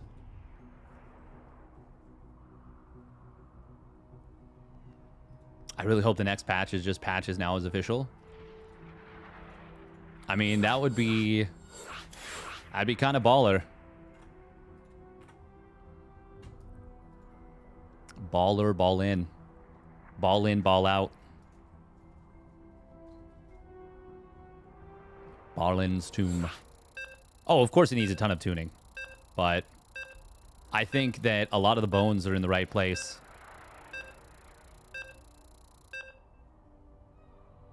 Oh, it looks like Naruto.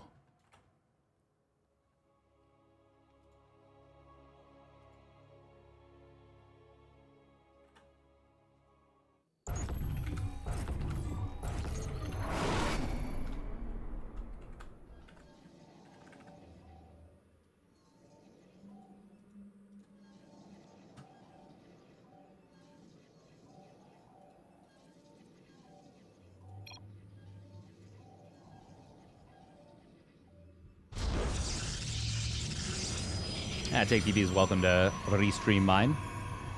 All right, here we go. Spawning down on the bottom left. It is Team Liquid's Clem. Malem. Nope.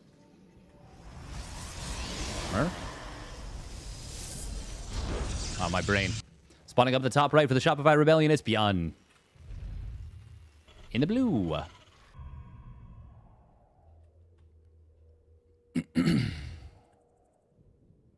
I mean, yeah, if you gave Patches the ability to update the game, you know, once every 2 weeks, 3 weeks, even once a month, I think once a week would be a little insane. But like once a month.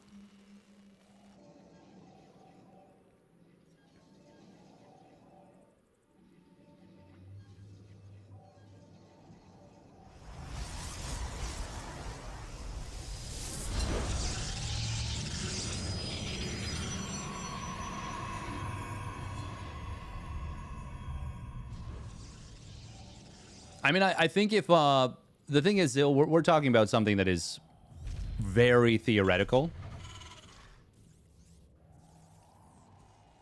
I think if this were to be seriously considered as an actual replacement for the live patch, I think there'd be a lot of paring down. But the thing is, by trying massive, crazy, big swing upgrades like this, you get to see which ones work, which ones don't. Yeah, sure. You can call it that. Oh. Interesting.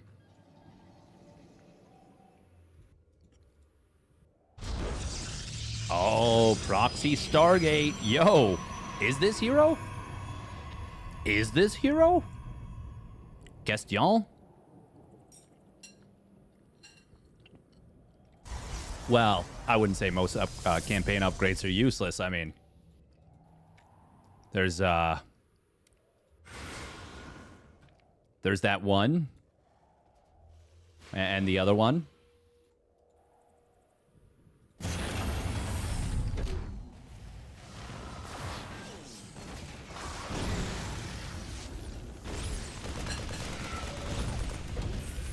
Three Marines and a Hellion going to be enough to outfight this Adept quite handily, in fact. Ooh, got to be careful with the Hellion, though. Will we see a Cyclone defensively? One Hellion does get taken down, and the Adept able to body block and protect. Oh, it's a Widowmine. Kind of funny to see the Tech Lab added in and then go for the Widowmine. Clem does get First Blood. First Blood.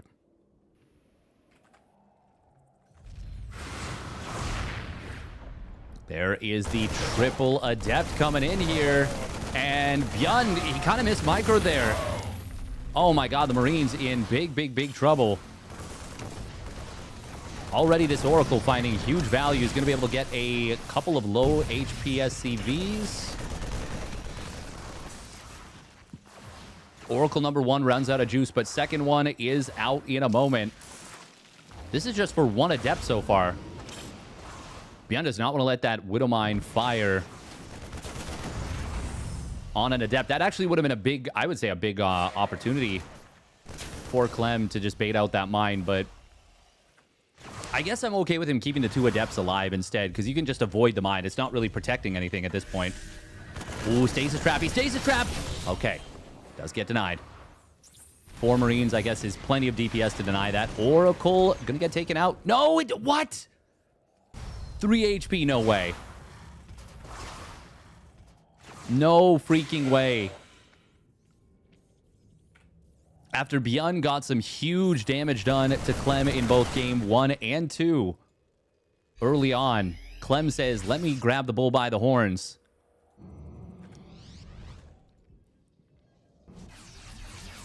And let me throw that bull at you. Just absolutely yeet it. Yeet it right into the ByuN. And ByuN's like, wait, no, you're not allowed to do that. God, 7 SCVs. What do you do here as the Terran? He's on 3 barracks. He's getting 1 tech lab for one of them. Does he get another? Is he going to try and actually play out of this proper? Oh, he's going to potentially lose this medevac? No, it will escape for the moment. But a Phoenix was made, no? He could chase this down. He did get juked, though, a little bit, I think. That would have been a dead medevac if the Phoenix had tracked it. But it looks like Clem wants the Phoenix for the potential real frontal push. He lifts the mine. I kind of like that. Snipes down behind this. Could potentially lift the tank, but that Phoenix has taken a lot of damage. Meanwhile, this drop on the other side of the map is trying to get in here. Oh, is there a Widowmine in the main mineral line? The answer is no, and these Oracles going to go to work. Oh, well, he revelated and saw the Viking. Oh, that's a cute little move. Blink forward, sniping 1 tank, gets the second. Liberator will get taken down as well. On the other side of the map, this drop has finally gotten in here, but there's 4 gates. And they're going to be able to warp in enough Stalkers, easily taking down that medevac. I don't know about the blink forward. That might have been a little bit aggressive, but means he's going to not lose probes, most likely. Or if he does, it's just like a handful. Actually, I think this Marine on hold position gets the max value. But this is still too much. And Clem closes the series out after being in a ton of trouble, I would say, in game number 2. Well done. And we head back to the EU server for the battle.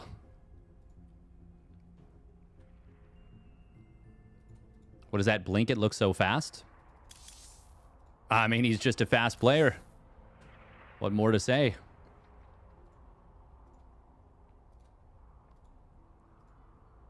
All right, I'm not going to complain about a Raynor versus Clem rematch after game 1 between the two of them.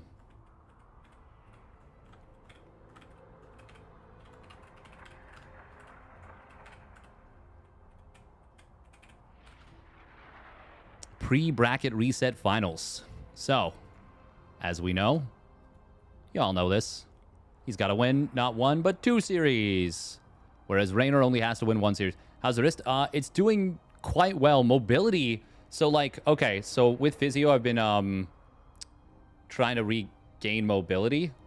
So, you can see here, this wrist can go 90 degrees, 90 degrees. But it's...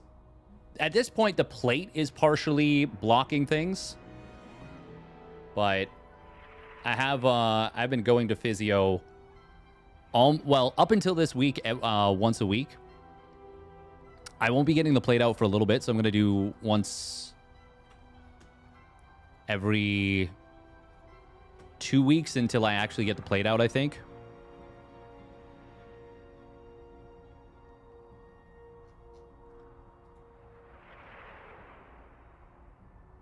But it's doing a lot better.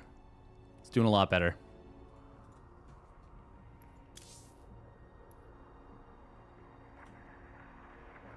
But I'm doing my exercises as much as I can. Am I eating I was eating croutons. I was eating croutons. Well, I was eating like my kale chicken Caesar salad at Fiance Fast. Made so lovelily. Your left wrist can't go close to 90 degrees out. Like it can't go like this or like this. Because like this, the mobility side to side is pretty limited. This is my good arm. Well, good wrist. So like initially mobility for this wrist was pretty limited side to side, but it's almost at full mobility on, but like you can see I can't really, like I can get it to straight basically. There's not much mobility. Your other wrist is not a good comparison. Like flopped the palm up. Like you can't go like this with your left. Because yeah, this is my... No, well, my physiotherapist told me that like that's a good comparison. I mean, I'm pretty flexible as a human being, and I do remember what it was like.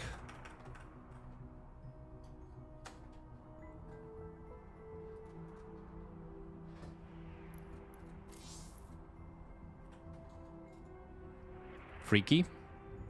I always have been pretty flexible, to be honest.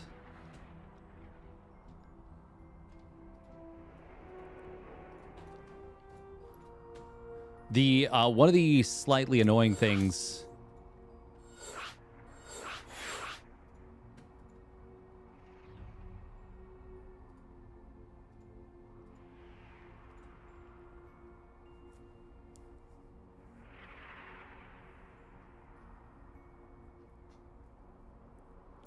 sorry, one of the slightly annoying things for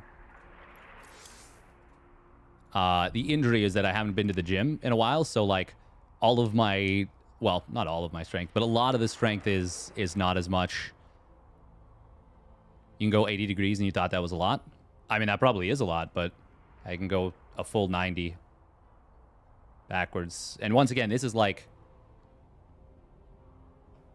This isn't even me pressing on it. Like, if I press on my wrist, I can go well past 90 on the way forward. Obviously, once again, this is the one that's uninjured. I haven't yet had my cybernetic implants removed yet, yeah. So it hadn't been scheduled yet. But right now...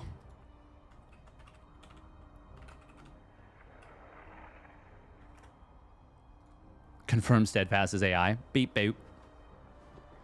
Beep, boop.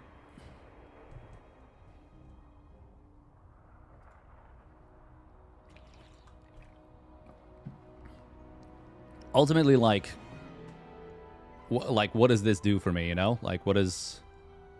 I mean, I guess it's nice. Also, surgery soon. That's what we were talking about. Probably end of September to get it removed, and then the good thing about that is that I don't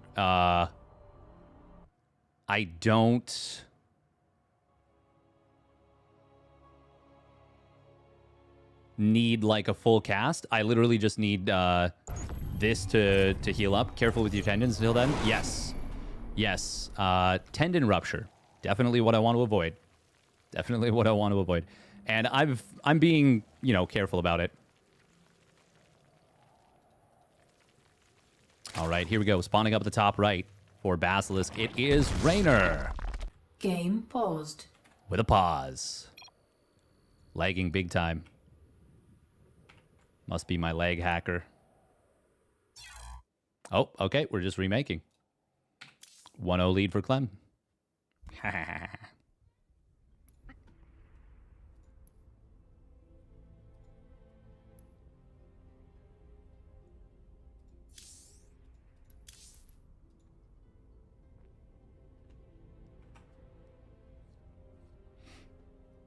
What is laxity? Yeah, fair enough.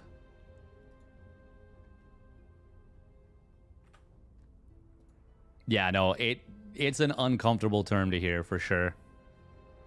All right, I do have to run a quick minute of ads, but we can continue.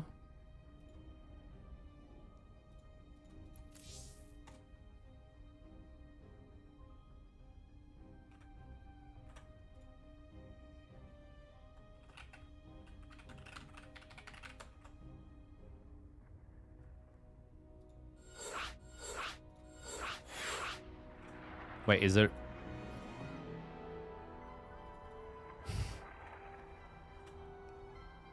I'm involuntary kegels on Stead. Laxity is what they call soft tissue failure. Oh, interesting. Well, does soft tissue failure... I mean, it doesn't necessarily mean it's soft tissue failure that I'm flexible in the wrist, does it? Like, it's not like I don't have strength in the wrist.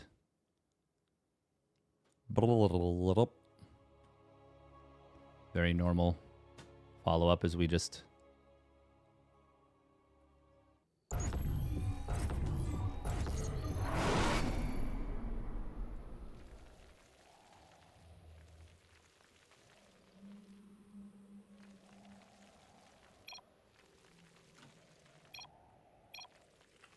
Better spawn now. Thank you. Good luck. Have fun. Oh my god. Mad? Oh, spawning down on the bottom left, winning the mind game in a way that can only just one-sidedly. It's Rainer for Basilisk.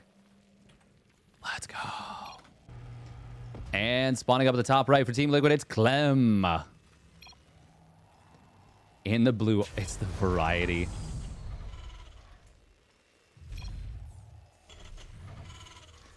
Yeah, I have no idea what any of this means in chat.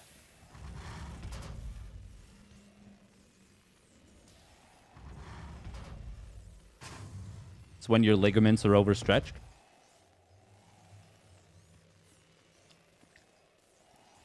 But what's the difference between just having ligaments that are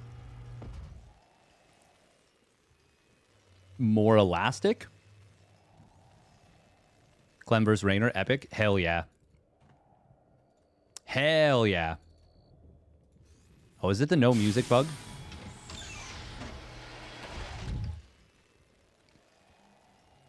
It might be. Yeah, it feels like there's no music.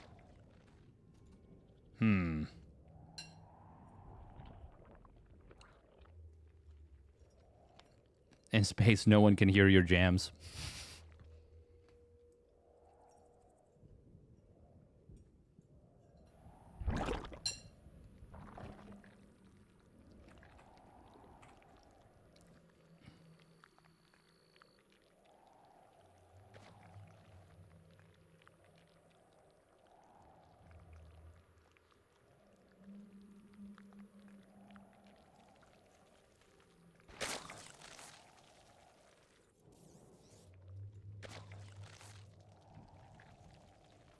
Wow, it's really silent without music.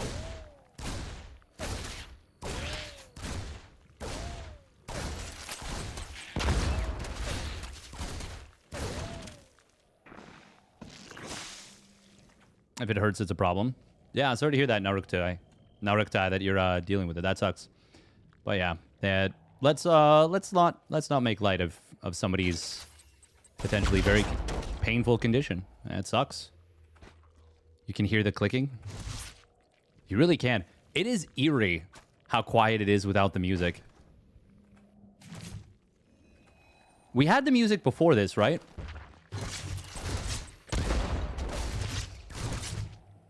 God, it's so uncomfortable without the music. Oh, grenade. Oh, he gets it down. Nice job. Behind this, it is a 3cc 2-on-1 out of Clement des Planches. But the definition is the same. If it doesn't hurt, it's not a problem. It doesn't hurt for me at all. I wonder what the difference between it being painful and not is. One of those quiet rooms that you go crazy in? Yeah. The ones where they somehow have negative volume. Like, I don't know. I feel like part of that is a little bit, like, I don't understand how that can work, I guess. Lo-fi SC2. I come from a land down under. Ba-bum, ba-dum, ba-dum, ba-da-da-dum, bum-bum. This feels like watching Friends without the laugh track. And, or even better, when Ross starts talking with his inner monologue, and then he just starts staring at a woman really creepily that's next to him on the couch while we're hearing his inner monologue, but they edit out the inner monologue, so he just looks like an absolute psychopath, which is what the woman would be experiencing during that situation. 3cc Hellbat. Raynor has been playing Greedy. He has been playing No Baneling Nest. And Clem, he's going to try and punish that. Will the Swarm Queen, the big booty bitches queen, will they let him get away with this? And can you do something like a drone consume in order to keep this alive? Also important to note, since the Hellbats can no longer be healed, this is not the same power as it would be. The medevac, obviously, is going to be great for healing the Marines, but the Hellbats they're squishy. They're squishy, and they're a lot less survivable. Already, this is kind of getting bullied back. Yeah, I feel like this is a fraction of its original power. Oh, you can drop 4 Hellbats at once. Okay. The leather pants episode? Maybe that's the one. Personally, I'm like not huge into Friends. Oh, we are going to see an attempt to take down the base. He does force the cancel. Nice job. Oh my god, but Ling's in the natural in huge numbers. SCV is going to try and pull and protect these Marines. How many Marines are there? Not a whole hell of a lot, and certainly not enough. 11 SCVs already going down. Siege tank. Oh my god. Could have been so much worse. Raynor finds a mule. Forces the whole army back home. And Raynor going to find oh, nope. Doesn't find another SCV. I think he tried to click the SCV, accidentally clicked the mule. There was 3 SCVs that were low on HP there. All of them 10 HP. Could have gotten absolutely gobbled up. 1-1 nearly completed here for Clem. Well, I say nearly. It's about 30 seconds out. But Raynor does have his +2 Carapace already on the way, as well as Bane Speed more than half done. So even though his Baneling nest was late, he didn't skip it entirely like he did in a previous game. Clem behind this, 5 additional barracks. He's going for an 8 racks.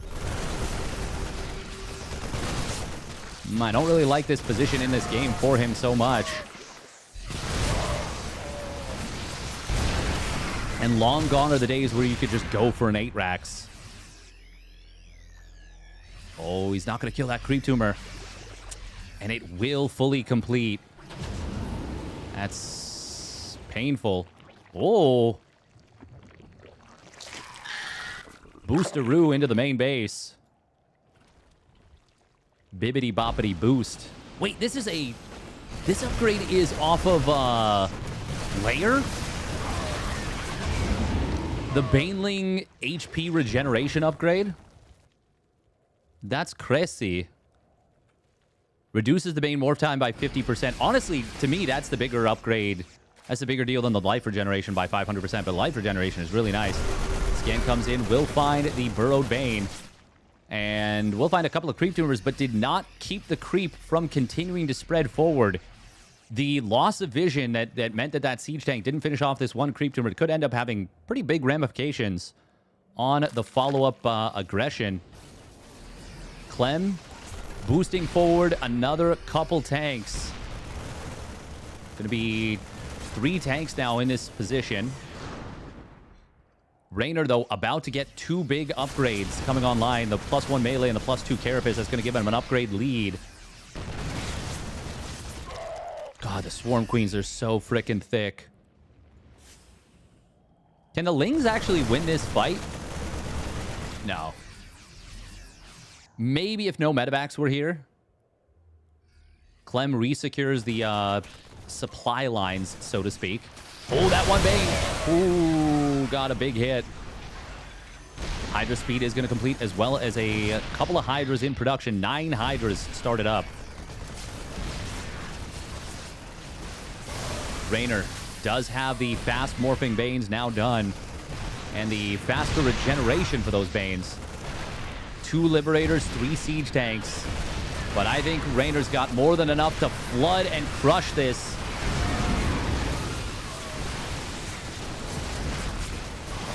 That is a very successful defense before 2-2 completed for Clement. Banelings continue to roll forward off of creep. There's a few Hellbats behind this, going to help out a lot.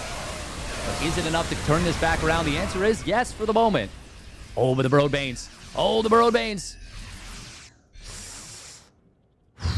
So close. That they just here. If he burrows them here, he hits almost the entire army. Oh, we're actually going to see the rest of the reinforcements getting pushed back by just a small number of Lings. A couple of Hydras are on their lonesome. No +1 missile started up for a Raynor here. But he does have a Hive on the way. Clem transitioning out of the 8 racks here. Adding a 3rd CC and a +3 weapons. Here comes a surround on this army. Looks like Banelings were very close to those Marines before they finally got... the Marines got picked up, that is. Oh, this creep on the top left. Gonna spot this army coming. But look at that, the shift click. A little bit clunky.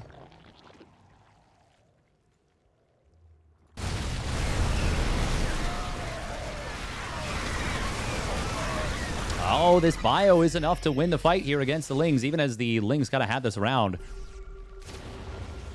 Clem is trading efficiently, but not crazily efficiently. Raynor won't be able to chase this down. He has finished Hydra speed, needs Hydra range now. Oh, he's going to go straight into 3-3. And he gets the Hydra life upgrade before the range upgrade. I mean, the range upgrade only takes 50 seconds, whereas the life upgrade is 80. The range obviously increases the efficacy of your army faster. But you could argue that the 10 HP might be better. Ultimately, he's got both queued up, so it is going to be fine. And as long as he doesn't, you know, take a disastrous fight by a narrow margin, I think it's okay. Fourth base is nearly finished morphing into a planetary. I will say the Hydra speed upgrade or Hydra range upgrade would have completed by now. Oh, he starts a layer when he doesn't need one. But it does generate additional larvae, so maybe. Planetary will get taken out, but that was very expensive for Raynor. He's going to turn around into this. One Bane did burrow. Just one, though, and it was scanned and killed. Oh, there's two more Banes to the right here. They somehow barely got caught up in this scan. Clem is continuing to drive forward very aggressively. Oh, wow, this is looking very scary for Raynor. All of a sudden, he is in huge trouble. He's got no Banes ready to morph, but no Lings ready to morph. The Bio is just going to meat grinder these Lings. Oh, my God, that was... I don't think a single Marine died. Clem seizing the initiative and just runs right through everything.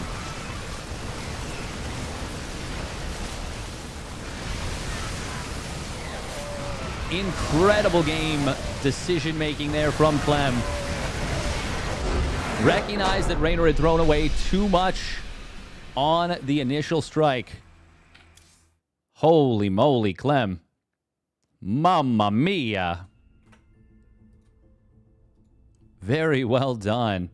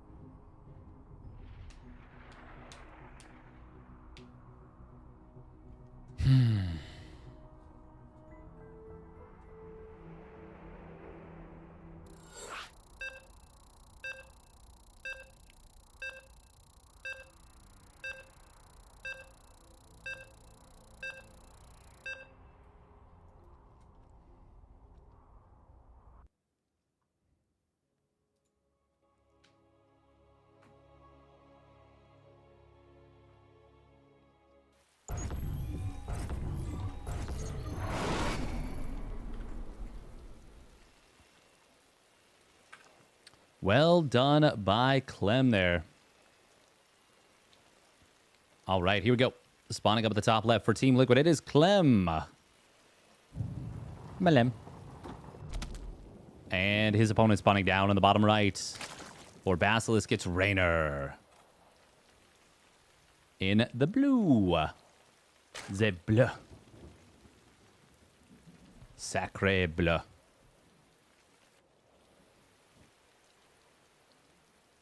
All right.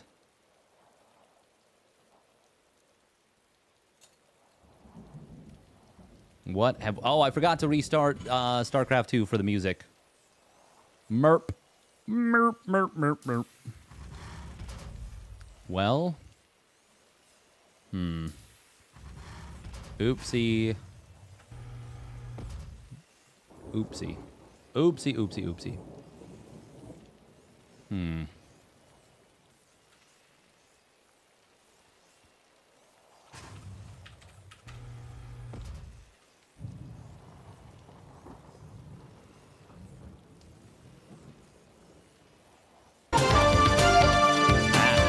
Oh my god.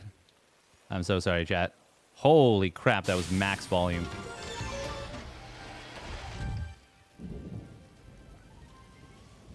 Jeez, I am so sorry, chat. Ears bleeding. There we go. Gonna give you a coronary? Probably. I gave me a coronary, so you won't be alone. Think Clem is the best aggro Terran, Maru is better defensively? Yeah, I would agree. Is there... I mean, ByuN is very good at certain, like... ByuN can give me... can play some pretty sick games, too. But I think Clem is definitely the most consistent. And, I mean, his Bane snipes. Nobody snipes Banes like Clem. Raynor not going to be able to get this hatch down, but Clem lets him. Oh, that's going to be a drone snipe potentially. No, it's a surround instead. Oh, that's the most pain. Oh, that is brutal. I thought for sure that was going to be a dead drone. Instead, it was a dead Reaper. That never happens. Bait? Apparently. Except I don't know that that just doesn't happen. You just don't, you like never kill that. That is incredibly nice for Raynor. He can switch to the other debris after what, maybe at like 400 HP? 300 HP, something like that. If he wants to take both of these down, he might want to just... Well, I mean, the most important thing is to make sure that you can get the siege tank on this position if your intention is to take these debris down. But, obviously, the more surface area you create, the better it is. I don't think you have to worry too much about optimizing the DPS. Although... wouldn't be the worst thing in the world.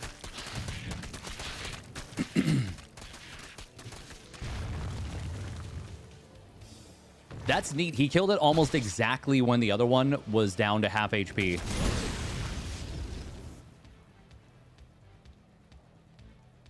So basically half the damage coming in from the Zerglings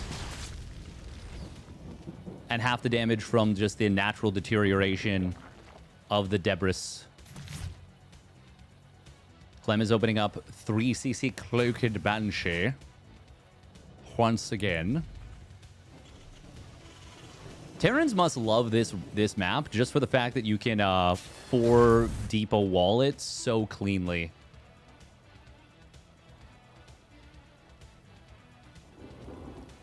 Oh, there we go. We're going to see a second factory and the third one behind it. It's not going to be the straight battle mech that we see sometimes, but it will be a fast mech play nonetheless.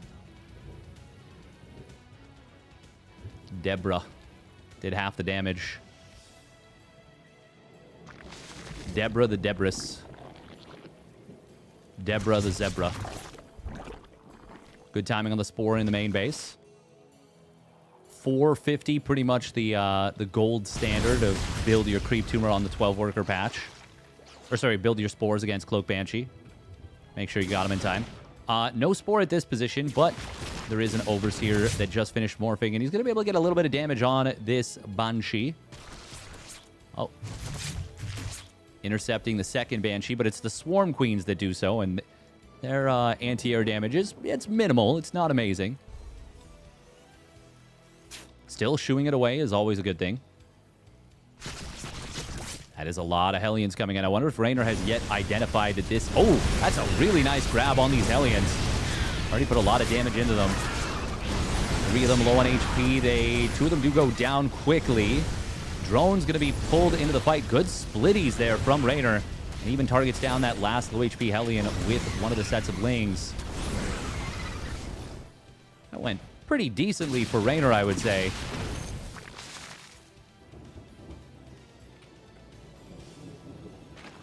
Clem still trades out evenly, but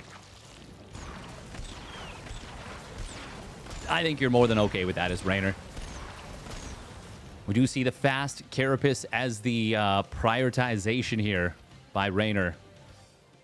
And it's not terrible because of how the Cyclone's mag field works, but it's definitely not as good as it would be against Bio. And Raynor definitely doesn't... Well, does he know now? Maybe he knows now. Like, this is way too many Hellions. Okay, well, now for sure he knows. No, the Cyclone was already shooting an Overlord. He knew this from before.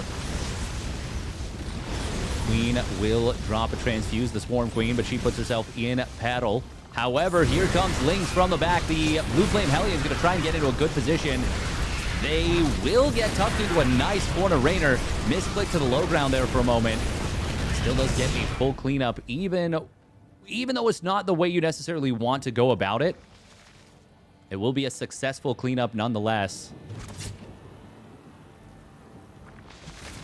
Expensive, but successful. 756. Looks like Creep has never gotten to this position. 756 is the, I believe, timer at which these rocks die on their own if untouched.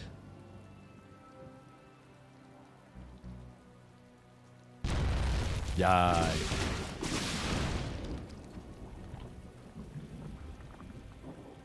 The other rocks would have survived, by the way, because Creep just got far enough to reach them. +1 melee and it completes. There is +1 missile on the way. You can theoretically go Hydraling Bane against this. Oh, nice interception on some of the reinforcements. But the Banshees are able to rotate. We're still going to see an attempt to engage this. Hydras just now complete their speed. Range was already queued up. No +2 melee on the way just yet. And I don't believe there's an infestation pit. No. Is Raynor just going to go for it with 1-1-1? I mean, it is no tanks. All gas, no brakes here for Clem.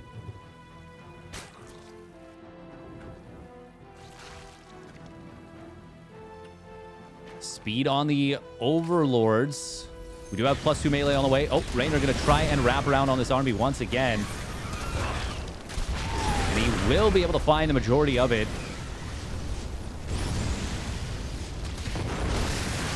Clem continuing to kite against the Lings and Banes. Oh, there is that Baneling more fast regeneration upgrade. Turbo regen. It's turbo time.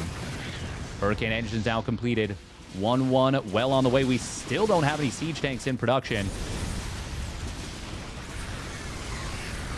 Oh, this could be a huge surround coming in from Raynor. Banelings from the back. Lings on the top side. Command center lifted, but there's not a whole lot of places to run. SCVs fleeing back to the natural, but Clem going to get overwhelmed by Raynor's push.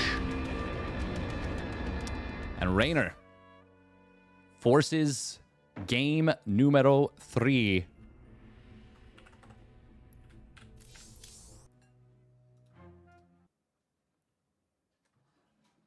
All right, we got to restart.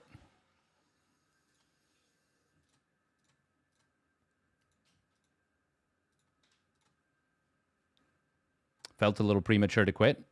I don't think he could hold on much longer, to be honest. I think that was pretty reasonable GG timing. All right, minute and a half of ads real quick.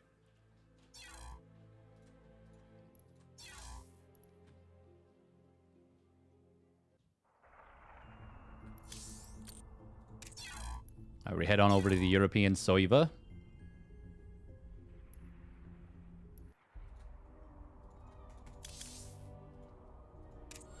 There we go, music.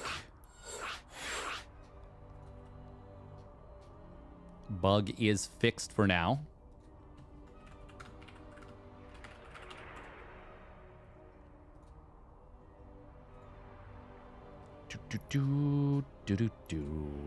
Ba-dum-bum, ba-dum-bum. You thought Raynor beat Clem in a best of 3 already? He did in the winner bracket. They are now... Bracket is now reset. And Clem is challenging. So Clem actually has to...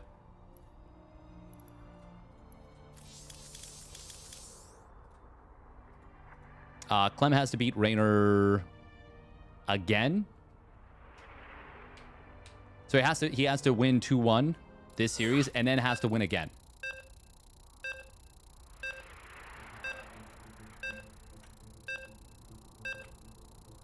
Wait, is there a new...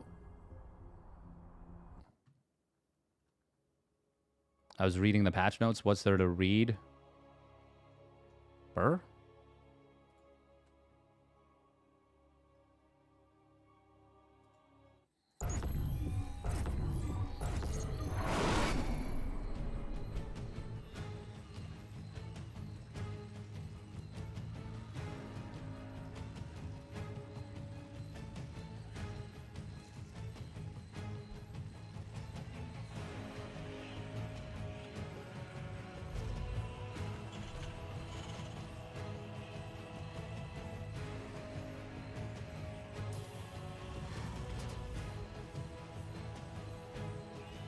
All right, here we go. Spawning down on the bottom left for Team Liquid. It is Clem. Clem. And his opponent spawning down on the bottom right for Basilisk. It's Raynor. In the blue.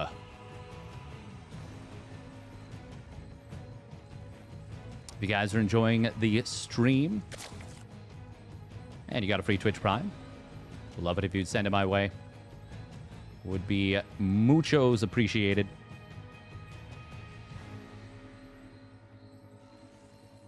Or if you just want to support directly. Oh. Hey, thank you, Pashka TLT, using the gigantified emote. 30 biddies. Appreciate it. Once again, huge thank you to Daily Herbivore for the 100 buckies earlier. That was... very, very pleasant. Or very, very helpful. I mean, it's pleasant, too.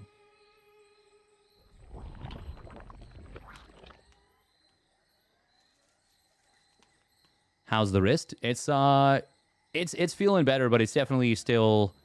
I'm waiting for the plate to get removed.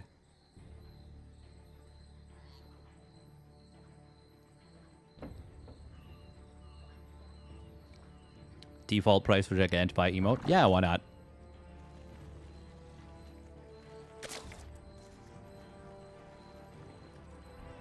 That was a really nice nice timing from Raynor right there. Clem, I don't think he realized what he was up against. If he did, we'd probably see some siege tanks. Even just one round of siege tanks could have helped out a lot against that, potentially. Oh, nice dodge right there from Raynor.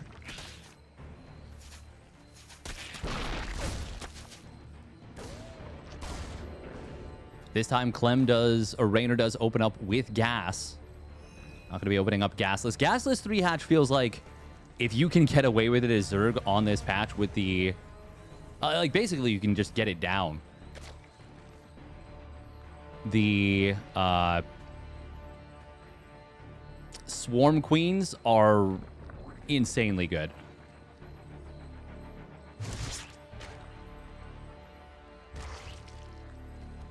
You, of course, do need to protect your natural and make sure your opponent can't run by.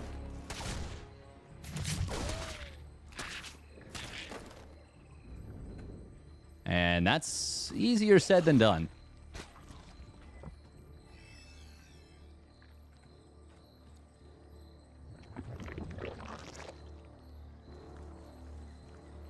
Is BlizzCon just going to be RSL finals? Well, my understanding is they're also going to do their, like, Legends thing. But that's going to be Idra versus MC. I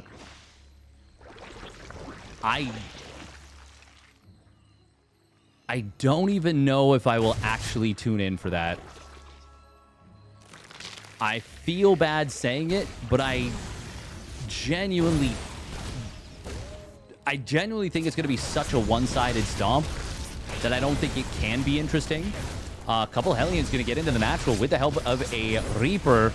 There weren't enough Lings to deal with this, and the Swarm Queens were not in a... Well, Queens in general were not in a good position 5 drones already getting picked off very early.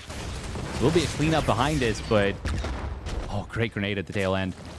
That's a lot of those drones. Meanwhile, the follow-up 2 Hellions find another drone at the 3rd. Clem can just heal these up if he's so inclined. I mean, I think that should always be the go-to, is when you have a free moment. Just heal them up at the healing shrine. Getting 6 drones early like this, before the 5-minute mark even, is pretty huge. Really, really slows down the Zerg economy. Like, this is the equivalent of killing, like, 15 drones 2 minutes from now. Might be even more than that, realistically.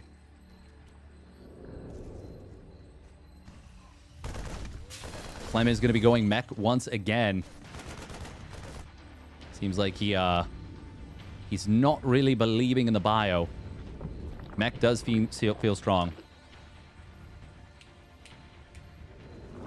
Yeah, a lot of people definitely don't want to watch a mirror for the RSL finals, at least.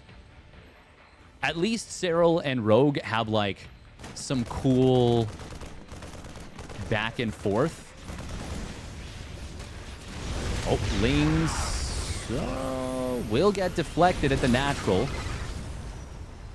It's a little bit of a supply block for Raynor at 82. That's not an ideal one. Both Banshees do find some damage here. Spore Crawler's a little bit too far up, I think. Oh, Clem finding some really nice angles. These Banshees getting 2 additional drones.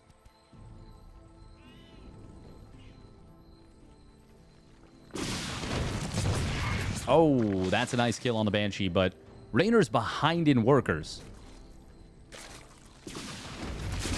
Yeah, those 5 drones he got early seem to have really just cut Raynor off at the knees. More Hellions looking for a run-by. Once again, it is fast Carapace, and that... I mean, it's not great.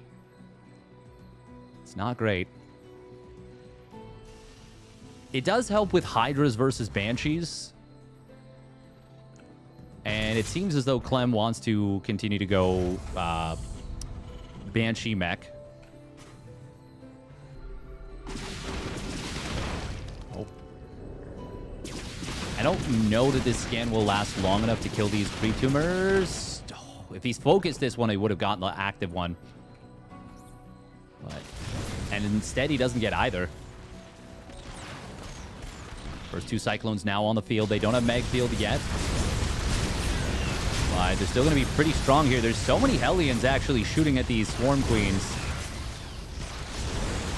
Transfuse is going to be enough to keep this alive for the moment. Roaches do not yet have speed, but still going to be able to drive this back for the moment. Raynor is now on 4 bases. No Spore Crawler at the 4th, though.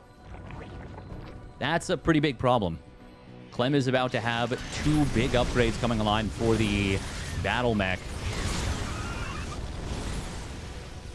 Sometimes it does feel like Clem, I mean, it's part of his strength is he keeps the pressure on always. Like, it feels like you never get a moment's peace against him, but it does feel like sometimes he can stay aggression-coded for a little bit too long. And sometimes it'd be better to just wait for the next upgrade, the next big power spike, which is that, you know, Blue Flame and Magfield. Oh, Raynor going to try and set up on this army. Roach Speed has now completed. We do see a great wraparound from the Lings, but the Blue Flame Hellions are still going to do work. Raynor, honestly, that did not go anywhere near as good for him as I thought it would, but it was still pretty decent. Yeah, he kills 3 Cyclones. Very nearly got a 4th, but it just barely survived. Here come the Banshees. We do have a Hive coming in for Raynor. Baneling Nest, 2nd Evo. Clem just now starting his 1-1 for the mech. Still producing nothing but Cyclones. Does have a lot of initiative. Almost got a kill on one of these infestors that popped out. 5 drones did fall.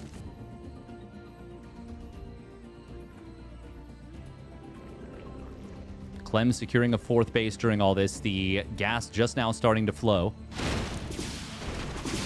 Oh, using these Banshees to track surround squads of Lings is really nice.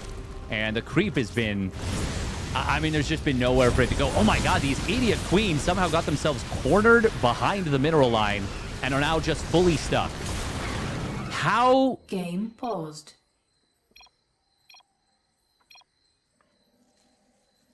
Did he...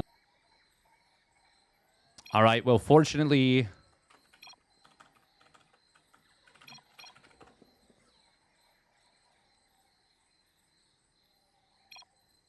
Fortunately, we're good. Game resumed.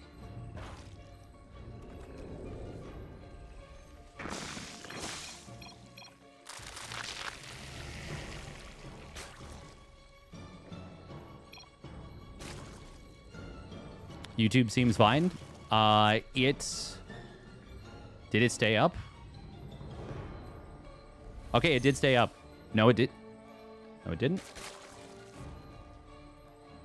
Oh, wow. Why is this? Did I leave that on the whole time?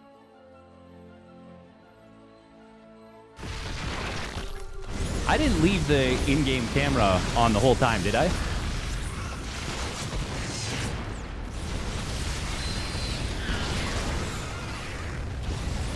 That's funny if I did.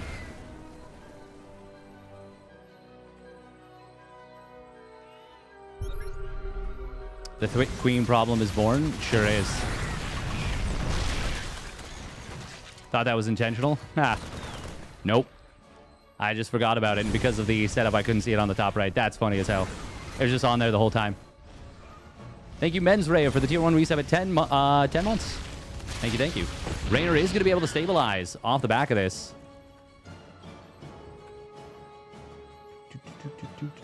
Dick Queens crashed the stream. They sure did. Oh, Lings will get a wraparound here. And they will win this fight.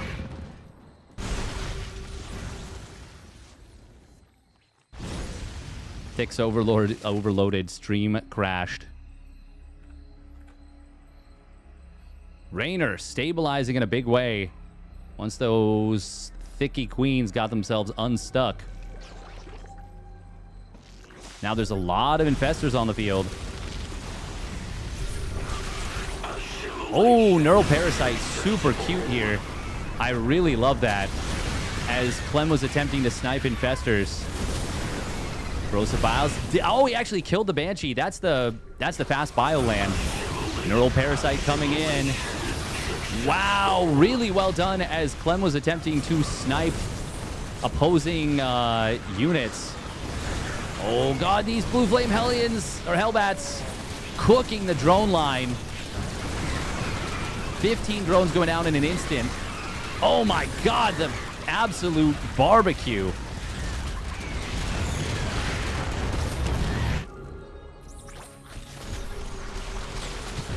Oh, Cyclone sniping 2 infestors there.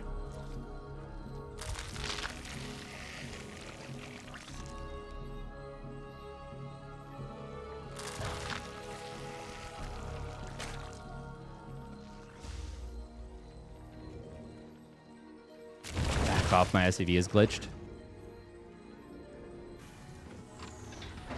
We do have the Roach 1 supply upgrade. Meanwhile, 2-2 is going to, well, has half completed for Clem. It's going to fully complete in a moment. I think this base gets saved. Yeah, for sure with the Banes. Assimilation successful.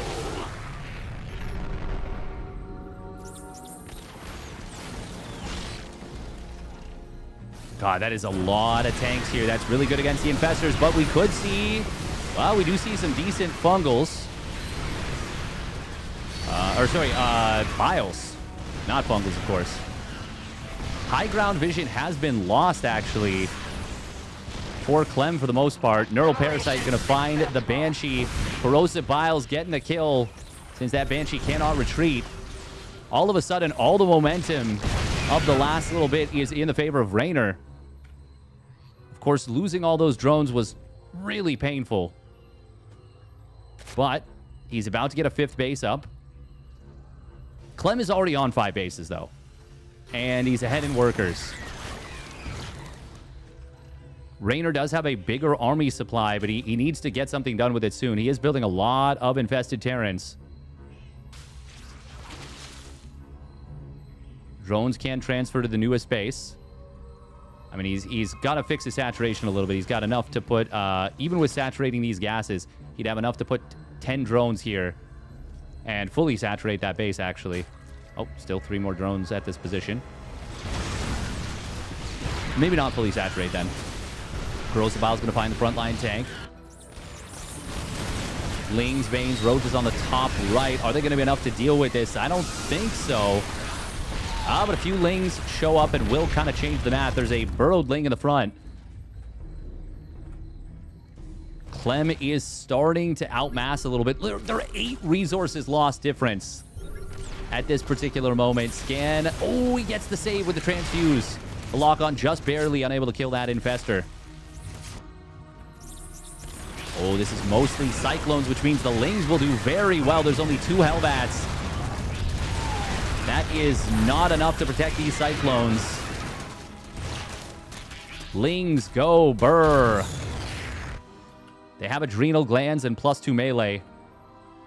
Clem just now started the +3 armor, so it's even upgrades, but with the advantage of the Adrenal Glands.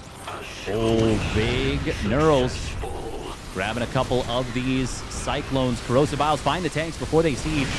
The other one will get enveloped pretty darn quickly. Raynor taking a very nice fight, both on the top and the bottom. Corrosive Viles find one Liberator. The other one is over a funky position. Wow, that is really misleading. Where it actually is. How many infestors have died in the last little bit? Only 1. Has to have the greatest skill differential of any unit.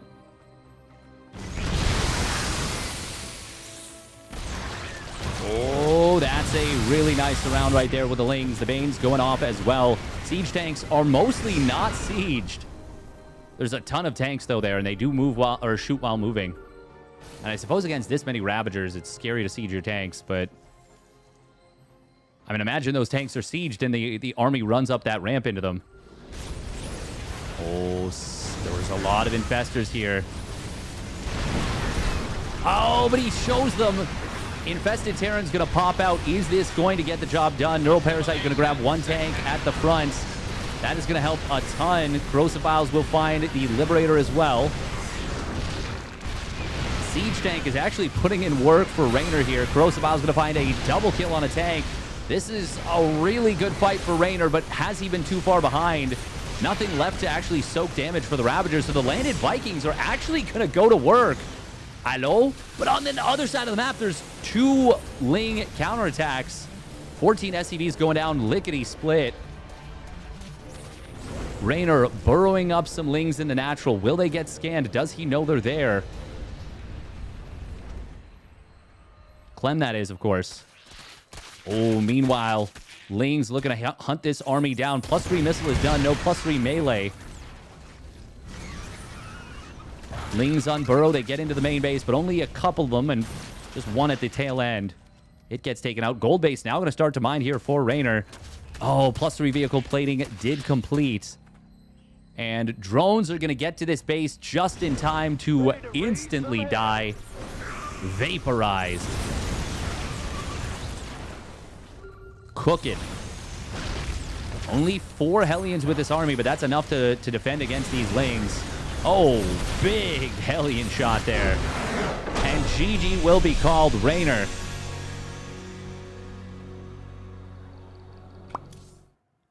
will be forced to tap out, and we're going to a bracket reset.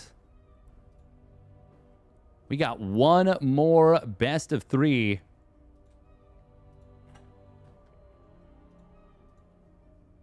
Very cool. Very, very cool.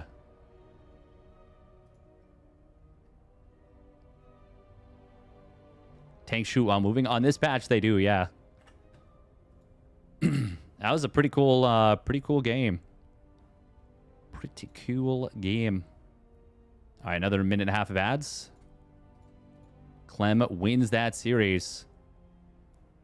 Oh.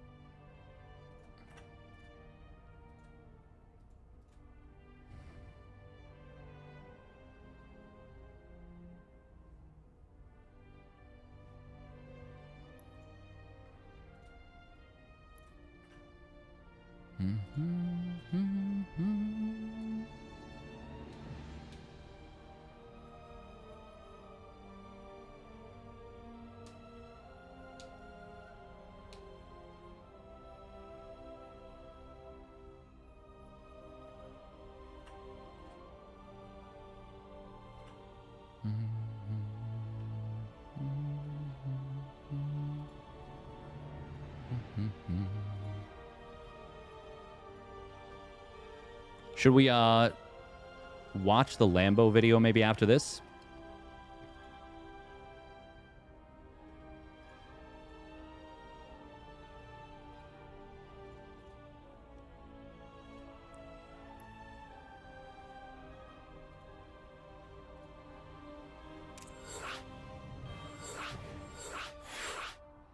Fear and Faith gonna get picked first.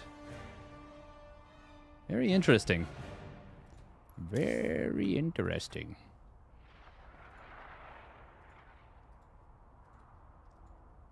We'll win this best of 3 Patches Mod ZVT finals. Rainer or Clem. We'll put 10 minutes on the timer for this one. This one is for the tournament. And while it's just a few buckies, you know, first place is 120 USD. Second place is 50 USD. So, I mean, it's a $70 difference. It's not nothing. That's, you know, it's maybe a couple of dinners. Or potentially a very nice dinner. It's also Patch Clash circuit points. But between these guys, you know that there is a long-standing rivalry. And I feel like there's a lot of... prestige that they kind of have.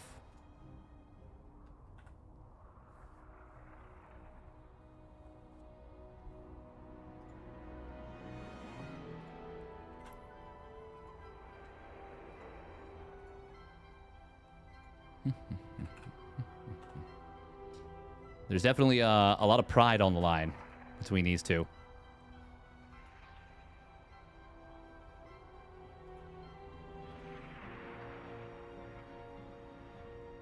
Oh.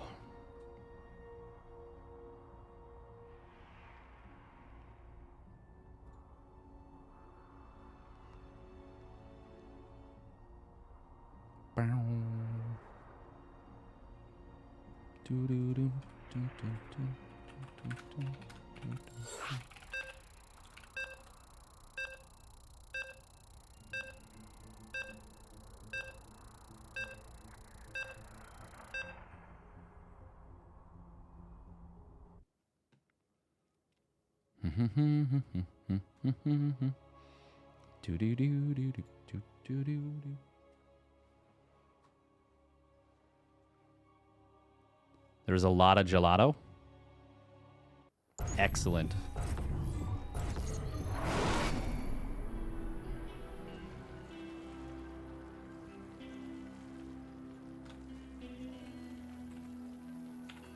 All right, here we go. Spawning up in the top right of Fear and Faith, it is Rainer for Basilisk. And his opponent spawning up at the top left for Team Liquid, it's Clem. Malem. In the blue.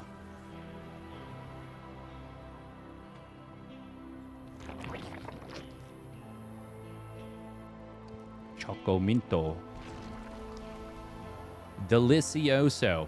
All right, so Rainer, Clem, this is now their third best of 3 of the tournament.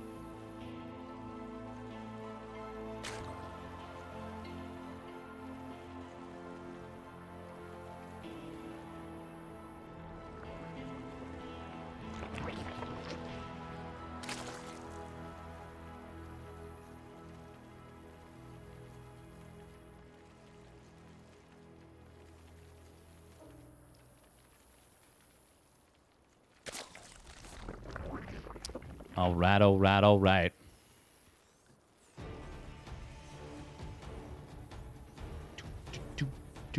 Both were 2-1, if I recall correctly. They were indeed. And they were, I would say, what? 2 or 3 of them were bangers. Very good.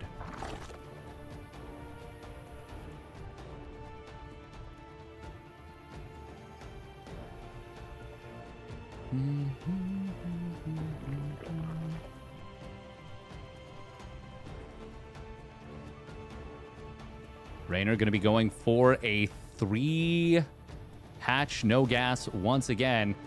And a little bit fortunately for him, I would say he is expanding to the base that is far away from his opponent. That's, I would say, best case scenario. Oh. Oh, nice save on the drone. Second drone does get saved as well, but that's expensive. 2 Spore Crawler morphs. Yeah, you know, not quite the cost of a drone, but close, actually. Kind of close. Obviously, I think he did 3 extractor tricks before this. What is it? It's 17? 17, right? Or is it 18? For the cost of a Spore Crawler. Maybe it's 18. Is it 75 minerals?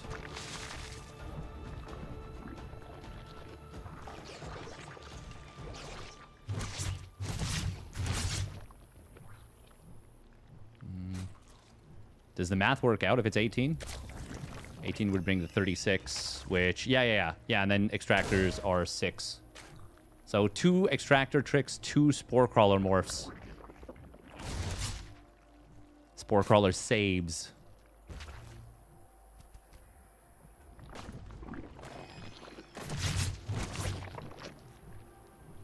Yep.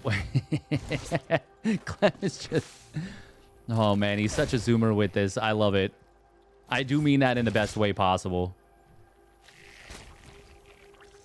You're going to see a Swarm Queen Cocoon at the back and one that... Oh, wow. One at the natural, one in the main.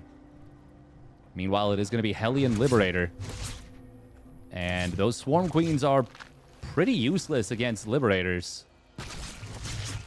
Oh, nice wall here from Raynor. Another Queen morphing into the Swarm Queen. Liberator clicked to the top. There's nothing to watch this position. An Overlord here would be very helpful. Will this derp running against this? Okay, Clem actually noticed. It was just about to start derping. God, that's a lot of damage. There's no Spore Crawler here. Swarm forces under Raynor pulls attack. the drones.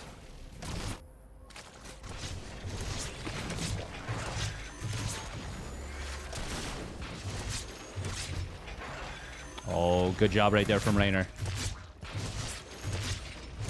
Do you kill this with the Queen? He will.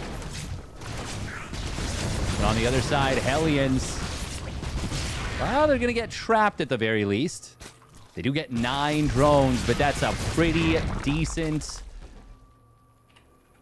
I'd say that's a pretty decent cleanup for Raynor. 9 drones in total between the... Liberator and all the Hellions. And you clean up everything. Yeah, I would say for this stage of the game, that's more than okay for Raynor. I would even say I prefer it for him. Resources lost is firmly in favor of Raynor. And, of course, the Swarm Queens can still spread creep.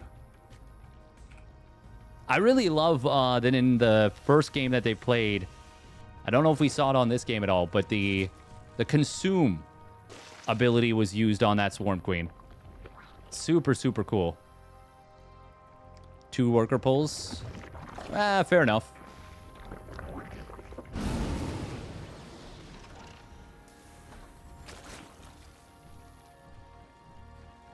It's a good point. It's a good point. It's a lot of lost mining time. Yeah, let's see what the... Yeah, it's a pretty big spike.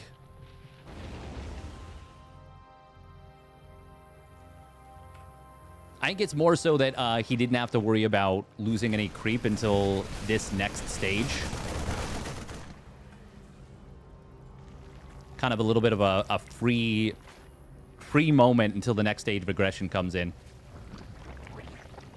But Clem, of course, very clean on the macro. Very clean with the follow-up.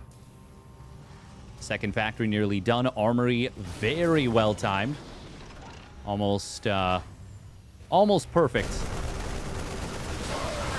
Close enough that we, you know, you talk about how good the armory timing is, not even really mentioning. Like, within 5 seconds is immaculate. And Clem is always good about making sure to start his armor upgrade if he doesn't have the cash for both. Oh, Clem is going to still try and drop in here. The Spore Crawlers are not perfectly positioned to stop this. And that means Clem will get a full unload, and he's going to be able to kill one of the spores. Second one will re-burrow. Raynor wants the double spore here, and I like that quite a bit. I would love it if he just sends it right to the corner. Like, he's got the ability. These little pockets, you can put spores right in there. Hydra's already added in a relatively fast infestation pit. Raynor is up at 83 drones. Clem did start that +2 armor just a little bit later. This is where things get a little bit uncomfortable for the Zerg player. Is the fact that you can siege tank push the third like this, and there's really no other fourth, I guess. There's no other option than this pocket base. Little roach flank getting set up here. +1 missile is going to complete. Is that go time? That's a big stim coming in from Clement. Raynor is going to try and take the fight. The Lings got melted immediately. And the flanking roaches get cleaned up very quickly as well. It's mostly just Hydras and the Swarm Queens left over. They don't even have speed, these Hydras, so they are struggling. Raynor is still ahead in supply, but that was expensive for him, for sure. And he needs some more tanking. Where did 2 drones just die? Did we just see I think we might have just seen one of them dying to something, and another one was... Yeah. Oh, no. Raynor used the consumability on both of these queens to transfuse each other. That is a very cute little move. +2 weapons will complete, as well as the siege tank upgrade. Lings and Hydras looking for the flank. There's that Hydra speed. Lings are set up. Oh, that's going to draw a lot of siege tank fire on the left side. Good job from Raynor. That might be the engagement he needed. Wow, that flank was cash money. And now Raynor picks off another tank. The barracks at this base are in jeopardy. Raynor will want to back away for the moment, especially against 2-2 Marines. But he can sit well outside of tank range and just shell away at these barracks. Hive is done, so 3 Vipers get started up.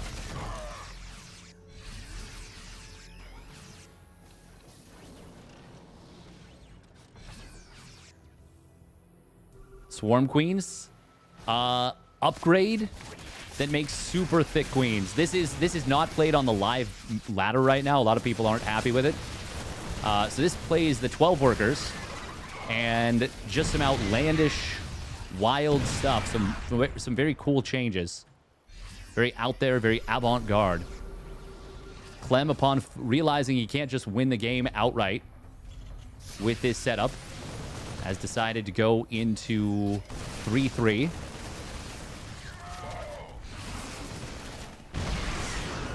Vipers do have enough energy for one Blinding Cloud or one Abduct to pop. There come the Hydras on the flank. Blinding Cloud is going to be pretty decent. Double Blinding Cloud really derping the Marines.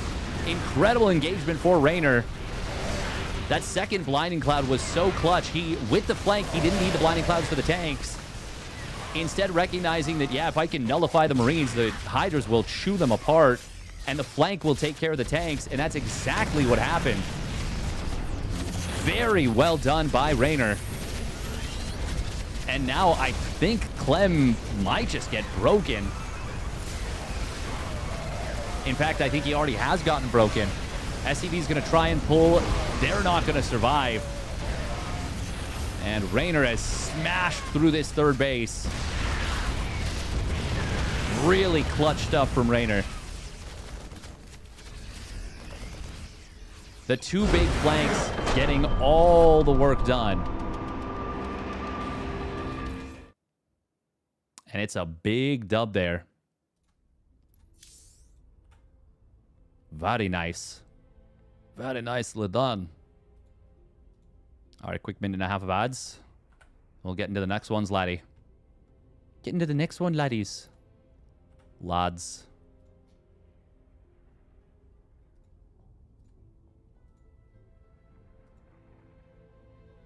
I feel like ad revenue is like way down on Twitch right now. I don't know if it's just this month or what it is.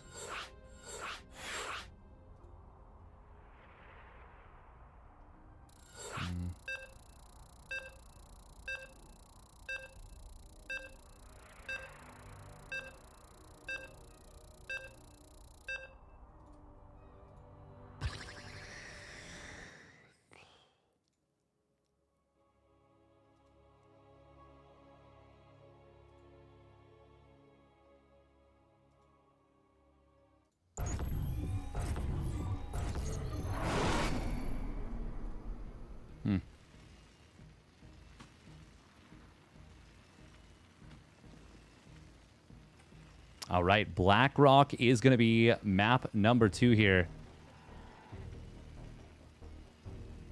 Spawning down in the bottom left, it is Clem. Or Team Liquid. Malam. And his opponent spawning up at the top right. It is Basilisk Raynor. In the blue. No Malem available.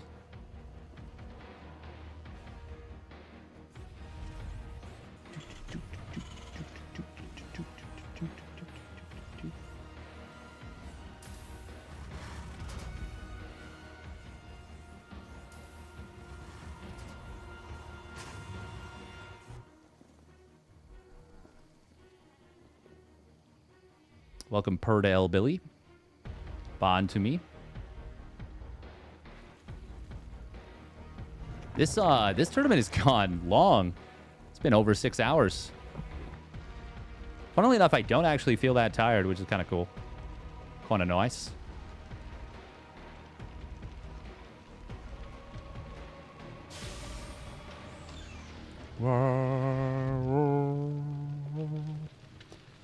I will be heading away this weekend. This Friday, I'll be popping out to Montreal. My fiance, just for a little weekend.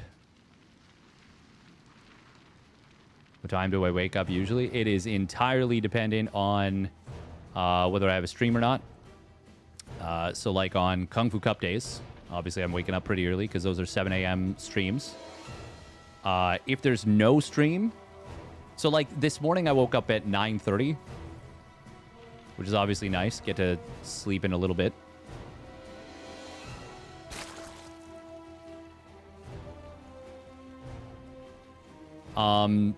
Generally I try and wake up relatively early anyways. Oh, that attempt to block the Reaper, but it's not going to happen. And we're going to see potentially 2 lanes. No, just 1. When are you getting married? This year?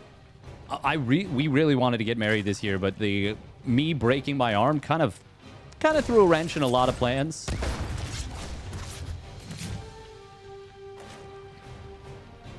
Needless to say, we didn't want to get married with me having a cast on. And that was, you know, almost 2 months kind of down the drain. 2 months that would have been a great time for wedding, but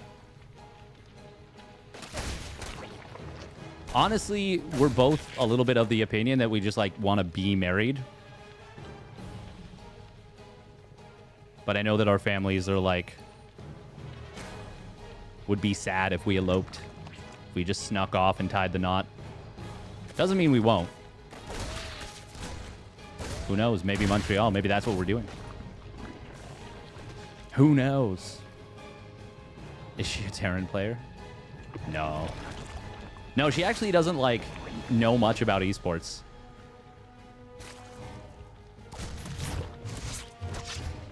No Swarm Queen morphs just yet from Raynor. Oh, nice job from Clem. Gets the kill on that Creep Tumor. Raynor does elect to drop an early Creep Tumor in the main. Oh, that was a really nice little move from Raynor. He split one of the Lings off to potentially soak the low ground Hellion shot. But it never came through, but it was still a nice little move. Nice little, You live downtown Montreal if I need any tips. Oh, nice. I mean, yeah, I've been to Montreal a few times, but not often for, like, just hanging out. To be fair, that's not the only reason we're going. There's like a seminar type of thing that she's going to in the middle of the day on Saturday.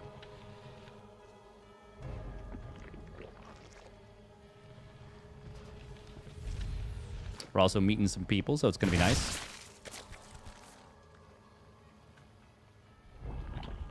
Eloped once, kept it a secret, and still had a second big wedding. Literally what we did. Yeah. No, that's what I was thinking. Is like... The thing is, though...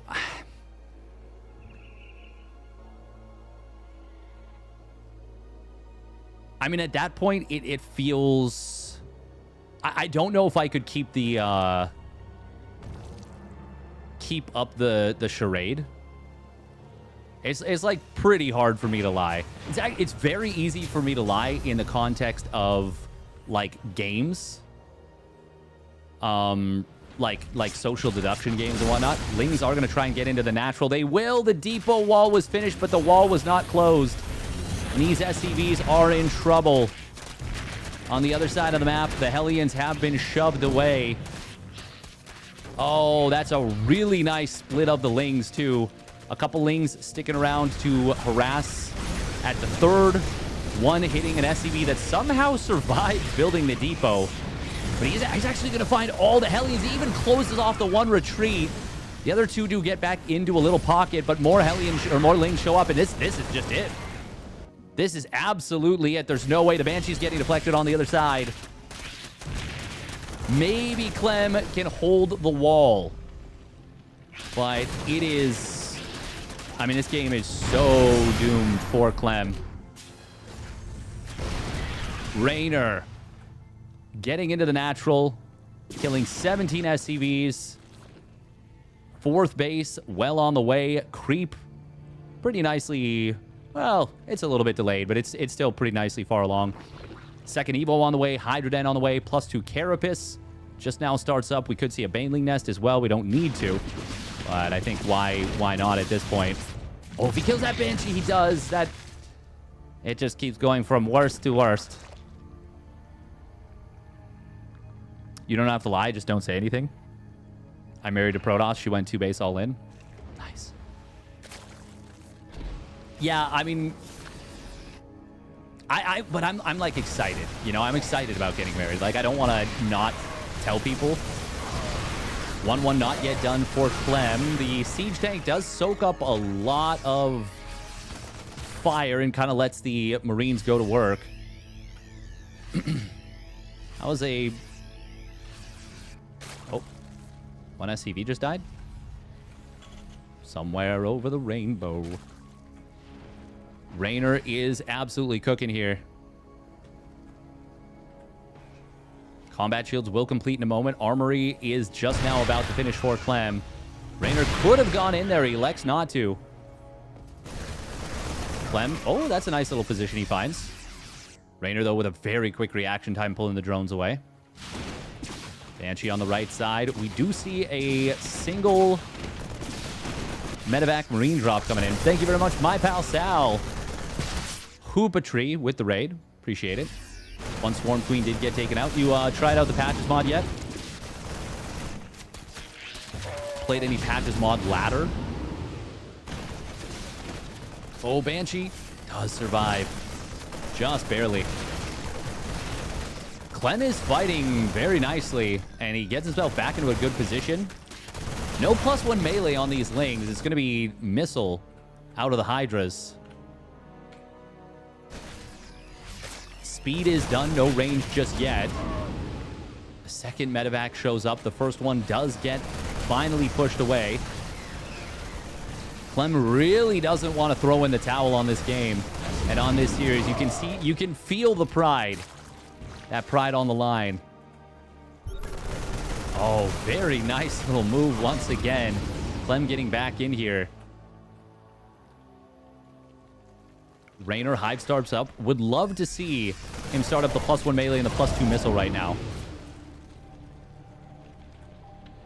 I mean, I don't think there's any kill timing he has without a Baneling Nest and Baneling Speed. Oh. Transfuse is going to be able to keep that one Swarm Queen alive. Raynor is in hot pursuit. He just finished up the Hydra range. Both medevacs on the right side and the left escaping by a very near margin. Clem is about to complete his 2-2. That's going to give him an upgrade lead. And specifically against, usually it's the Hydras, but the Lings. Oh, actually, hold on. I thought we will see a fight coming in from Raynor. I think there's too many Marines here, though. There's a lot of Hydras, and they are fighting before the 2-2 finishes for Clem. He just got the +2 weapons. Marines dropping behind the Hydras here. That's nice. I think Raynor can still be more than okay with how that went. 3 of the tanks going down. A lot of medevacs, 4, and a lot of Marines. And that really cuts the momentum quite heavily. Now both tanks get taken down as this army is forced to stim back. Oh, these 2 tanks on the left, they're sieged in the bushes. No vision initially, but there's not enough to protect them. Raynor with a little splitty on the Hydras that ended up being kind of unnecessary, but it still was a nice move. Clem not going to be able to protect his tank that was in position at the left side before. He made a hell of a fight of it. Clem, that is. But when you lose 17 SCVs to a Ling run by early, it is going to be a nightmare to come back in that game. Regardless. Even now, Clem is still battling Changelings to provide vision. Siege tank immediately dies, and that's the last one that can be built for now since there's no add-on. SCV trying to pull, but unfortunately they were behind the Marines. Hydra's about to complete. Wow, they're about to gain 10 HP and +2 weapons. That's a pretty nice power spike for them. Getting a lot stronger there. Meanwhile, Lurkers. He just now starts the range upgrade. There is no tunneling or adaptive talents for them. No speed burrow. Welcome, tree people. Indeed.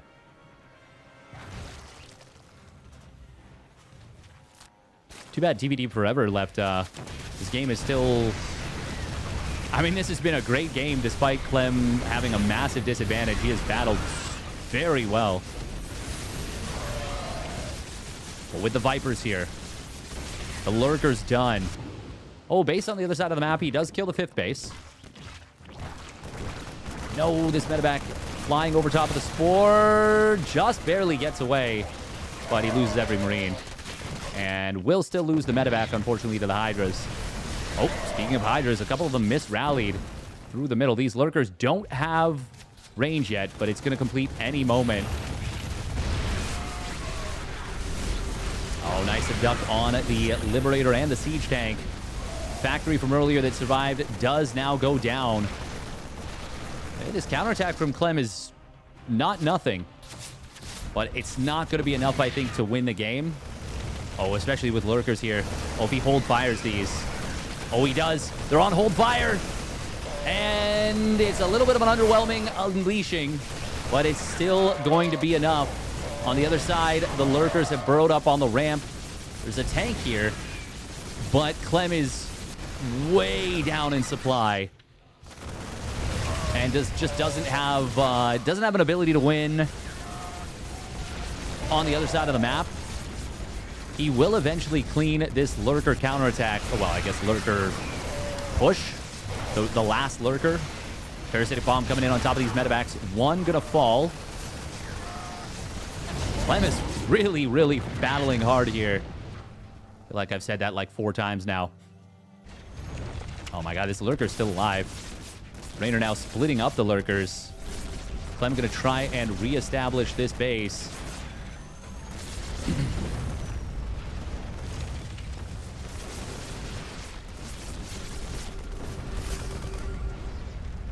This Orbital Command could have actually been killed by this Lurker if the Lurker had just... I mean, even now, it's a little bit unfortunate. SCV gonna try and repair it. Immediately killed. Oh, look at the splitty on these Lurkers on the bottom.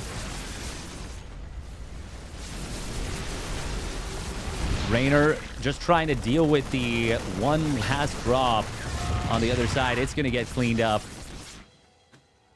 19 SCVs for Clem. Oh my god, he doesn't even kill that last Hydra, and it just turns into a Lurker on 3 HP. Orbital Command will ultimately get saved. I mean, you gotta hand it to Clem. The fighting spirit. But now we have climbed above 100 supply lead. And Raynor going for Lurker drops. Would really like to see him continue his upgrades. +3 missile, +3 carapace, +1 melee. Get adrenal glands while you're at it. Oh, he's already got adrenal glands. At this point, I just, as I was saying adrenal glands, I was like, would adrenal glands even be worth it with 0 attack upgrades? You're doing 2 damage to Marines and 1 damage to Marauders. You're doing that damage incredibly fast. But holy moly, are you ever struggling? But at this point, I mean, I don't even think it matters what the upgrades are. Raynor is very focused on ending the game. All cash going to maxing out. Well, that's not true. Some of it's going to hatcheries. Lurker drop coming into the main base. Meanwhile, Rock Drop does get something done, or tries to. Oh, Siege Tank does get saved. Raynor, though, is working his way in with the Hydra Lurker. And he is going to be able to take down this planetary. I don't think any amount of repair is going to save it from this DPS. And he's just going to give up the position. And with it, GG will get called. Well, Marty v. ByuN, actually, no, we'll show you what happened in this game. That things kind of fell apart in the way that they did.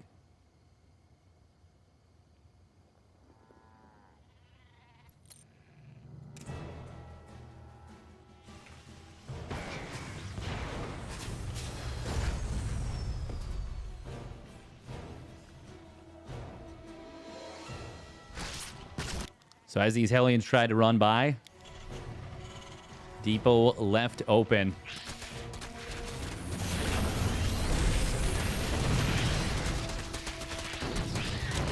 God, the SCVs just got absolutely obliterated. I can't believe this SCV actually lived, by the way.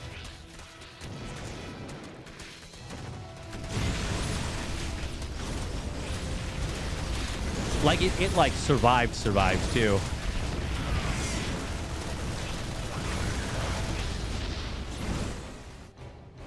Did it actually? Where is it even going? Where is it going? I'm honestly just curious at this point. Oh, it got sent to that mineral line.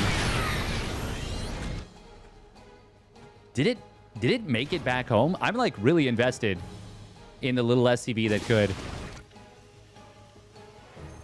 Oh my god, it actually made it back home, didn't it?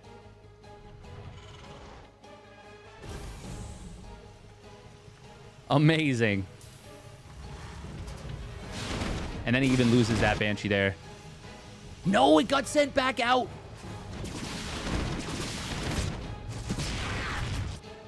Okay, we need to see what happened to this SCV.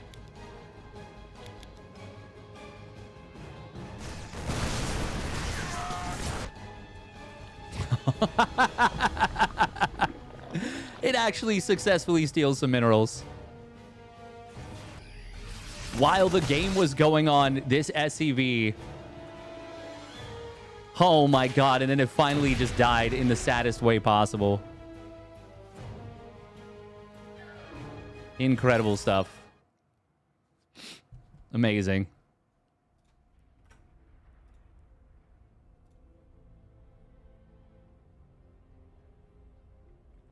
"16 Lings did all that." I think it was more than that. It was like... Yeah, it was like 24 Lings or something like that. His name was Henry. His name was Robert Paulson.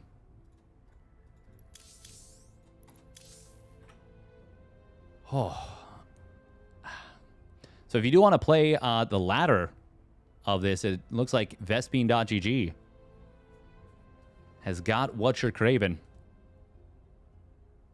Where is this game hosted? How come it's so late UK time? Yeah, just European server. The tournament started at noon EST. And it is now 6:40, so it's been running for 6 hours, about 6.5 hours.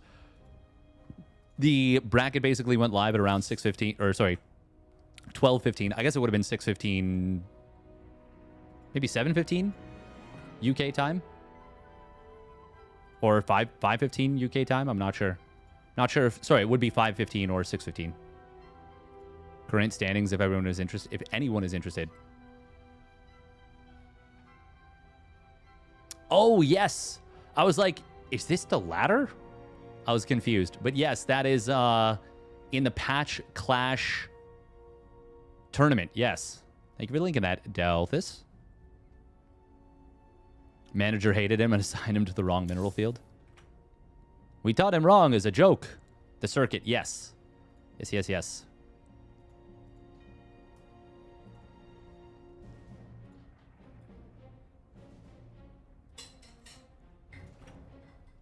Bum, bum, bum, bum, bum.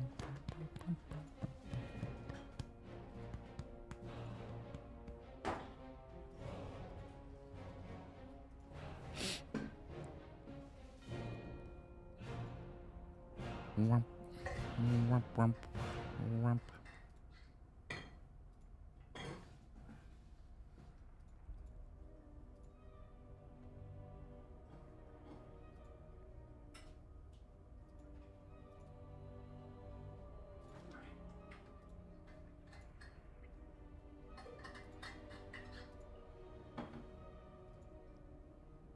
Oh.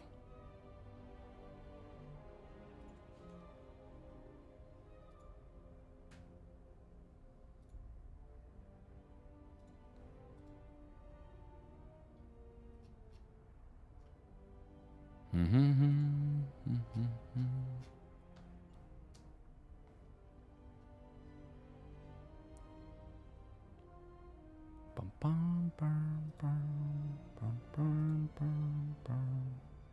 Wow, wow, wow. Oh. All right.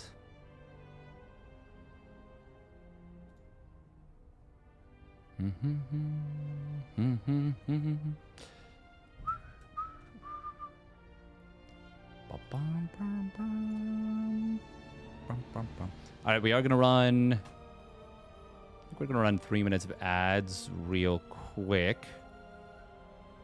We taught him wrong as a joke. That's, it's not Kung Fury. I don't... Is it? No. Kung Fury. Oh, man. That's a proper meme. Wow, Michael Fassbender is in that movie. And David Hasselhoff. That's bizarre. What movie is that even? Kung Pao. That's what I was thinking. Kung Pao. Yep. And then there's another movie that's really, really funny. And it's got the mom and dad, and they're just absolutely beastly at martial arts. There's this whole town that is crazily good at martial arts. All right, we'll be right back in a little bit. Once again, thank you very much to Life on End for putting up the prize pool for this one. Life on End, if you're here, I really appreciate it. Balls of Fury is no, that's the that's the ping pong game, the ping pong movie. No,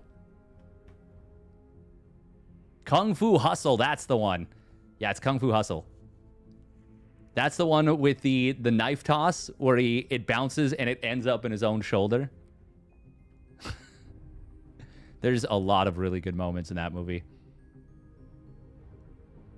He keeps trying to find someone that he can easily beat up in the town, and he just can't find anyone.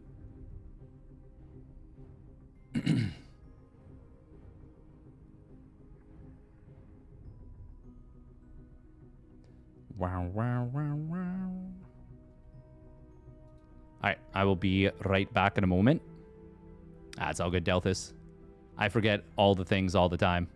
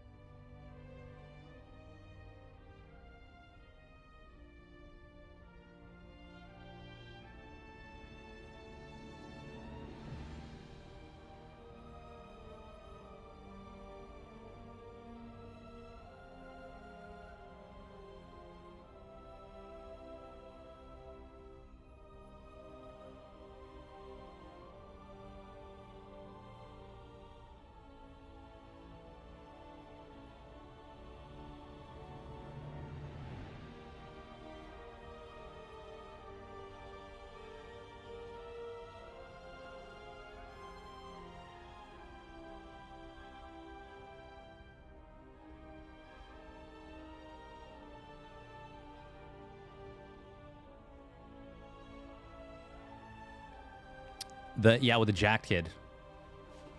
That's a pretty funny. It's a pretty funny moment. He keeps trying to find all these people. Then there's one where there's a guy like sitting down, and he thinks it's like a regular dude, and then he stands up and he's got like stilt arms and legs. He's like like 8 feet tall, and he's like, no, not you, not you, not you.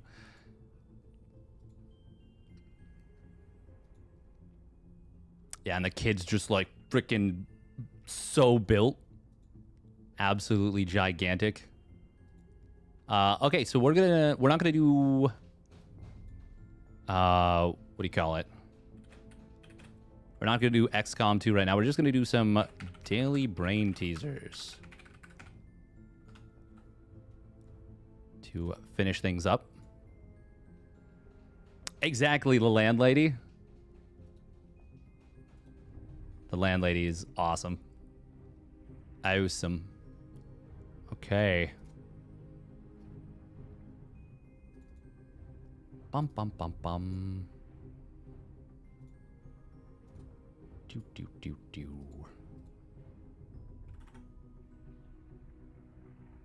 Do we want to do tents and trees? Trees and tents? Yeah, we'll do trees and tents.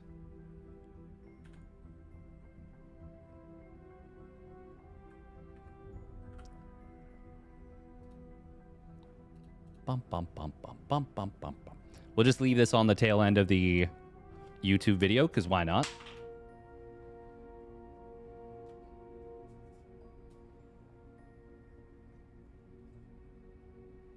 Hee. All right. What do we got here? We got... Do any of these have a double E? No. Nope, no double E. Okay. Oh, this is just place. Yeah, because the E can't go here, here, or here, so it has to go at the end, and then there's an L, an A, and a C. And I just don't think there's any other words that could possibly fit that. This will be T-A blank blank Y, probably tangy. Could be tawny.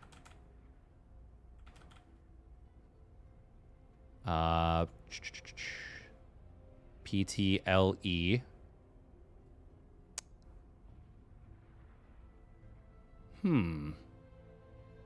P and T can't go at the beginning.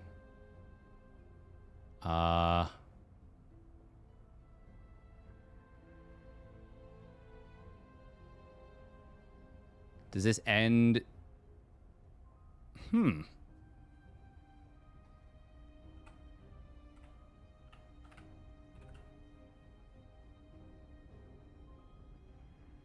Huh.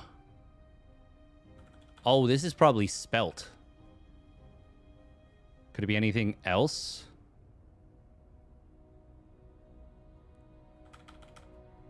We'll see in a bit. TPIC. Oh, this is topic. Right? Yeah, C is legal. I has to be 4th or 5th. Yeah, that's gotta be topic. Oh, nice. This is CO blank blank A. It's probably Coco. Everybody's favorite proxy 4-gate player.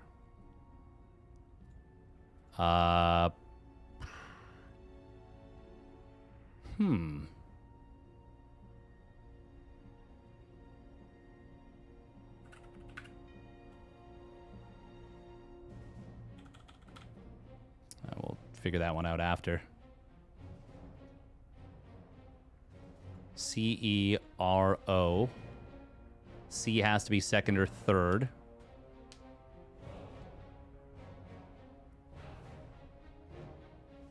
Can't be force. Well, it also the F is also grayed out, so obviously not. Is this score? S-C-O-R-E. Yeah, I think so. Nice. Oh, and okay, store. Well, that's easy peasy. Oh, it is spelt. Okay, nice.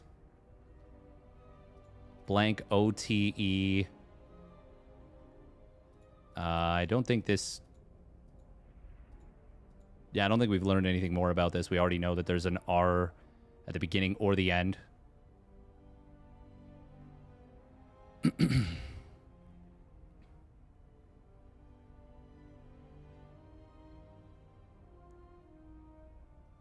Voter? Probably.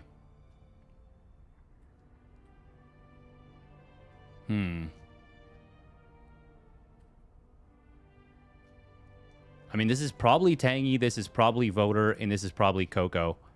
But...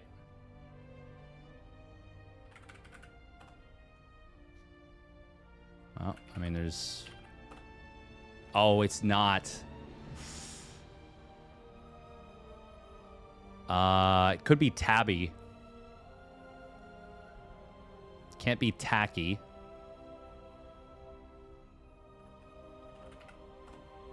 Oh, it's not Coco either. Oh, well, that sucks. Oh, it's comma. Comma and tabby. Ah, that's lame. We got owned. Lame.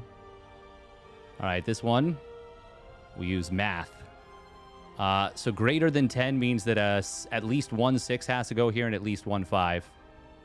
And same thing with this. We've only got 3 6s and 2 5s.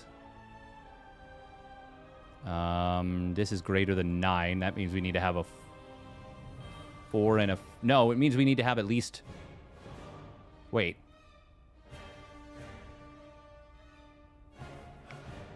One, 2, 3, 4, 5.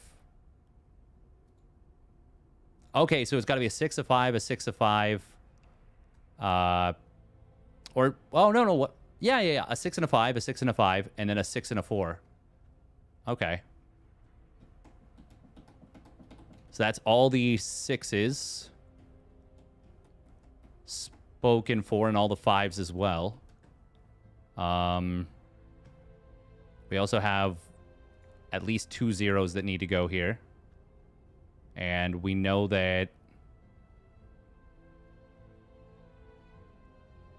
We know that this one can't go here because it's too great of a difference. Well, actually, sorry.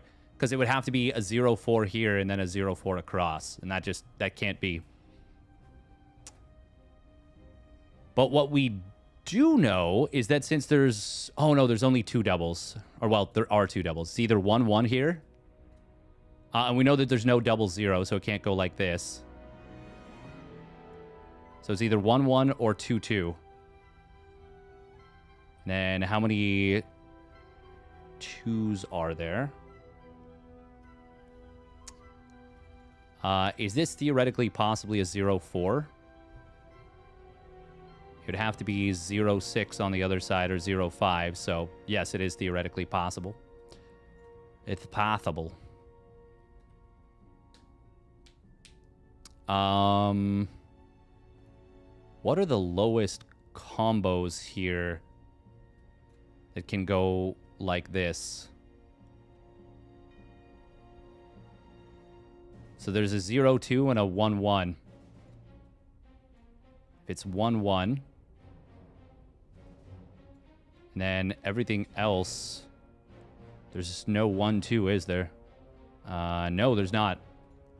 So for this to be a 1-3, you'd have to have like 0-6 or 0-5 right here. And then 0-2 or 0-3. And it would have to be 1-5 or 1-6. This is a weird little puzzle. Enhanced Swarm or the Swarm Reborn is what I would say for HOTS. For wall, either Junker or Revolution Override. Oh, okay. Revolution Override. All right, so if it's 1-1... What is there? There's a 1-3, a 1-4, and a 1-5.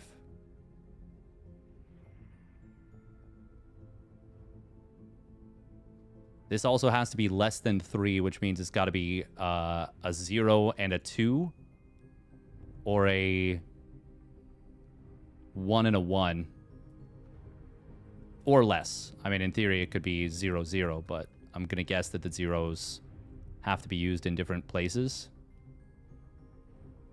Because we know that 1-0 has to go here, 1-0 has to go here. I mean, in theory, we could see the 0-2, and then a 1, and then a 1. Or the 1-1, and then a 1 and a 1. Which would mean that this would be the 2-2. Which would be tricky, though, because then this would have to be 2-4. Oh, no, that's not true. It could go 2-0. But if it went 2-0, then you'd have to have a 4... No, it couldn't go 2-0.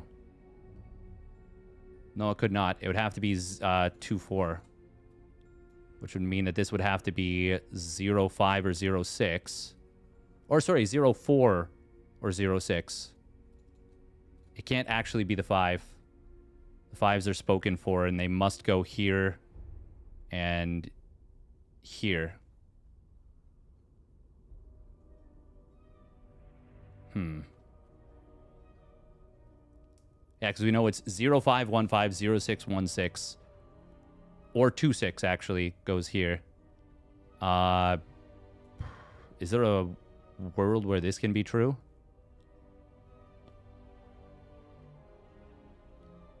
I'm trying to find out what the limiting factor is on this. Well, if this were to be true, it would have to be 4-1 now.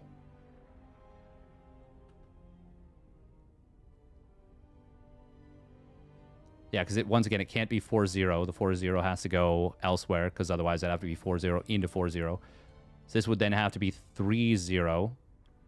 And then 0-2. Which would then mean that this would have to be right here in order to add up to 4. So then now we would have to go 6-1 or 6-0. And then 5-1 or 5-0.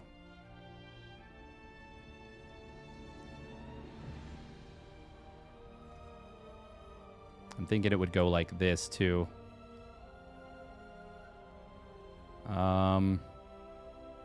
Once again, normally I'm not a big fan of solving things this way. But I'm kind of okay with it. Given... Yeah. Given the complexity of that puzzle, it felt like... Oh. How rude. Trying to make money on a bender.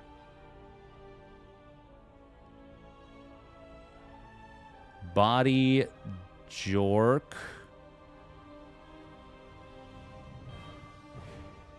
Body Jorked.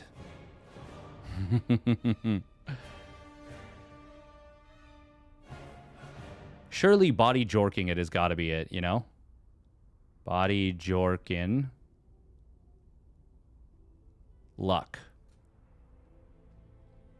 That can't be wrong. It has to be body jorkin luck. Body blow.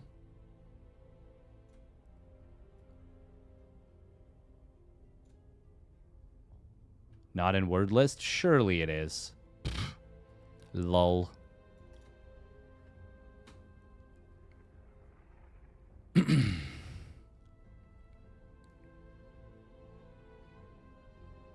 On a bender. Bender bending Rodriguez.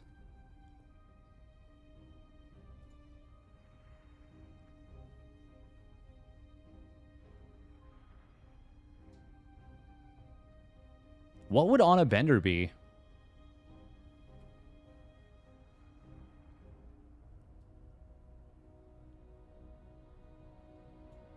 Would it be body blown? There's no way.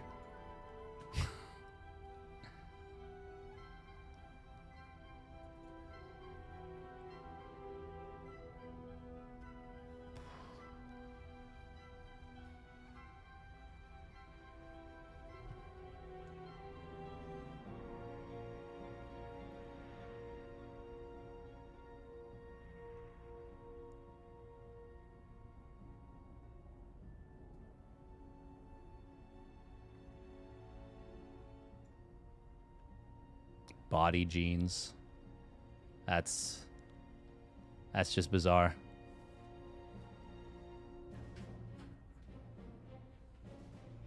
Giant Grant Games custom campaign manager Discord server. That that one I definitely want to check it out. Lean. I feel like when you're on a bender, leaning is definitely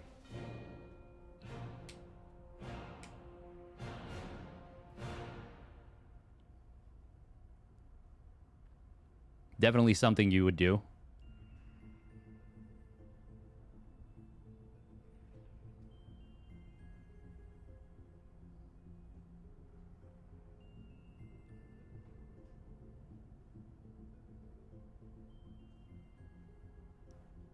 Body, jeans, knees.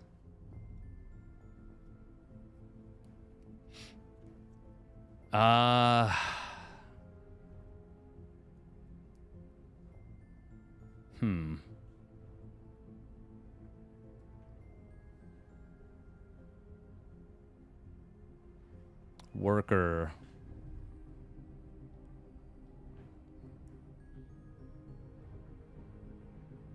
That's definitely nothing.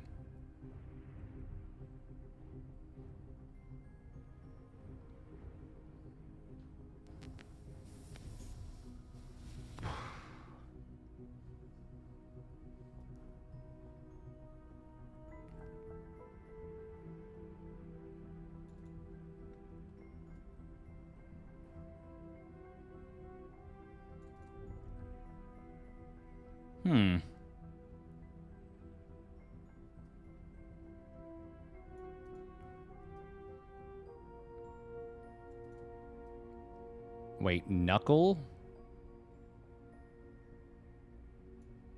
What? On a bender? Oh, joints. Body joints. Wow, we actually... we actually were so close with body jork. Oh my god. Elbow. Ankle. Neck?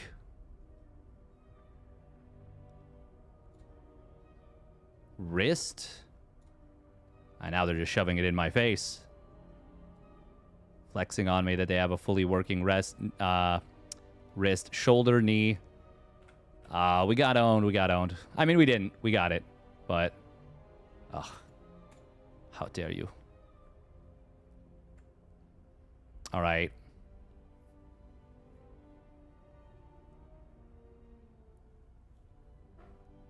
Doggy is not spelled D-O-G-I-E. It would be D-O-G-G-I-E, right? Johnny, Willie.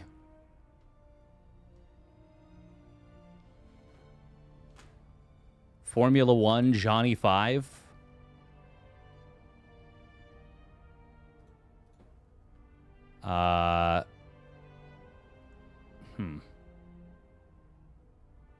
Function 0?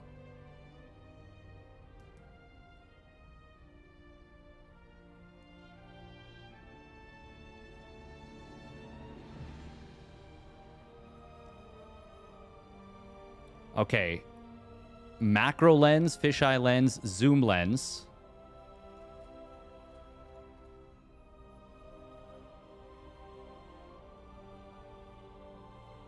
I feel like dolly lens might actually be something, but I might be thinking of when they use dolly for a camera. I don't think birdie lens is one. Is it dolly lens?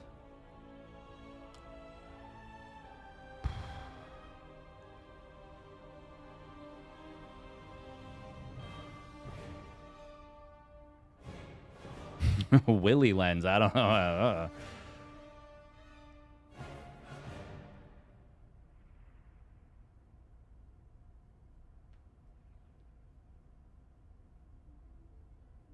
Zoom and Teams are...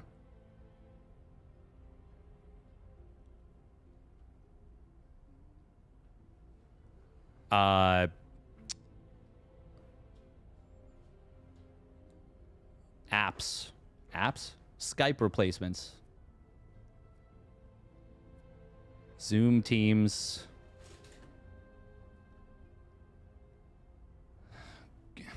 Google Meet.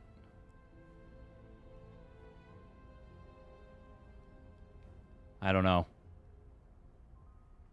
But I feel like macro lens, zoom lens, fisheye lens, I feel like that's got to be the thing. Formula 1, Johnny 5, Function 0.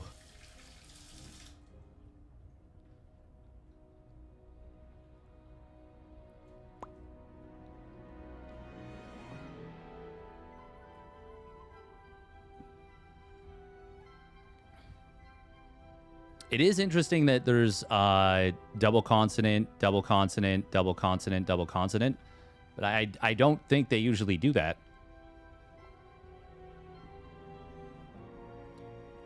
I mean, Johnny also has a double consonant.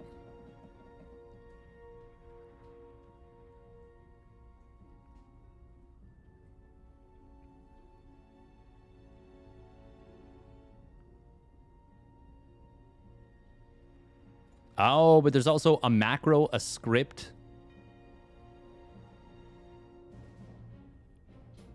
Function and formula?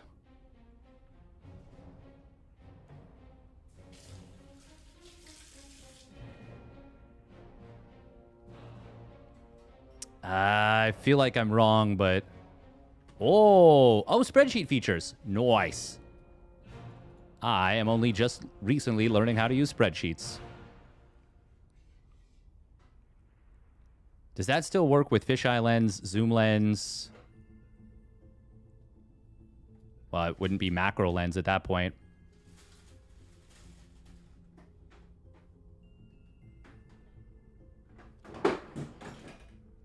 Zoom, Meet, Teams.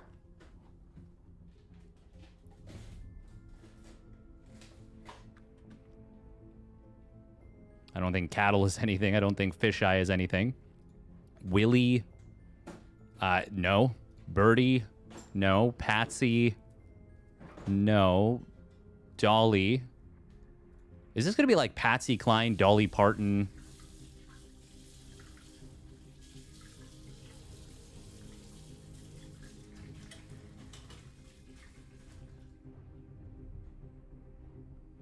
I think Birdie is the name of an old school actress, too.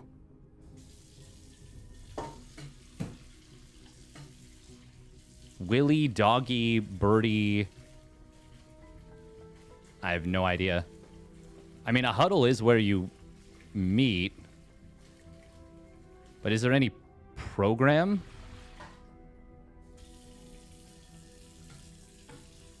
Okay, I guess huddle is a video call program. Or platform. Huh.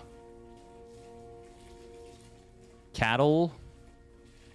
I've never heard of that.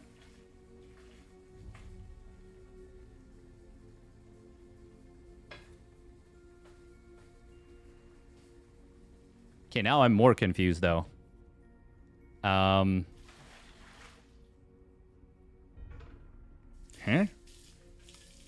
Patsy... Is Patsy even... Am I making this up now?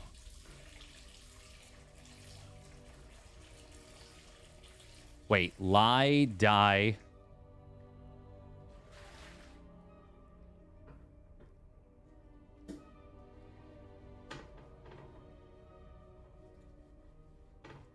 Dog, bird, fish, cat? Starts with...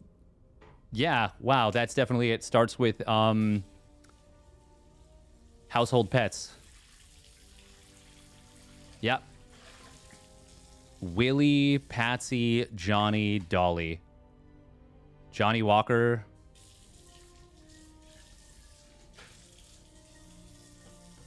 Wait, is Willie Nelson, Patsy Cline, Johnny Cash, Dolly Parton? Yep. All right. Well, okay then. I guess we'll take that. All right, reunion. Oh. Yay. Just animal to start word. Yeah. Johnny Sins. Oh, my God. You've heard of a dolly pan zoom? That's what I was thinking, right? A dolly... Okay, I was thinking of that. We did it. Okay, Y can't go anywhere here. I can't go anywhere here or here. It also can't go across here.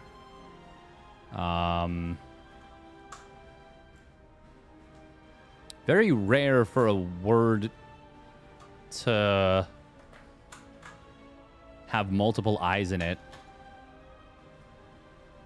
I mean, there would be no... Well, okay, we know that it can't go here or here. And it wouldn't go here, so it would only go here or here.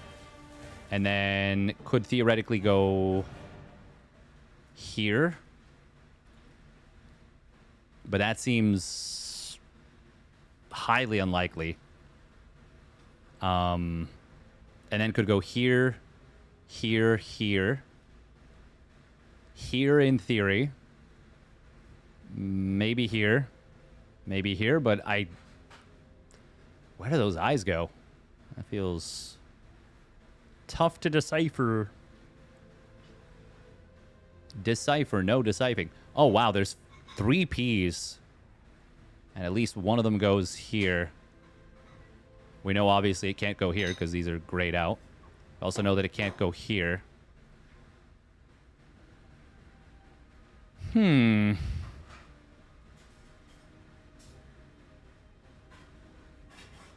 It feels like the A likely goes there.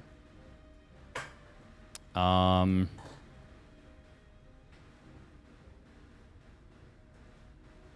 Y is a funky one. Because, yeah, usually that's a word ender. Could go here, could go here.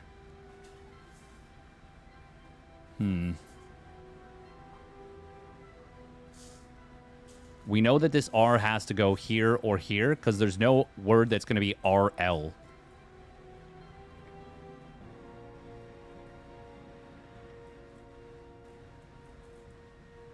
This can't be like royal, for example, because that would be YL to start a word, and that just isn't going to be a thing.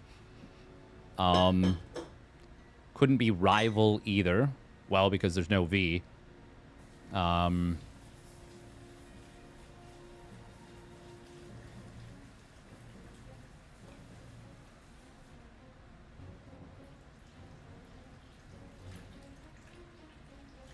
It can't be repel because there's no E's at all. It could be... Could it be twirl? TWIRL. Oh, this could be illicit. ILLICIT. That would be a crazy solve if we got that. Oh, I think we might have got it. No, it's... Oh, but it could be swirl.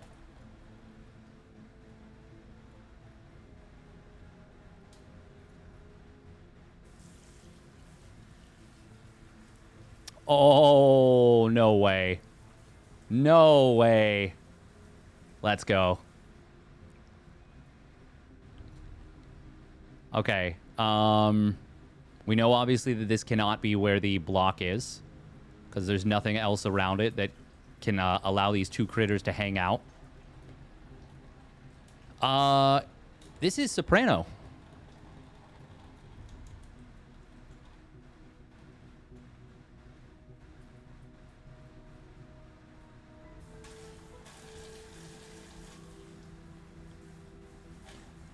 Oh...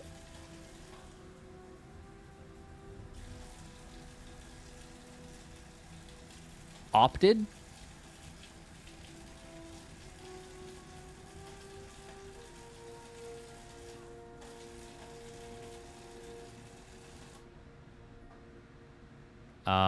Okay.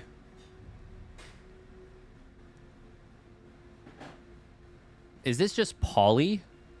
Because the Y can't go here, here, here. No. No, it's polyp. Polyp. And then, wait a minute, can we... What's the fewest number of moves we can use? I've solved it, I just want to... no, we still have to use 3 moves, I think. Oh, wait. No, we don't.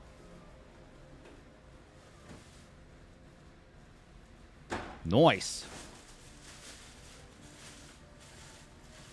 All right. Now we do...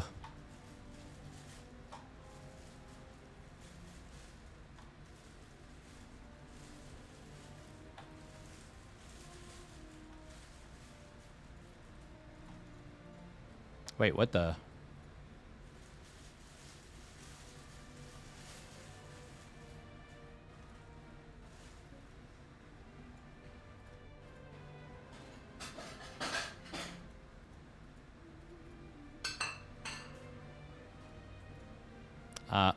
Did they change the interface? Oh, I could have just I could have just clicked there. Okay, 7. So there's 1, 2, 3, 4, 5, 6, 7. Oh, okay.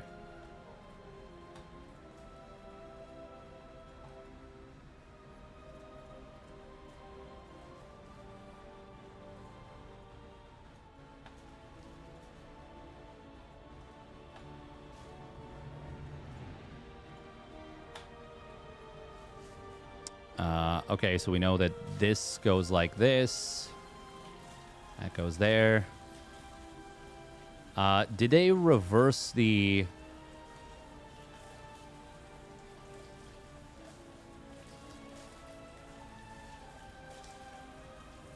Oh, okay. Oh, okay. Oh, okay. Yeah, I like that. I prefer that.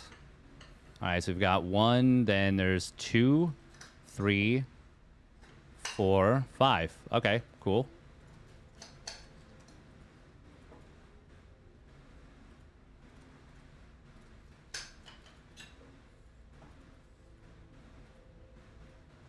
And then we know that... What else do we know? Not a ton, actually. Well, we know that... a tent has to go one of these positions, which means this has to be empty. Which means that now this has to be empty, but that doesn't really matter. Inconsequential.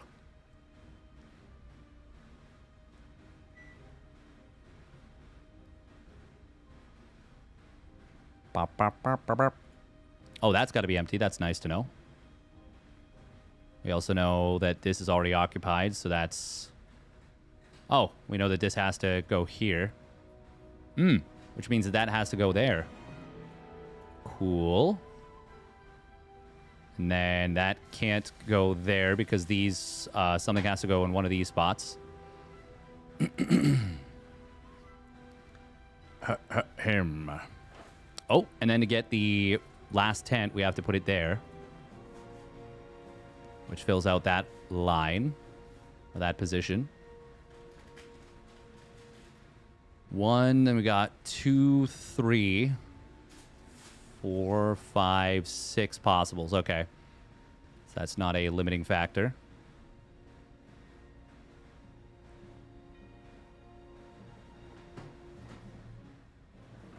And we've got 1. So there's 3 left. We've got 1, 2, 3, 4, 5. So that doesn't help us yet. I think we know that nothing can go here because regardless of which place it was attached to, if it's attached to this tree, now this tree can't get anything. And if it's attached to this tree, now this tree can't get anything. So this has to be blank, empty. Empty. Then we've got 1 pot for the vertically. That might help us a lot. We've got 1, 2, 3 for this one, 4. And then 5. Yeah, okay. But we don't know if it's this one or this one. We do know that something has to go here. We don't know which tree it's attached to yet. We know that this one has to be connected here, which means that this has to be like this. And then... Oh, okay, and then this has to be like this. Cool. Cool. Which fills this line out and tells that this is where the tent goes. Which means that this can't go here. And also 1, 2...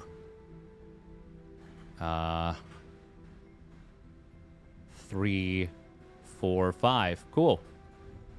Yeah, and since it... this means that nothing can go here. That means that this is where this one goes. This is where this one goes. Cool. Oh, and then in order to get enough for this line, there has to be a tent here. And then now the tent must be connected to this tree.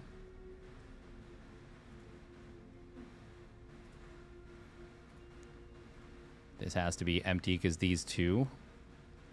This has to go across here. But that doesn't necessarily tell us anything. Oh, we do know that this is where this tent goes, because this is the only spot that can have one.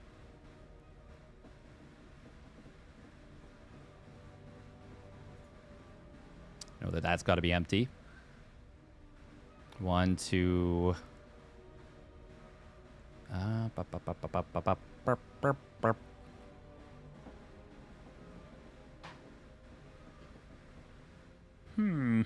Oh, that's full. And then we're just looking at... Oh, there's only 3 spots where a tent can go here. So 1, 2, and then here, but it has to be... Well, we don't know which tree it's attached to yet, so we'll just leave that for now.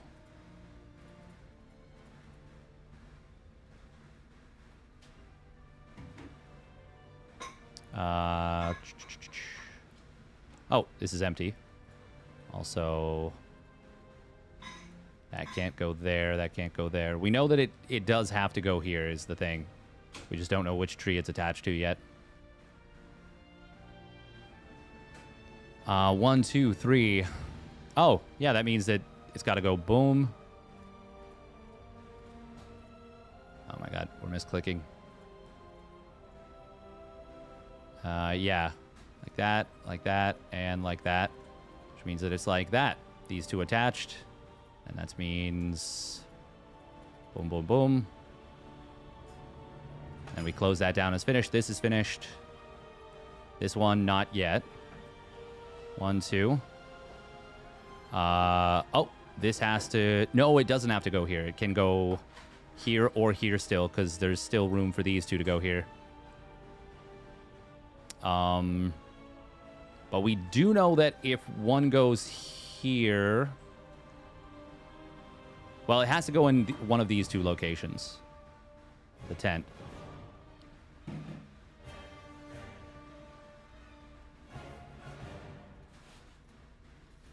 Hey, welcome, Death. Hope you're doing well. We've got... Okay, last tent goes here. For this one. Then we don't know which one goes here. We do know that with 2 tents here... Well, we don't actually know enough yet. 1, 2, 3, 4... And then there's still 5, technically 6 even. I heard you guys have the ladder now on Vespine.gg for Patches Mod. That's pretty freaking sick. Oh, where is the last... Where are the last couple solves? 2... No. Not there.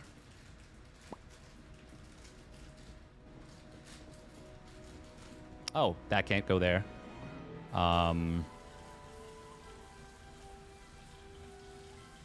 Yeah, also this...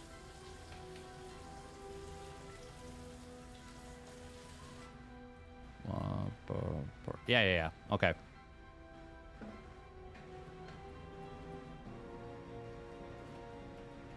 Oh, nice. That's pretty sweet.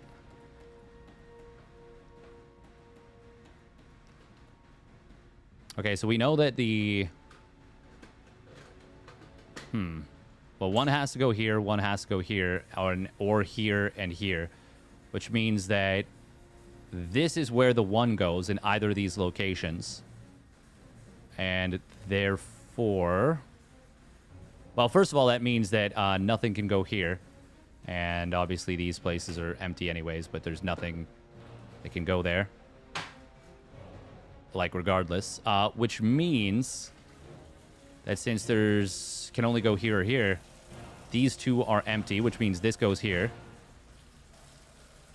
Oh, and since, yeah, all the diagonals are touching, this is where the last tent for this line goes.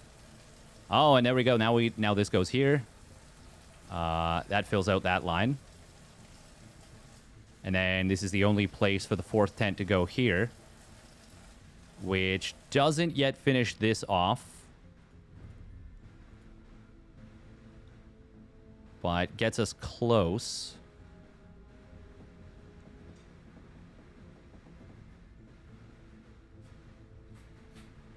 One, two, and 3, 4, potentially 5.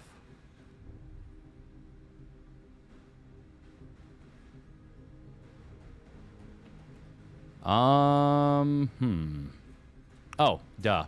I was like, I feel like I'm missing something. Yeah. It was this, which was already done. Oh, we do know that this is not where one of these goes, because we know that it has to go opposite corners.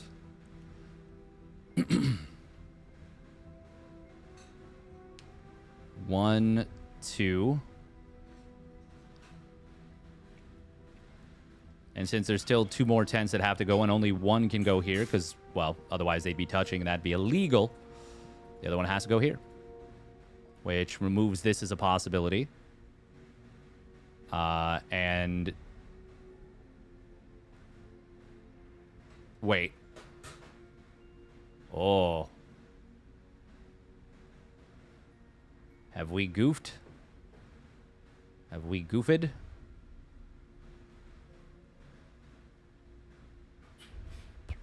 One, 2, 3, 4. Uh-oh. Uh-oh, Biscottios. Well, as it stands, this would have to go here.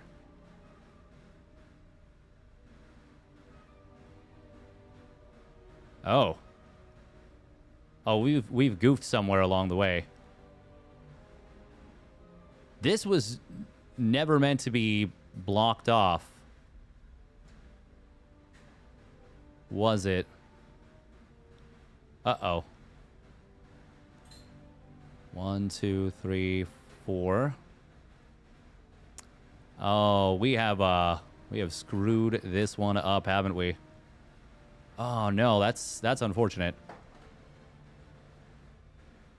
Can I catch the error though?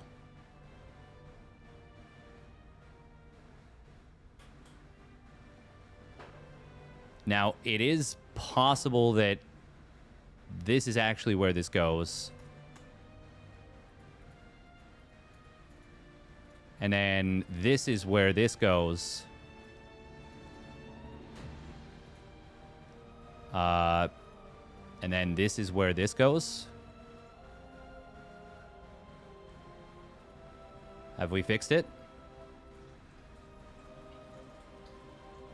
I think we might have fixed it. Almost just undid all the work somehow. Okay, that's correct. Wow, I don't know how we did that and then how we possibly caught it. Oh my god, okay. Well, we actually did catch it somehow. Ay, ay, ay. Just being... oh, man. Goofy. Goofy, goofy, goofy. What's this? Oh, wow. That's a lot. That's a lot of thingies. Nah, we're good. We're good. We good.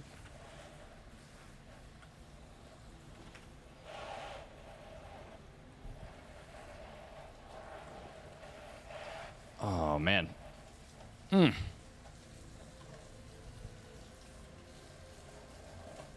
Everybody was kung fu fighting. Doo-doo-doo-doo-doo-doo-doo.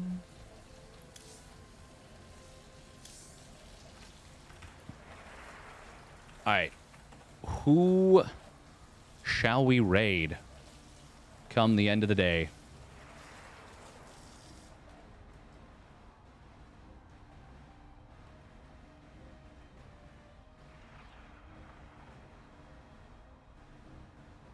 Let's raid up Dave Testa, I think.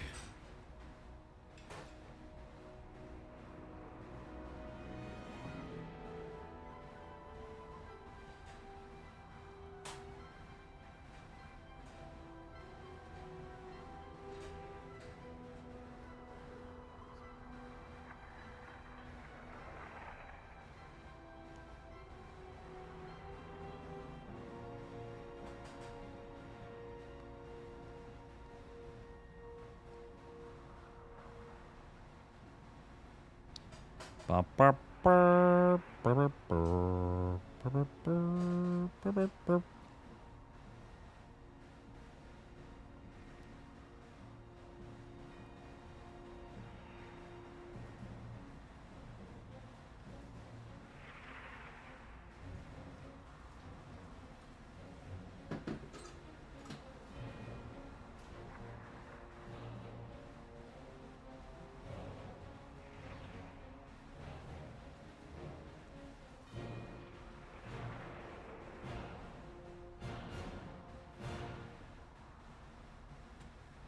All right, we're going to rate up Dave Testa.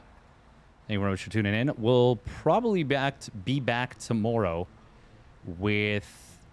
oh, my goodness. With some... Probably XCOM? XCOM during the day? Maybe. We'll see. We'll see. Other than that, you know what? We might do some SC2 custom campaign. Maybe. I do want to finish XCOM 2 before Star Wars Zero Company comes out. And I would like to check out Star Wars Zero Company, and hopefully it's good. Hopefully it's good. We'll see. All right. Stay safe, everybody. Hope you guys have a wonderful rest of your day.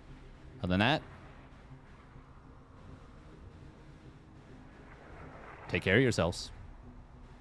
And thank you very much for tuning in. All right, bye-bye.